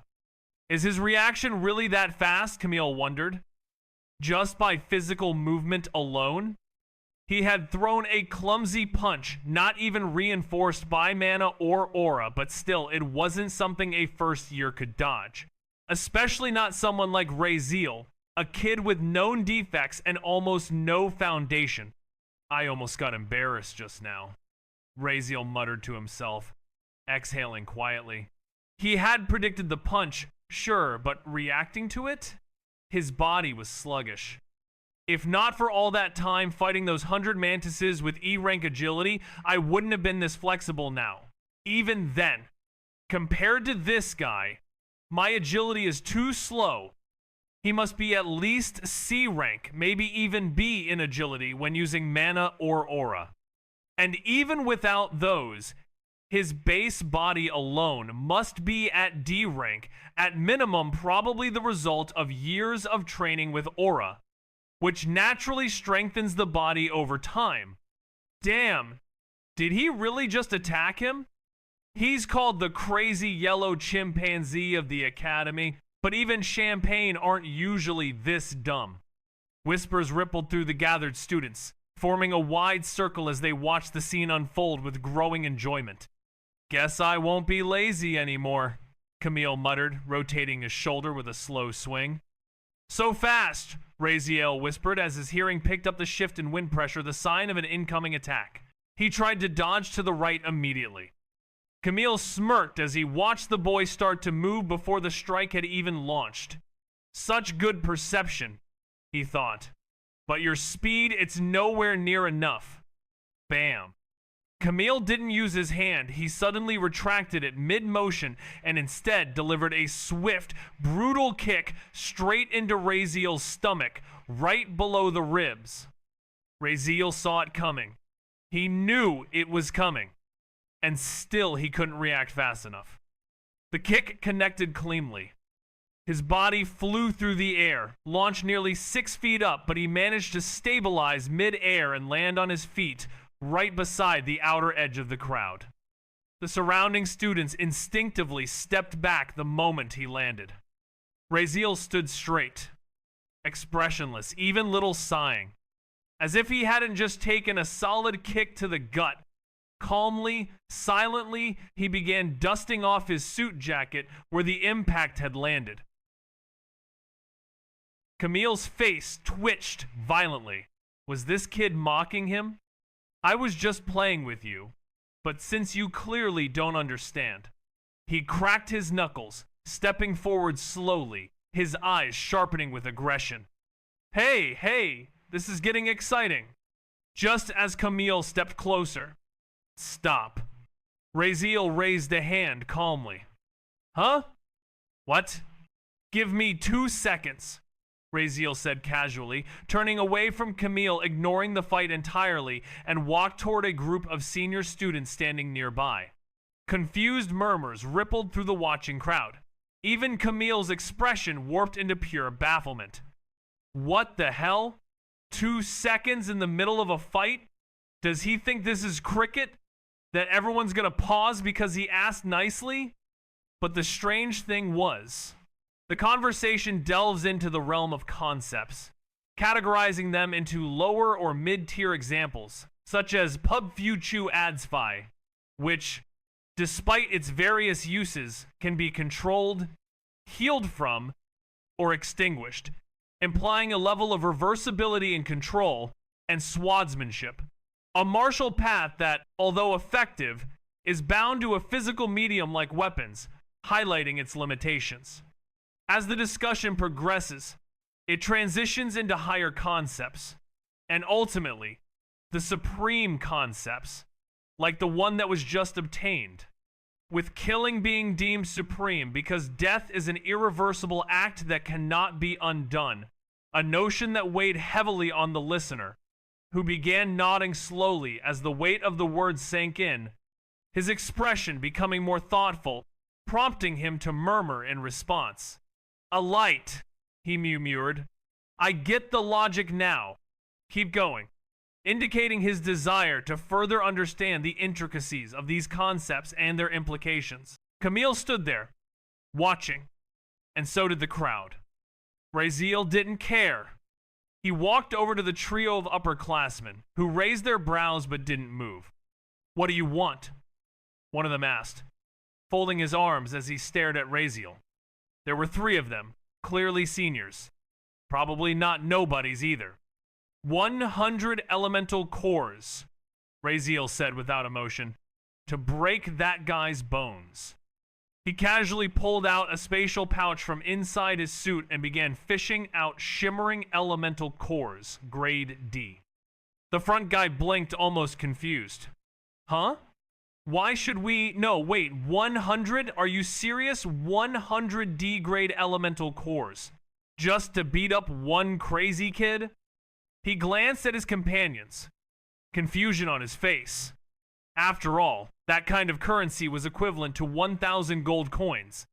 Definitely worth it. Here. Raziel handed 100 cores to the front man, then gave 50 each to the other 2. Help your friend. They took the cores instinctively. All right. The first guy smirked, sliding the cores into his own spatial bag. What a generous deal. And it's not like fighting's banned. Just don't kill anyone. Without another word, the 3 seniors started walking straight toward Camille. From behind, Raziel heard his voice. Hey guys, what are you? Now that's sorted, he muttered to himself, adjusting his suit like a businessman wrapping up a meeting. Behind him, screams rang out. Sorry, dude, business is business, one of the seniors said. Then came the screams. Camille's voice echoed behind him, shouting, cursing, and eventually even crying out as fists met flesh. Students around Raziel parted again, giving him a wide, reverent path as he walked out. Was that your idea of taking care of him without touching? The system's voice echoed in his mind, clearly disappointed. You had me hoping for something brilliant, not bribing mercenaries. Money is also a superpower, Raziel shrugged. And why would I fight something so sapid when I know it won't get me anything in return? I'd rather pick a fight with a duke or a king. That would be more my style. He ran a hand through his hair with an overly heroic flair.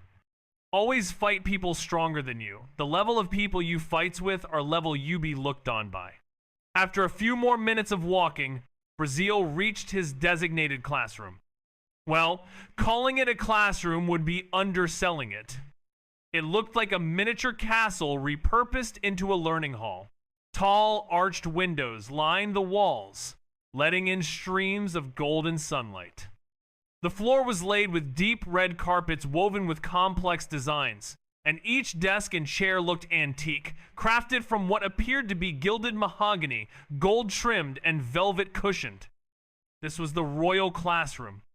Only students who had gathered at least 1,000 elemental cores in the trial were allowed here. Just 36 had made it this year, which might be one of highest record. Of course, Raziel knew all too well how most of them passed. Except for one person, every student here was part of a large party during the trial. Most were directly affiliated with Selena or Arian. Their collected cores had been redistributed among their teams and protectors, ensuring everyone passed just over the minimum requirement. And those protectors? Almost all were nobles or children from powerful houses, trusted, talented, and well-funded. Even Selena and Arion themselves had barely cleared the threshold. Not because they were weak, but because of how widely they'd shared their resources. Raziel had done it alone. Of course cheated, but he cheated on his own strengths, right? That's not illegal, right? And even if it is, he doesn't give a shit. His thoughts came to a halt the moment he stepped through the ornate doorway. And just like that, every gaze in the room snapped toward him. Conversations fell silent. A heavy stillness spread across the chamber as every single person turned to look. No one moved, no one spoke. They stared.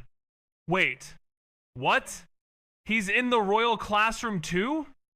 It was as if Raziel's appearance had shattered the ground beneath their feet. Shocked expressions flared across dozens of faces as if someone had tossed a thunderbolt into the room. There were roughly 40 to 50 students seated within. Most were first years, but quite a few were seniors. Raziel quickly noted that many of the older students likely had no need to attend classes anymore, yet they were here today. After all, the royal classroom was open to anyone who'd been officially recognized and admitted into it, regardless of their year. Still, as Raziel recalled, seniors rarely showed up unless something significant was happening. Most of their time was spent training, fulfilling special missions, or working to earn contribution points. The fact that so many were here today said enough. Raziel stood there in silence for a few seconds, his gaze sweeping the room. Every face stared back at him with a mixture of emotions, confusion, suspicion, shock, and even disgust. But he didn't say anything. He simply looked. Until, eventually, his eyes landed on a few familiar faces. Arion Drakenveer and Selena Luminous, both seated in the very front rows. They weren't sitting together, of course, each occupying their own throne-like chair, separated by several seats. Both of them had calm, unreadable expressions, as if they'd expected this. Selena's gaze, however, was different. Her golden eyes locked onto him, not with disdain, but with something far more intense, as if she were analyzing him from head to toe, trying to absorb every detail of his being with her gaze alone. There was an unsettling sharpness to it, something far too focused, too curious. What's with that look? Raziel wondered. Why is she staring like she wants to scan my soul? Disgusting. He didn't even want to look at her ad. He turned his gaze to other side, making Selena's eyes move. His attention shifted to another girl seated a few rows behind Selena. Emerald green hair like flowing spirit vines, and matching vivid eyes that held the shimmer of clarity and calm. She looked surprised, truly caught off guard by his presence. Silva Fairlith, the only student in this room, aside from Raziel himself, who had truly earned her seat here through her own strength alone. She had collected over 700,000 cores, nearly reaching an impossible feat on her own merit. One of the youngest kingdom-level threats in the entire world. Even now, Raziel knew she could destroy nations by herself. And then, his eyes moved again, to a figure so striking that for a moment, the rest of the room simply ceased to exist. Even among the two goddesses seated here, Selena with her divine golden glow and Silva Fairlith with her ethereal emerald grace, this woman outshone them. Not because of jewels or presents, but because of something else. Something mote possible to define, a stillness or maybe a pressure. Platinum white hair cascaded in gentle waves over her shoulders, shimmering faintly beneath the golden light that poured in from the tall academy windows. Her eyes, those same platinum irises, seemed to gleam like untouched ice, sharp and distant, focused entirely on nothing. And yet somehow, on him, sitting silently at the very first seat, closest to the professor's platform, just some steps away from him. And just with that entire mood shattered, he put hand on his mouth as almost wanted to puke. His ex-fiancée. Chapter 66. Future Concerns. She stared directly into his eyes. Expressionless, cold. There wasn't even a flicker of emotion on her face. Not a twitch in her brows or a shift in her gaze. Her icy demeanor felt like a wall, immovable, distant. Raziel looked at her, disappointment clouding his eyes. For a moment, he searched for something in her expression, regret, confusion, even little shame of what she had once done, but found nothing. Just a frozen, hollow indifference. And that hurt him actually, even if he refused to admit it. But instead of reacting, he simply looked away, as if he no longer cared. He wondered if it was possible to bring back flowers, and his mind began to wander to other extraordinary things, like magical plants, rare herbs, and ancient saplings that had been alive for 1,000 years.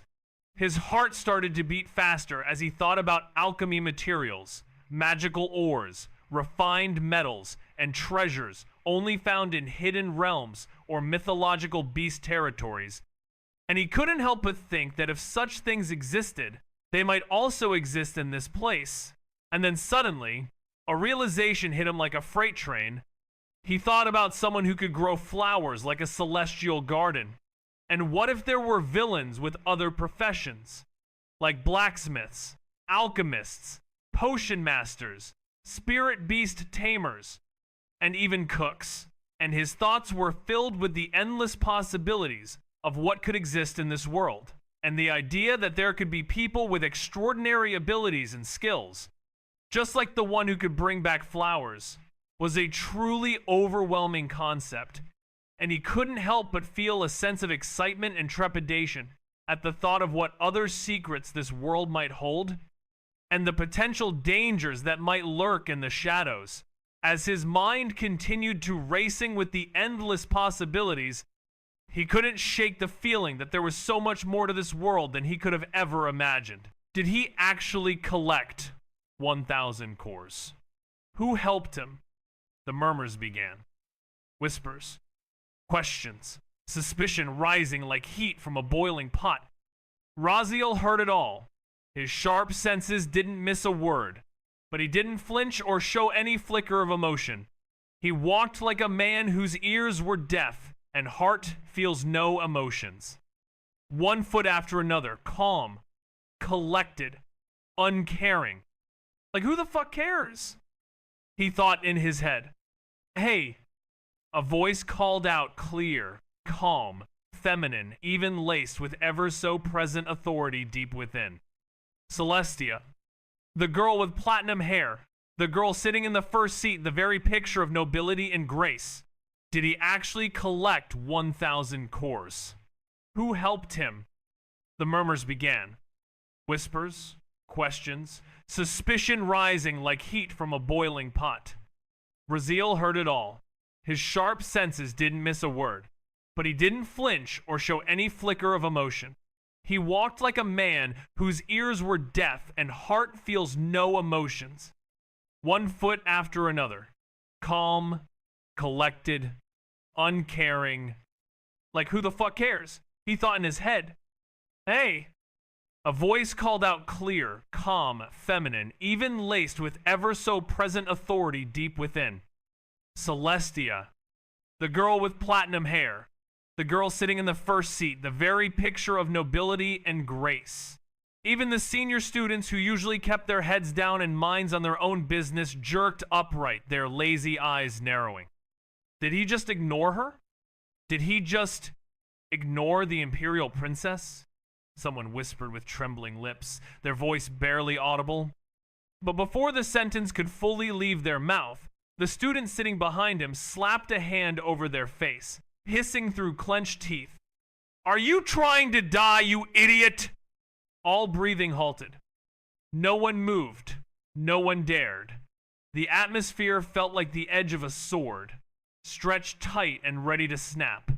Every gaze was fixed on Celestia, waiting, bracing, terrified of what would come next. Only one sound echoed through the tension, Raziel's footsteps, steady and indifferent, moving toward the back of the classroom. He sat down on the very last seat. Silence lingered. All eyes kept shifting between Celestia and Raziel. Everyone waited. Even Arion, Silva, and especially Selena were frozen tense, unmoving.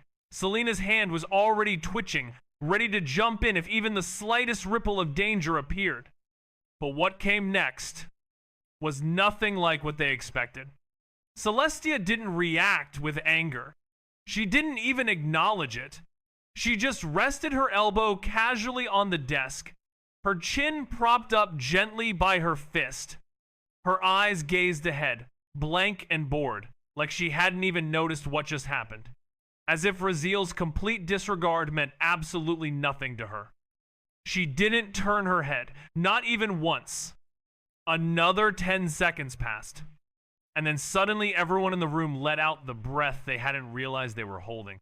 A synchronized sound of relief.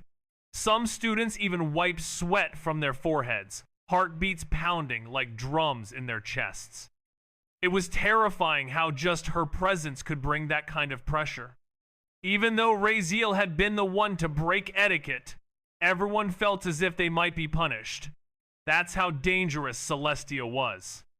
If there was anyone in the academy who could bend or break the rules, it was her.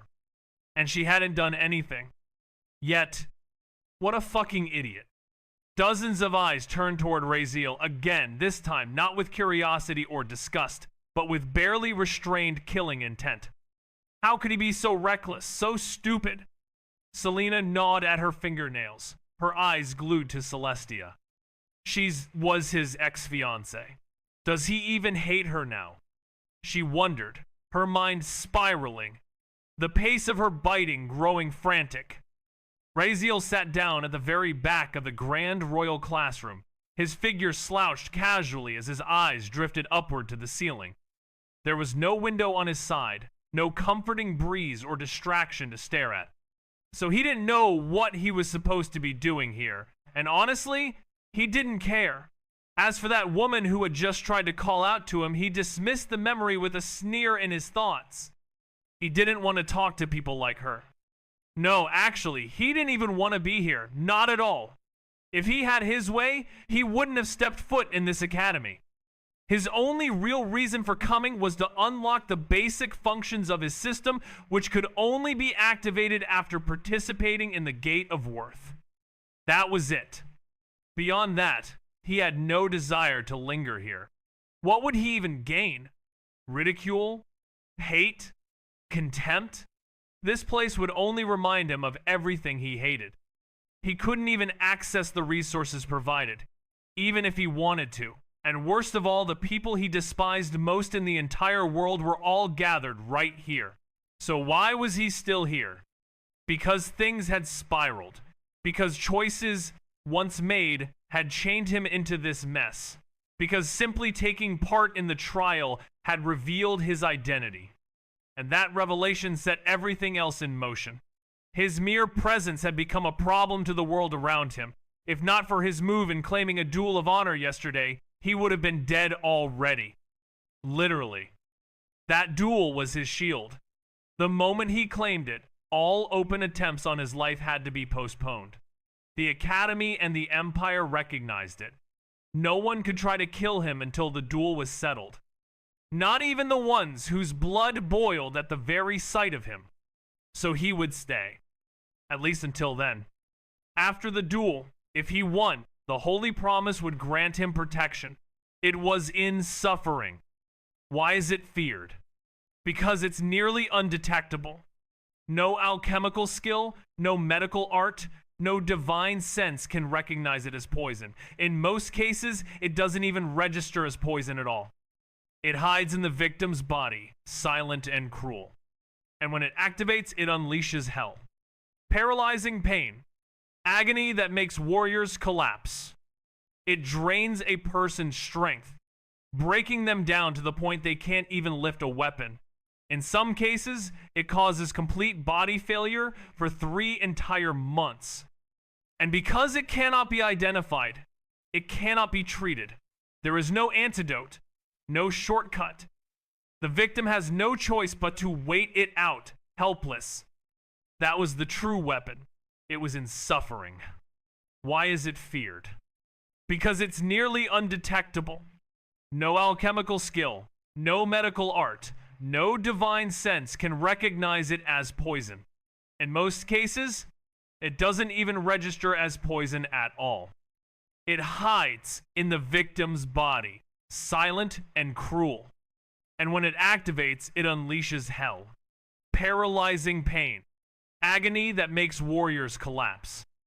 It drains a person's strength, breaking them down to the point they can't even lift a weapon. In some cases, it causes complete body failure for 3 entire months. And because it cannot be identified, it cannot be treated. There is no antidote, no shortcut. The victim has no choice but to wait it out, helpless. That was the true weapon. Raziel's plan wasn't to defeat Arion in combat. It was to ensure Arion couldn't even appear. Because the dragon heart was now part of Arion's body.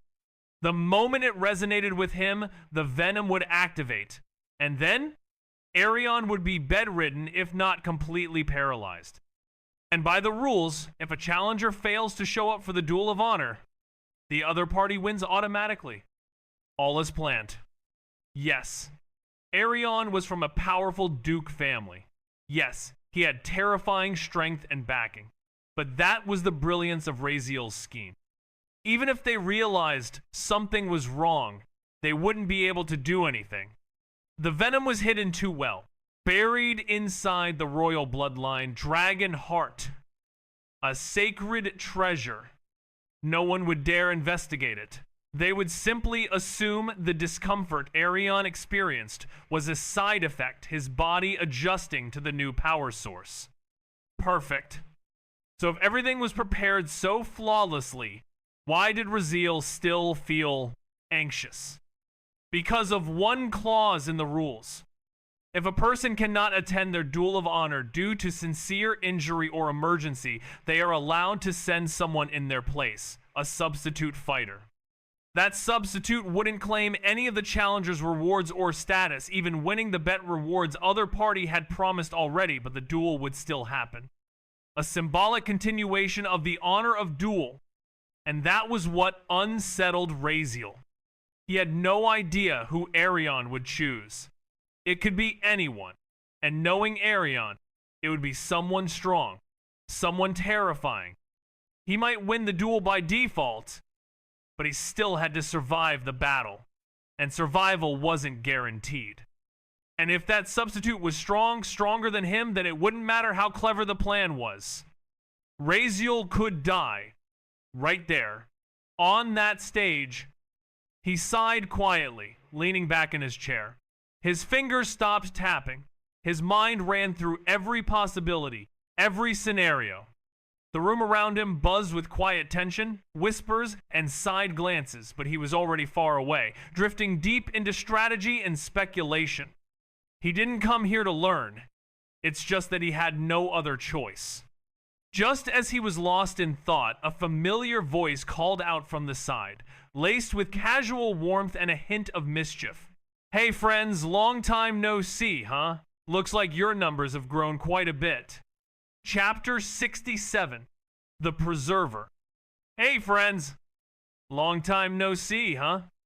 Looks like your numbers have grown quite a bit." The familiar voice made Raziel jolt in his seat. Almost.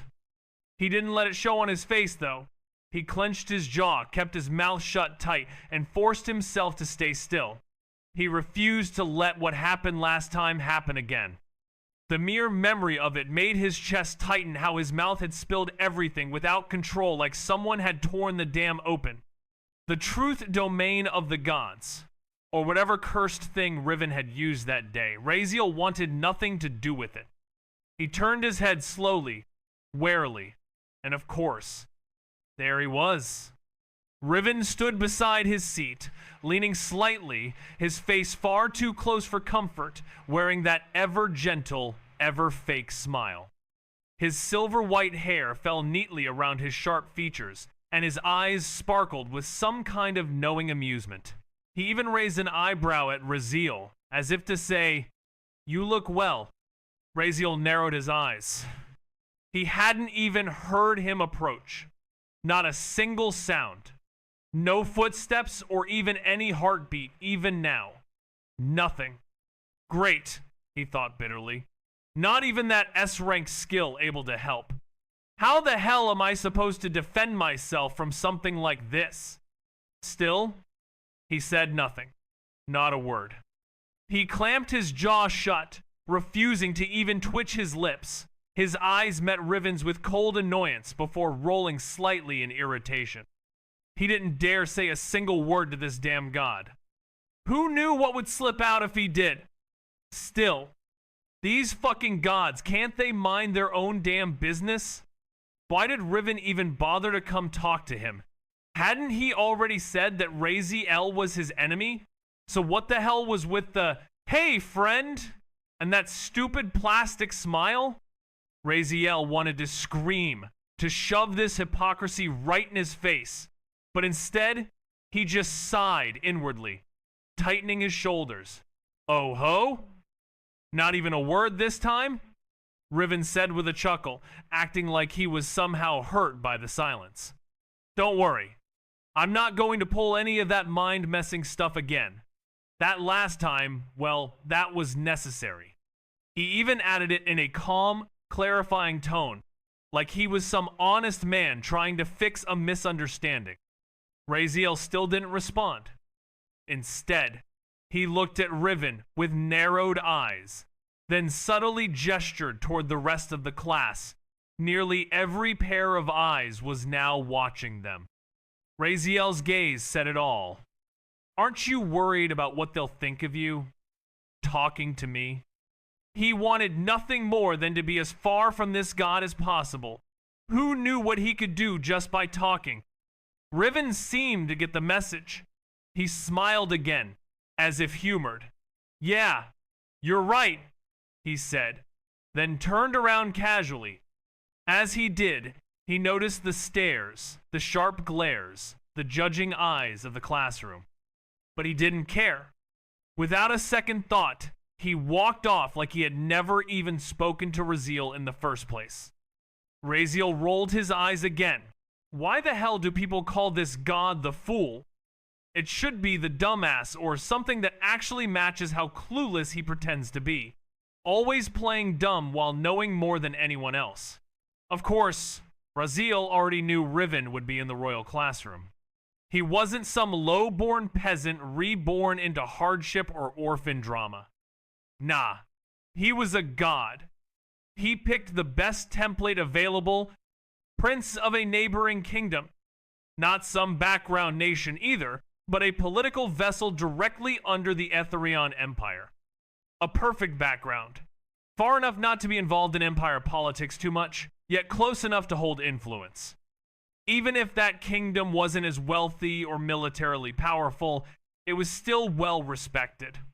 Still, Raziel admitted it was probably the best place for him to reincarnate noble status, freedom of movement, and minimal oversight. Just as Raziel finally let out a sigh of relief, thinking that the damned god had left him alone, a voice pierced directly into his mind. You seem to have grown stronger, my friend. Raziel's eyes immediately narrowed, lips pressing into a tight line. Mental transmission. Riven had spoken directly into his thoughts. That bastard still wasn't done. Sighing slowly, Raziel glanced across the room. Sure enough, Riven had taken a seat just behind Arion, lounging casually with one arm draped over the backrest, his usual warm, infuriating smile playing on his lips. Raziel shook his head and chose to ignore it. The less interaction, the better. Oh, I saw the poison in the dragon heart you gifted the chosen one. Quite the creative way to secure victory, I must say. Riven's voice echoed in Raziel's mind, calm, curious, and far too amused. Raziel almost jumped in his seat but managed to keep his face composed. He kept his mouth shut, refusing to give Riven the satisfaction of a reaction. That last time they'd spoken, Raziel had lost control.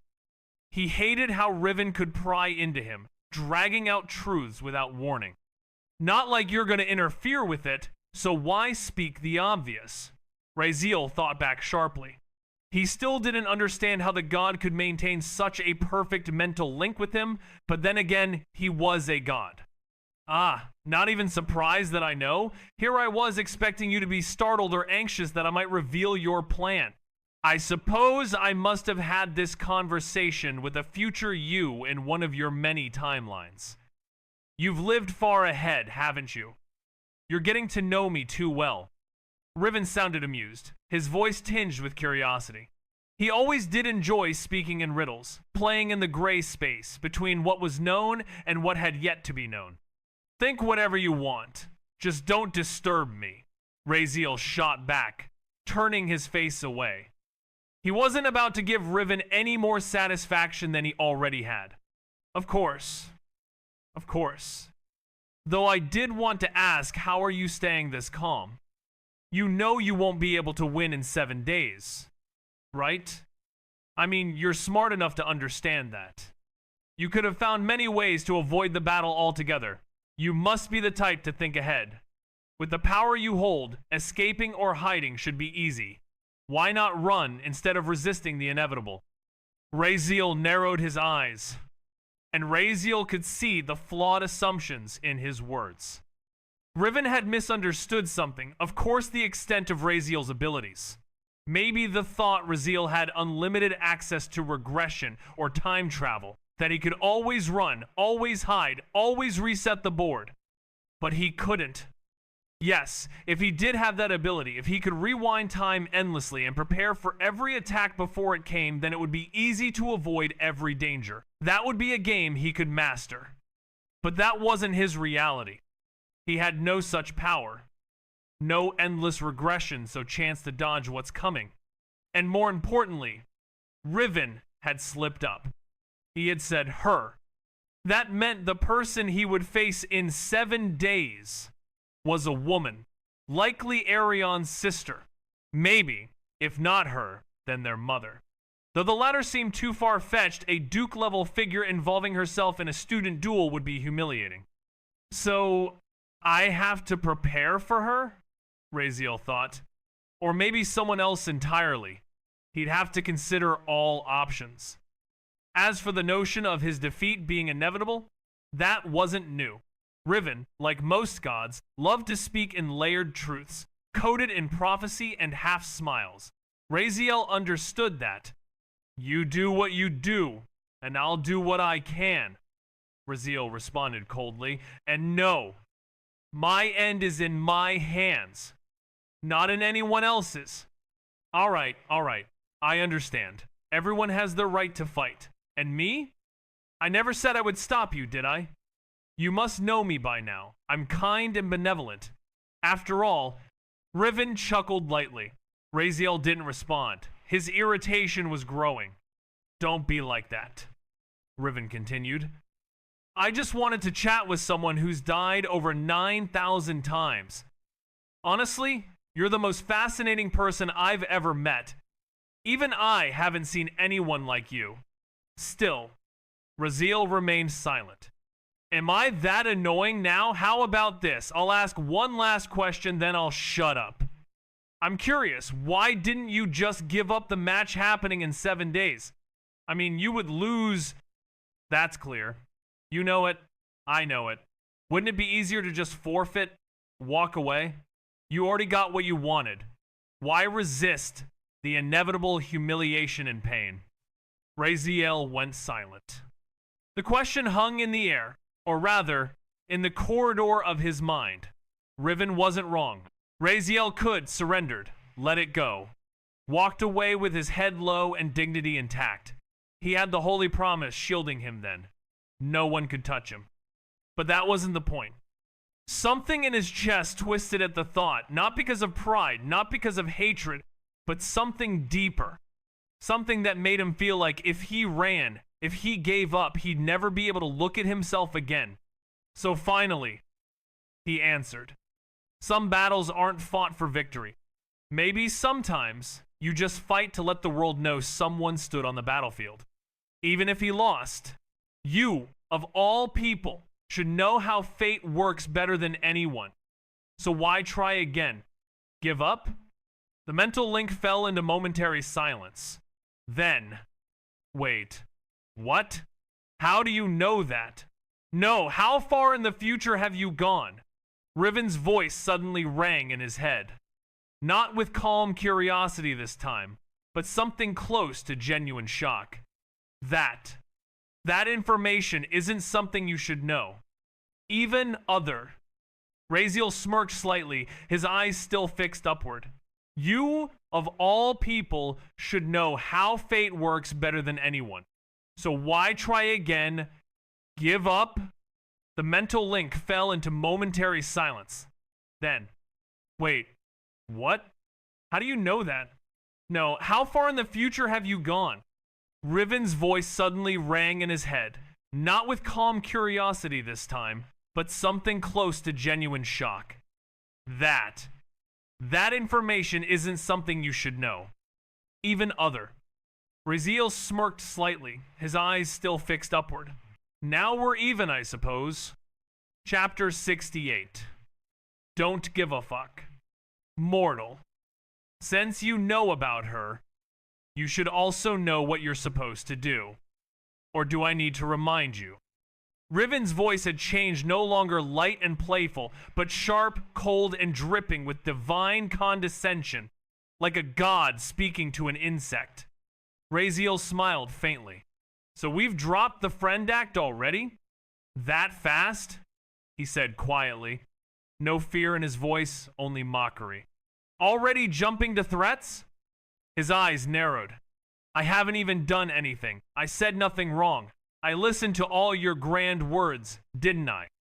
You called my end inevitable, said I'd lose, mocked my plans, and I just sat here silently. Smiled even. He leaned slightly back in his chair. I just said the same thing about you and now you're angry, threatening me because I said something true? His lips curved into a mocking smirk. You know she's not yours. You know you'll never be together. That's the fate you refuse to accept. So why get upset when someone else says it? He shrugged. Don't try to joke if you can't take them. I can warn you because I can. I can threaten you because I can. I could erase you without even lifting a finger. If you were even close to strong enough, do you think I would waste time threatening you? Riven's voice rumbled through the link, cold, absolute, and divine. Raziel stiffened. The mental space between them trembled. His soul felt like it had been grazed by the tip of a divine blade. But even then, he didn't back down. Not outwardly. Whatever you want, Raziel muttered. I have no interest in her. She's not in my plans. I'm not chasing her or trying to get involved in your sacred soap opera. His fist clenched tightly beneath the table, knuckles white. Not out of anger toward Riven, but toward himself. Yes, this powerlessness, this is what he hated most. Anyone could invade his thoughts, speak in his mind, threaten him, command him, silence him, and all he could do was sit there, because he was weak. He was only alive right now because it served their plans, the greater good, the preservation of fate, the sacred balance, or whatever the gods called it. Riven wouldn't kill him yet, not until his so-called sacred duty was fulfilled. But that didn't mean Raziel felt safe. He couldn't trust gods, not ever. They could change their minds. They could end him with a breath, and that was unacceptable. He needed strength, real strength. He couldn't keep living like this, afraid to even speak in his own mind, afraid that one wrong word might end him. That kind of existence wasn't living at all. Sigh. I shouldn't have let anger get the better of me. Riven's voice came again, softer this time, more grounded, almost regretful. Especially not one like you. Someone with so much to carry for the balance. Apologies, kid. I just lost control for a second. Maybe it was guilt. Or maybe just divine pride masking itself in humility. Maybe talking about her. That girl had stirred something in him. Made him overly protective. Overly sensitive. Maybe it was his arrogance that couldn't tolerate being spoken to as an equal by a mortal. Raziel didn't care either way. Just don't bother me, he said flatly. He didn't need apologies, especially not from gods. They said sorry like it was some holy chant, nothing but shallow words to protect their pride, not to admit fault, Today you could wipe out hundreds of F-rank monsters with ease. But if you want to improve faster, here's my advice. Fight more, kill more, train like a madman, and above all, get more skills. Especially offensive ones. Right now, if you face someone with long-range abilities, you'll be finished before you can even get close. Raziel didn't argue. He knew it already. And he knew what needed to be done. It wasn't about survival anymore. He wanted to win. Today you could wipe out hundreds of F-rank monsters with ease. But if you want to improve faster, here's my advice. Fight more, kill more, train like a madman, and above all, get more skills. Especially offensive ones. Right now, if you face someone with long-range abilities, you'll be finished before you can even get close. Raziel didn't argue. He knew it already. And he knew what needed to be done. It wasn't about survival anymore. He wanted to win. And he'd tear apart anyone and anything that got in his way. System, Raziel asked calmly, though the frustration in his voice lingered beneath the surface. What kind of powers should I be focusing on? Should I go physical like weapons, speed, reflexes, or should I aim for magic? I still don't get it. Which one's actually stronger? He truly didn't know. For someone desperately chasing power, he was still unsure of where to even begin. He had no clear direction, no foundation, and with everything happening around him, time was not a luxury he had. That depends, host. What is your intended goal? What kind of threats are you expecting? If your path is defense-based and your enemy relies on pure aggression, then a physical focus, martial mastery, body training, swordsmanship, spear techniques, etc. would be highly effective.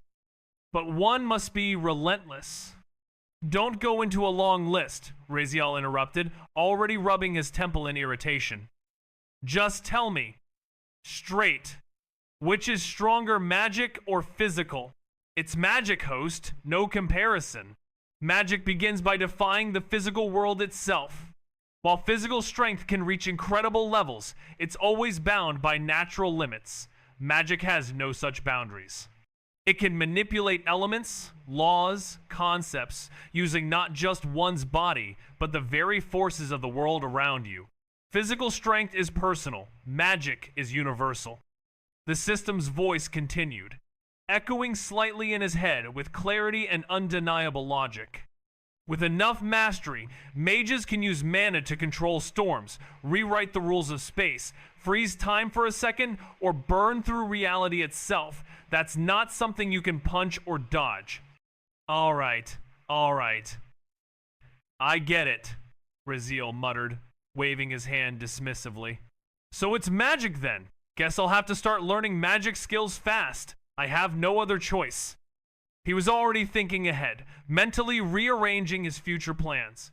If power came from magic, then he'd chase that relentlessly. System, how many elements are there in the Dark Faction? Host, I've mentioned this is restricted knowledge. I cannot. Just give me a number, Raziel sighed, rubbing his forehead. I won't ask again. There are many, but the main ones are 13. 13. Raziel rubbed his chin thoughtfully. That was more than he expected. Actually, it was a bit surprising. Shadow. Yeah, that was definitely one of the primary dark elements, as far as he could guess. He couldn't help but wonder what it actually did. That element had always intrigued him. Looks like he'd need to collect more monster cores if he wanted to find out. Increasing his mana would be vital too. Raziel sat there in silence for a few more seconds, deep in thought. Sigh. Let's not complicate things for now, he muttered. First, I need to take care of the more immediate problems. Food, shelter, clothes. Those were real problems. He didn't have anything, and he knew absolutely no one in this empire was going to help him. Well, maybe there was one solution. He remembered hearing that the academy provided dorms and even food for all the students. Perhaps he could take advantage of that, at least for this week, temporarily, but just to survive. Just as he was mentally mapping things out, a voice rang out loudly, slicing through the air like a blade. Professor Thalia, I'd like to raise an objection. As you can see, the boy sitting in the back clearly isn't interested in listening to important matters like the rules, regulations, or how to earn contribution points. The voice continued, harsh and filled with contempt. I don't believe he deserves to be in this classroom. The royal classroom is a sacred space. He doesn't belong here. Also, I don't feel safe having someone like him in the same room. Please, remove him. And I strongly question whether he even passed the trials, honestly. The voice, filled with hostility, rang across the silent classroom. Raziel looked up slowly. He had a pretty good idea who she was referring to, using words like unsafe and undeserving. Yeah, no question there. His gaze found the source quickly, a girl standing tall, her posture perfect, her long aqua blue hair cascading down like a waterfall. Her eyes burned with disdain as she stared straight at the professor, and the woman she was addressing stood in front, arms resting atop the lecture stand, most likely the professor herself, the one Raziel had completely ignored up until now. He had noticed her when she entered, yes, but hadn't paid her much attention. He never saw the point, not like he planned to stay here long. But now the room had gone dead silent. Even the smallest whispers ceased. Lady Maria, Professor Thalia said, her voice measured but cool. She remained leaning casually against the stand, like someone listening to a mildly amusing story. Then, her gaze shifted to the back of the classroom, right at Raziel. He looked right back at her, meeting her gaze squarely. No reaction. After a long pause, Thalia turned back toward Maria, expression unreadable. Very interesting, the professor whispered, her voice calm but cutting through the atmosphere like a blade. Then, in a slightly louder voice that carried throughout the classroom, she asked, whoever believes that this student does not deserve to be here or should not be allowed to stay, please raise your hands. There was a brief pause. And then, slowly, almost unanimously, hands began to rise. One by one, students lifted their arms, nearly the entire classroom raising their hands without hesitation. Disdain was written on their faces like it was a shared language. There was no shame, only cold unity. Raziel sat back in his chair, arms crossed, leaning slightly. His expression was unreadable. He looked around slowly, eyes scanning the room, taking in every face without flinching. This wasn't unexpected. It didn't even sting anymore.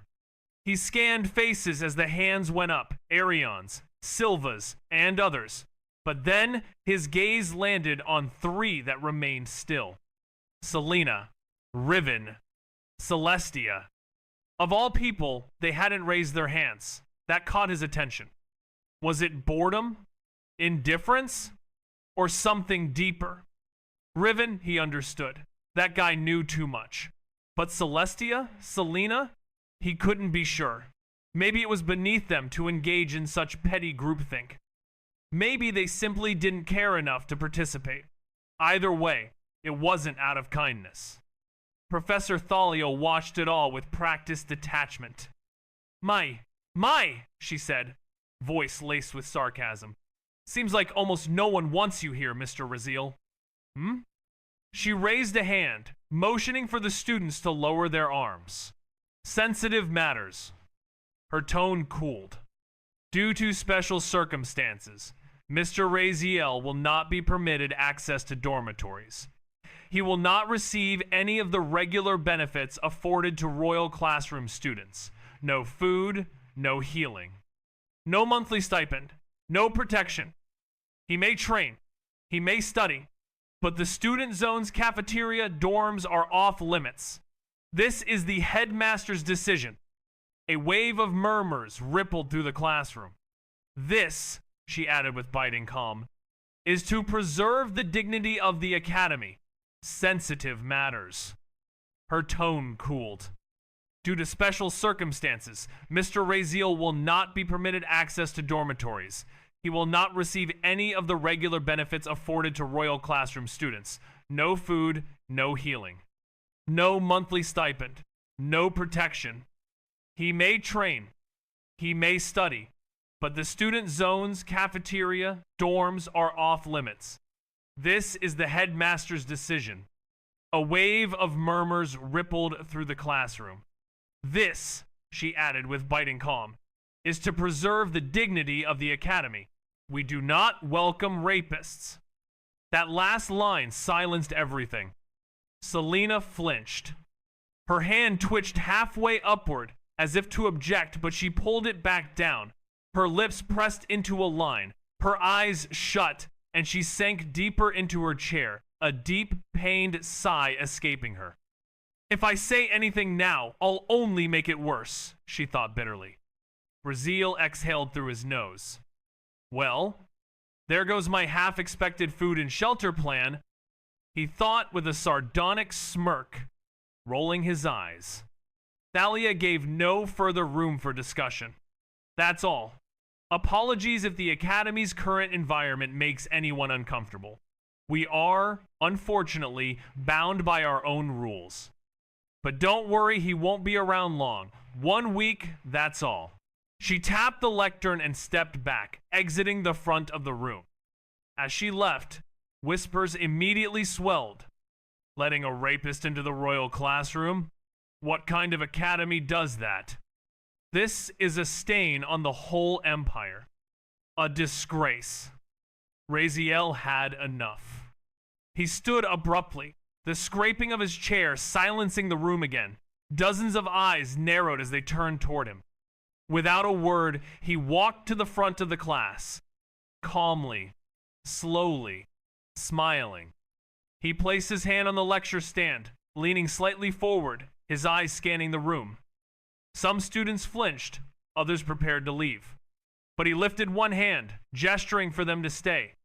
Wait, Raziel said, his voice calm, almost amused. Just give me a minute, I want to say something. Host, what exactly are we doing here? The system's voice echoed in his mind. Just a second, Villy, Raziel replied silently. I have something important to teach these fine people. He turned his attention back to the class, meeting their confused and hostile gazes. I see a lot of angry faces, he said. People dissatisfied with me being here, even hate me, and yet none of you know anything about me. Even Selena, Arion, and Celestia leaned slightly forward, listening now, his gaze locked on the blue-haired girl Maria, the one who had started this. I'm not here to explain myself. Just give me a minute. I want to say something. Host, what exactly are we doing here? The system's voice echoed in his mind. Just a second, Villy, Raziel replied silently. I have something important to teach these fine people. He turned his attention back to the class, meeting their confused and hostile gazes.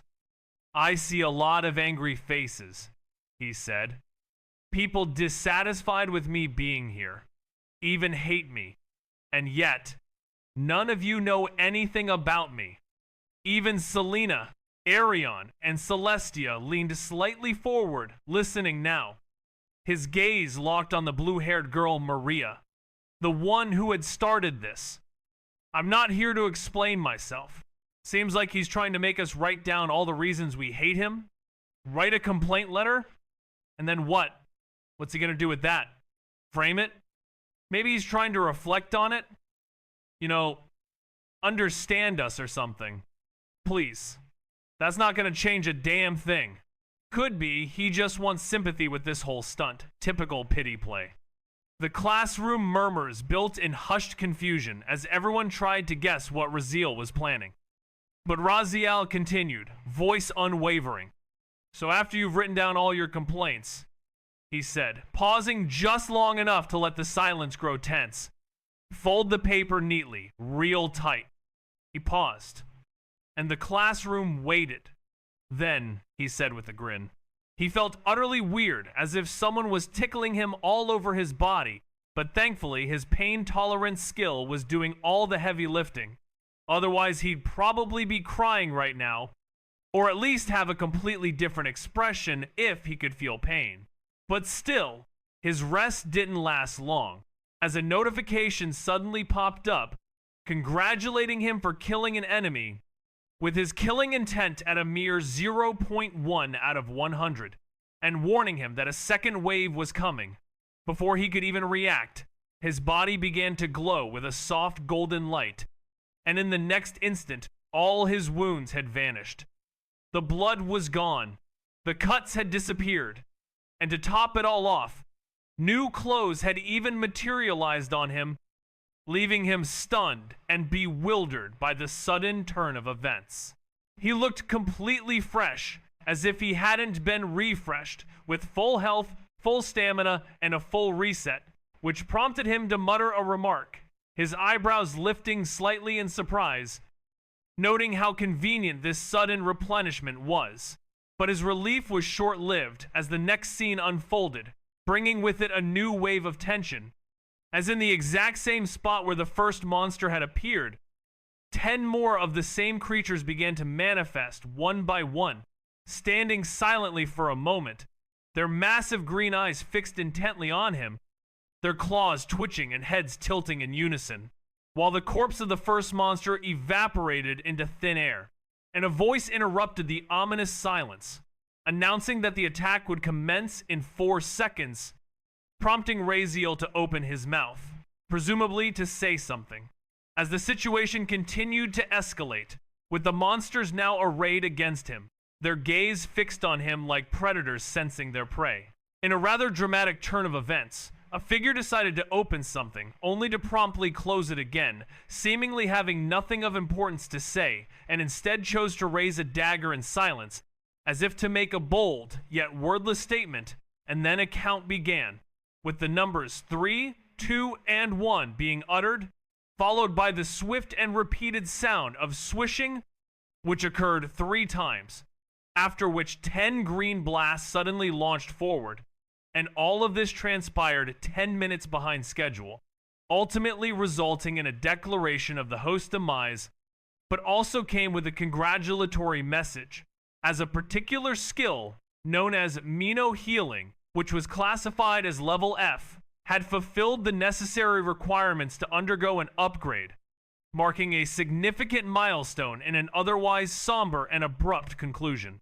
Raziel gasped sharply as he revived on the exact spot where he had died, his lungs filling with air like he'd just surfaced from deep underwater, and his body once again looked completely untouched, freshly restored. Then he blinked, looked down at himself, then at his surroundings, and he mumbled to himself, I fought 10 of those fast-ass bugs for 10 whole minutes. That kind of counts as a win, right? He sounded like a man trying to convince himself more than making a confident statement. And then a voice replied, all thanks to that obsidian skeleton, host, you died purely due to blood loss. To which Raziel responded, you say that like I got that skeleton in a wedding dowry or something. I earned it after all. His tone implying that he had worked hard to obtain the skeleton, and the voice's statement came across as somewhat dismissive of his efforts. But Raziel's words were laced with a sense of pride and accomplishment, as if he was trying to prove to himself that his actions had been worthwhile, and the fact that he had been revived and restored to his previous state was a testament to the power of the obsidian skeleton, which had apparently played a significant role in his revival, and Raziel's comments suggested that he was still trying to process the events that had transpired, and come to terms with the fact that he had died, but had been given a second chance, courtesy of the skeleton's power. Raziel's words trailed off mid-sentence, his face darkening slightly as he muttered, forget it, I don't want to remember that moment. The system remained silent for a brief moment, before inquiring, should I summon Wave 2 again, host? to which Raziel sighed and shook his head, responding, "No, that won't be helpful. I'm lacking agility. I can't read those movements. I need something else, something like perception, a skill that enhances my vision or something." His thoughts were consumed by the need for a new ability, one that would allow him to better navigate the challenges he faced, and as he stood there, lost in thought, the system waited patiently for his next instruction, unsure of what to do next, but ready to assist its host in any way possible, as Raziel's mind wandered. Searching for the perfect solution to his predicament, he couldn't shake the feeling that he was missing something, that there was a key to unlocking his true potential, and he was determined to find it, no matter what it took. He was desperately seeking something that would allow him to see those attacks and process their speed, and he rubbed his chin thoughtfully as he considered this, his tone now dead serious despite his earlier sarcasm, admitting that he couldn't continue fighting in the dark like that, as it would be a waste of time, especially when faced with 10 enemies moving faster than he could follow. And no matter how much he trained, if he couldn't see the threat, he would always be late. Recalling the blurry flashes, the sharp claws slicing air beside him, and the constant panic of not knowing where the next strike would come from. So his priority was now perception, observation, something that would let him understand and react in real time. And he turned to the air, speaking directly to the system again, saying, "System, let's not waste time. Send me to the best SSS ranked perception type villain available." To which the system responded with a simple "understood." And then he found himself in a new situation as a thief. Raziel opened his eyes again, honestly starting to get used to this strange sensation of his consciousness being constantly spun around, tossed from one place to another like laundry in a dye. As our hero arrived in the SSS rank Valley of Villi, a system message flashed before his eyes, proclaiming his villain title to be the greatest thief, which sparked a mixture of intrigue and skepticism, his eyes narrowing slightly as he pondered the significance of this title. Rubbing his chin thoughtfully, he murmured to himself, "This one actually sounds better than the last two weirdos I met," and the title itself was quite captivating, he thought. Being a thief isn't exactly what I imagined for someone considered the strongest in perception, he mused aloud. But then again, who is he to judge? After all, prior to his arrival, he had made a brief stop in the Xenocide space, where he paid a visit to a laid-back individual, inquiring if he possessed any perception-related skills or movement-enhancing techniques. A fleeting encounter that only added to the mystique of his current situation, as he delved deeper into the enigmatic world of the SSS rank Valley of Villi, with his title of greatest thief hanging over him like a badge of honor, or perhaps a warning sign. Only time would tell. Why go to him, you might ask? Well, it's because Xenocide at least seemed like a decent guy. Calm, honest, maybe even helpful. The kind who wouldn't say no if you asked nicely. Unlike others who might waste his time, drag him into something else, or worse, try to use him for some twisted experiments. But when he was asked about his abilities, Xenocide had just shrugged it off, saying he didn't learn any of those things. He was just always able to do them after he started killing people. It came naturally, that was all. And Raziel didn't argue, seemingly accepting this explanation, as Xenocide's demeanor had initially suggested he was someone trustworthy and not prone to manipulating others for personal gain. And his straightforward response only reinforced this impression, making it easier for Raziel to take him at his word and not press the issue further. He just nodded and left. Now he was here, looking around, with his hands sliding into his pockets as he walked forward casually, almost as if he owned the place. His eyes flicked from side to side, scanning every corner, taking in the strange environment, which was surrounded by ruins, with dark gray stones and broken red bricks lay scattered across the ground, forming what was left of collapsed walls and forgotten architecture. The wind carried dust and ash through the empty alleyways. It was clear that this place had once been grand, but whatever glory it held was long gone. Still, his eyes kept moving. He was looking for something useful. Everything around him looked like shattered history. But he seemed undeterred. His casual demeanor, a stark contrast to the desolate landscape. As he continued to scan his surroundings, his eyes searching for anything that might be of value. The air was thick with the weight of history, but he pressed on, his gaze never wavering. His hands still tucked away in his pockets, a picture of nonchalance, despite the eerie atmosphere that surrounded him. Clues and details were what he was after. Anything that could give him an idea of what made this place worthy of an SSS rank villain. But then, without any warning, a thin arm slid around his shoulders, and a cheerful female voice whispered directly into his ear. "Ho ho, kid, you came here and didn't even bother greeting me," which made Raziel freeze mid-step, tilting his head slightly as he tried to glance sideways, but the arm had already slipped away and vanished like mist. She was gone.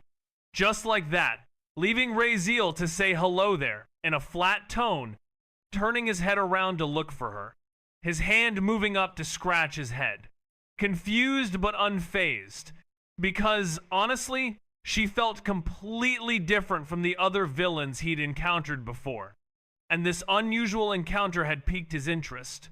As he stood there, trying to process what had just happened, and how this mysterious figure seemed to appear and disappear at will, which only added to the enigma of this SSS rank villain and the secrets that this place held. And Raziel's curiosity was now fully aroused as he wondered what other surprises this place had in store for him, and what lay behind the mysterious and playful demeanor of this elusive villain.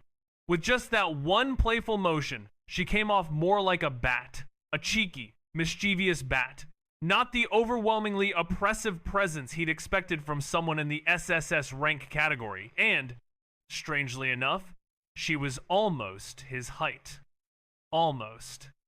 As a sweet, teasing voice rang out again, saying, "I'm here, kiddo," causing Raziel to tune his head toward the sound, where he saw a petite woman standing a few feet ahead, with her arms lazily draped behind her back.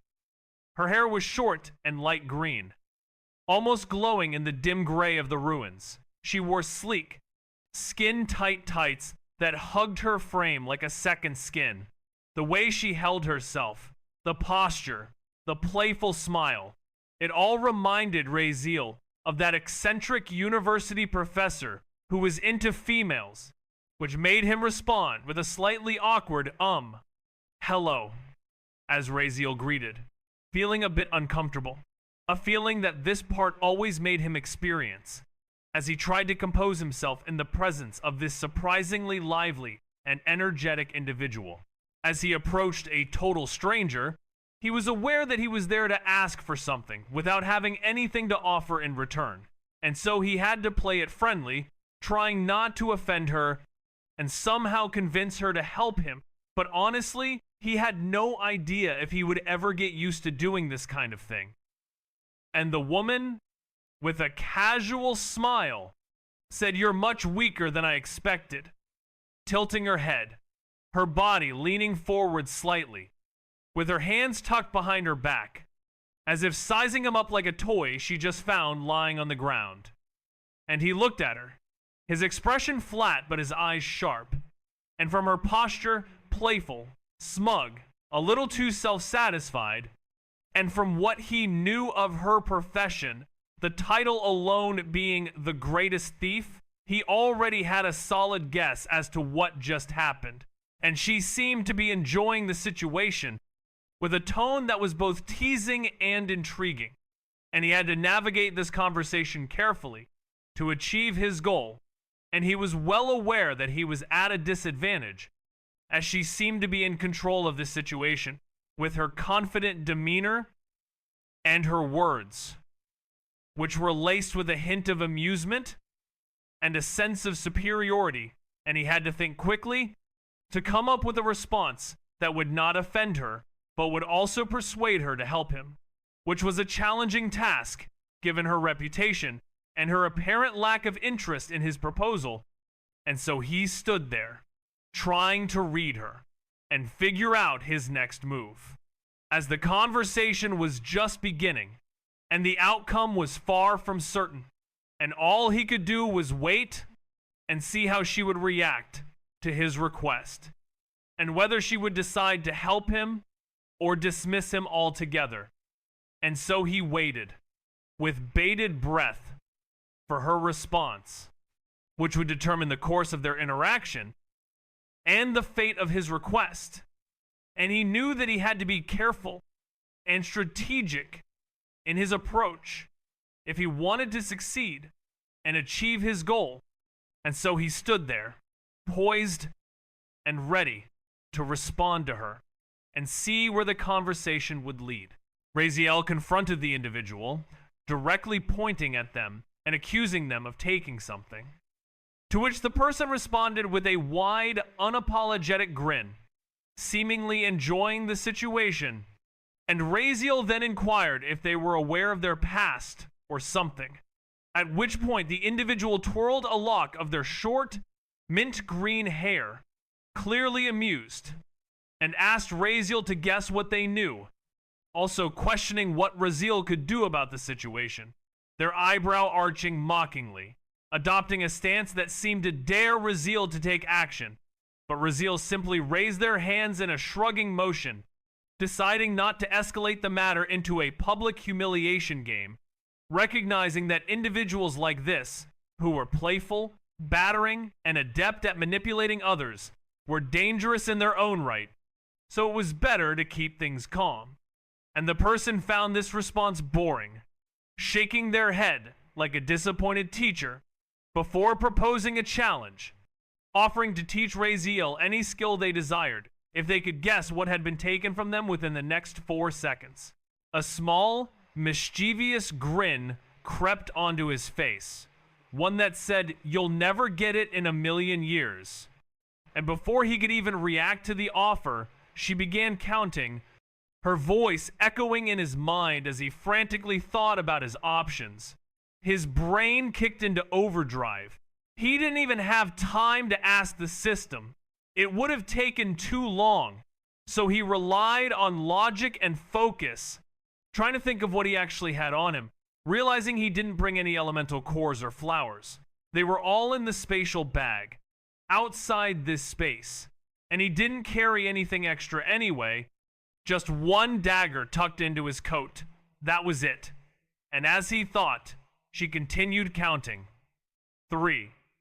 His mind racing with the desperation of the situation. And then came the sound of 2. His thoughts were a jumbled mess, but he knew he had to think fast. The counting was going to end soon, and he still had no idea what to do. His mind was a blank, and all he could think about was the fact that he was running out of time. The grin on her face seemed to be getting wider, and he could sense her excitement.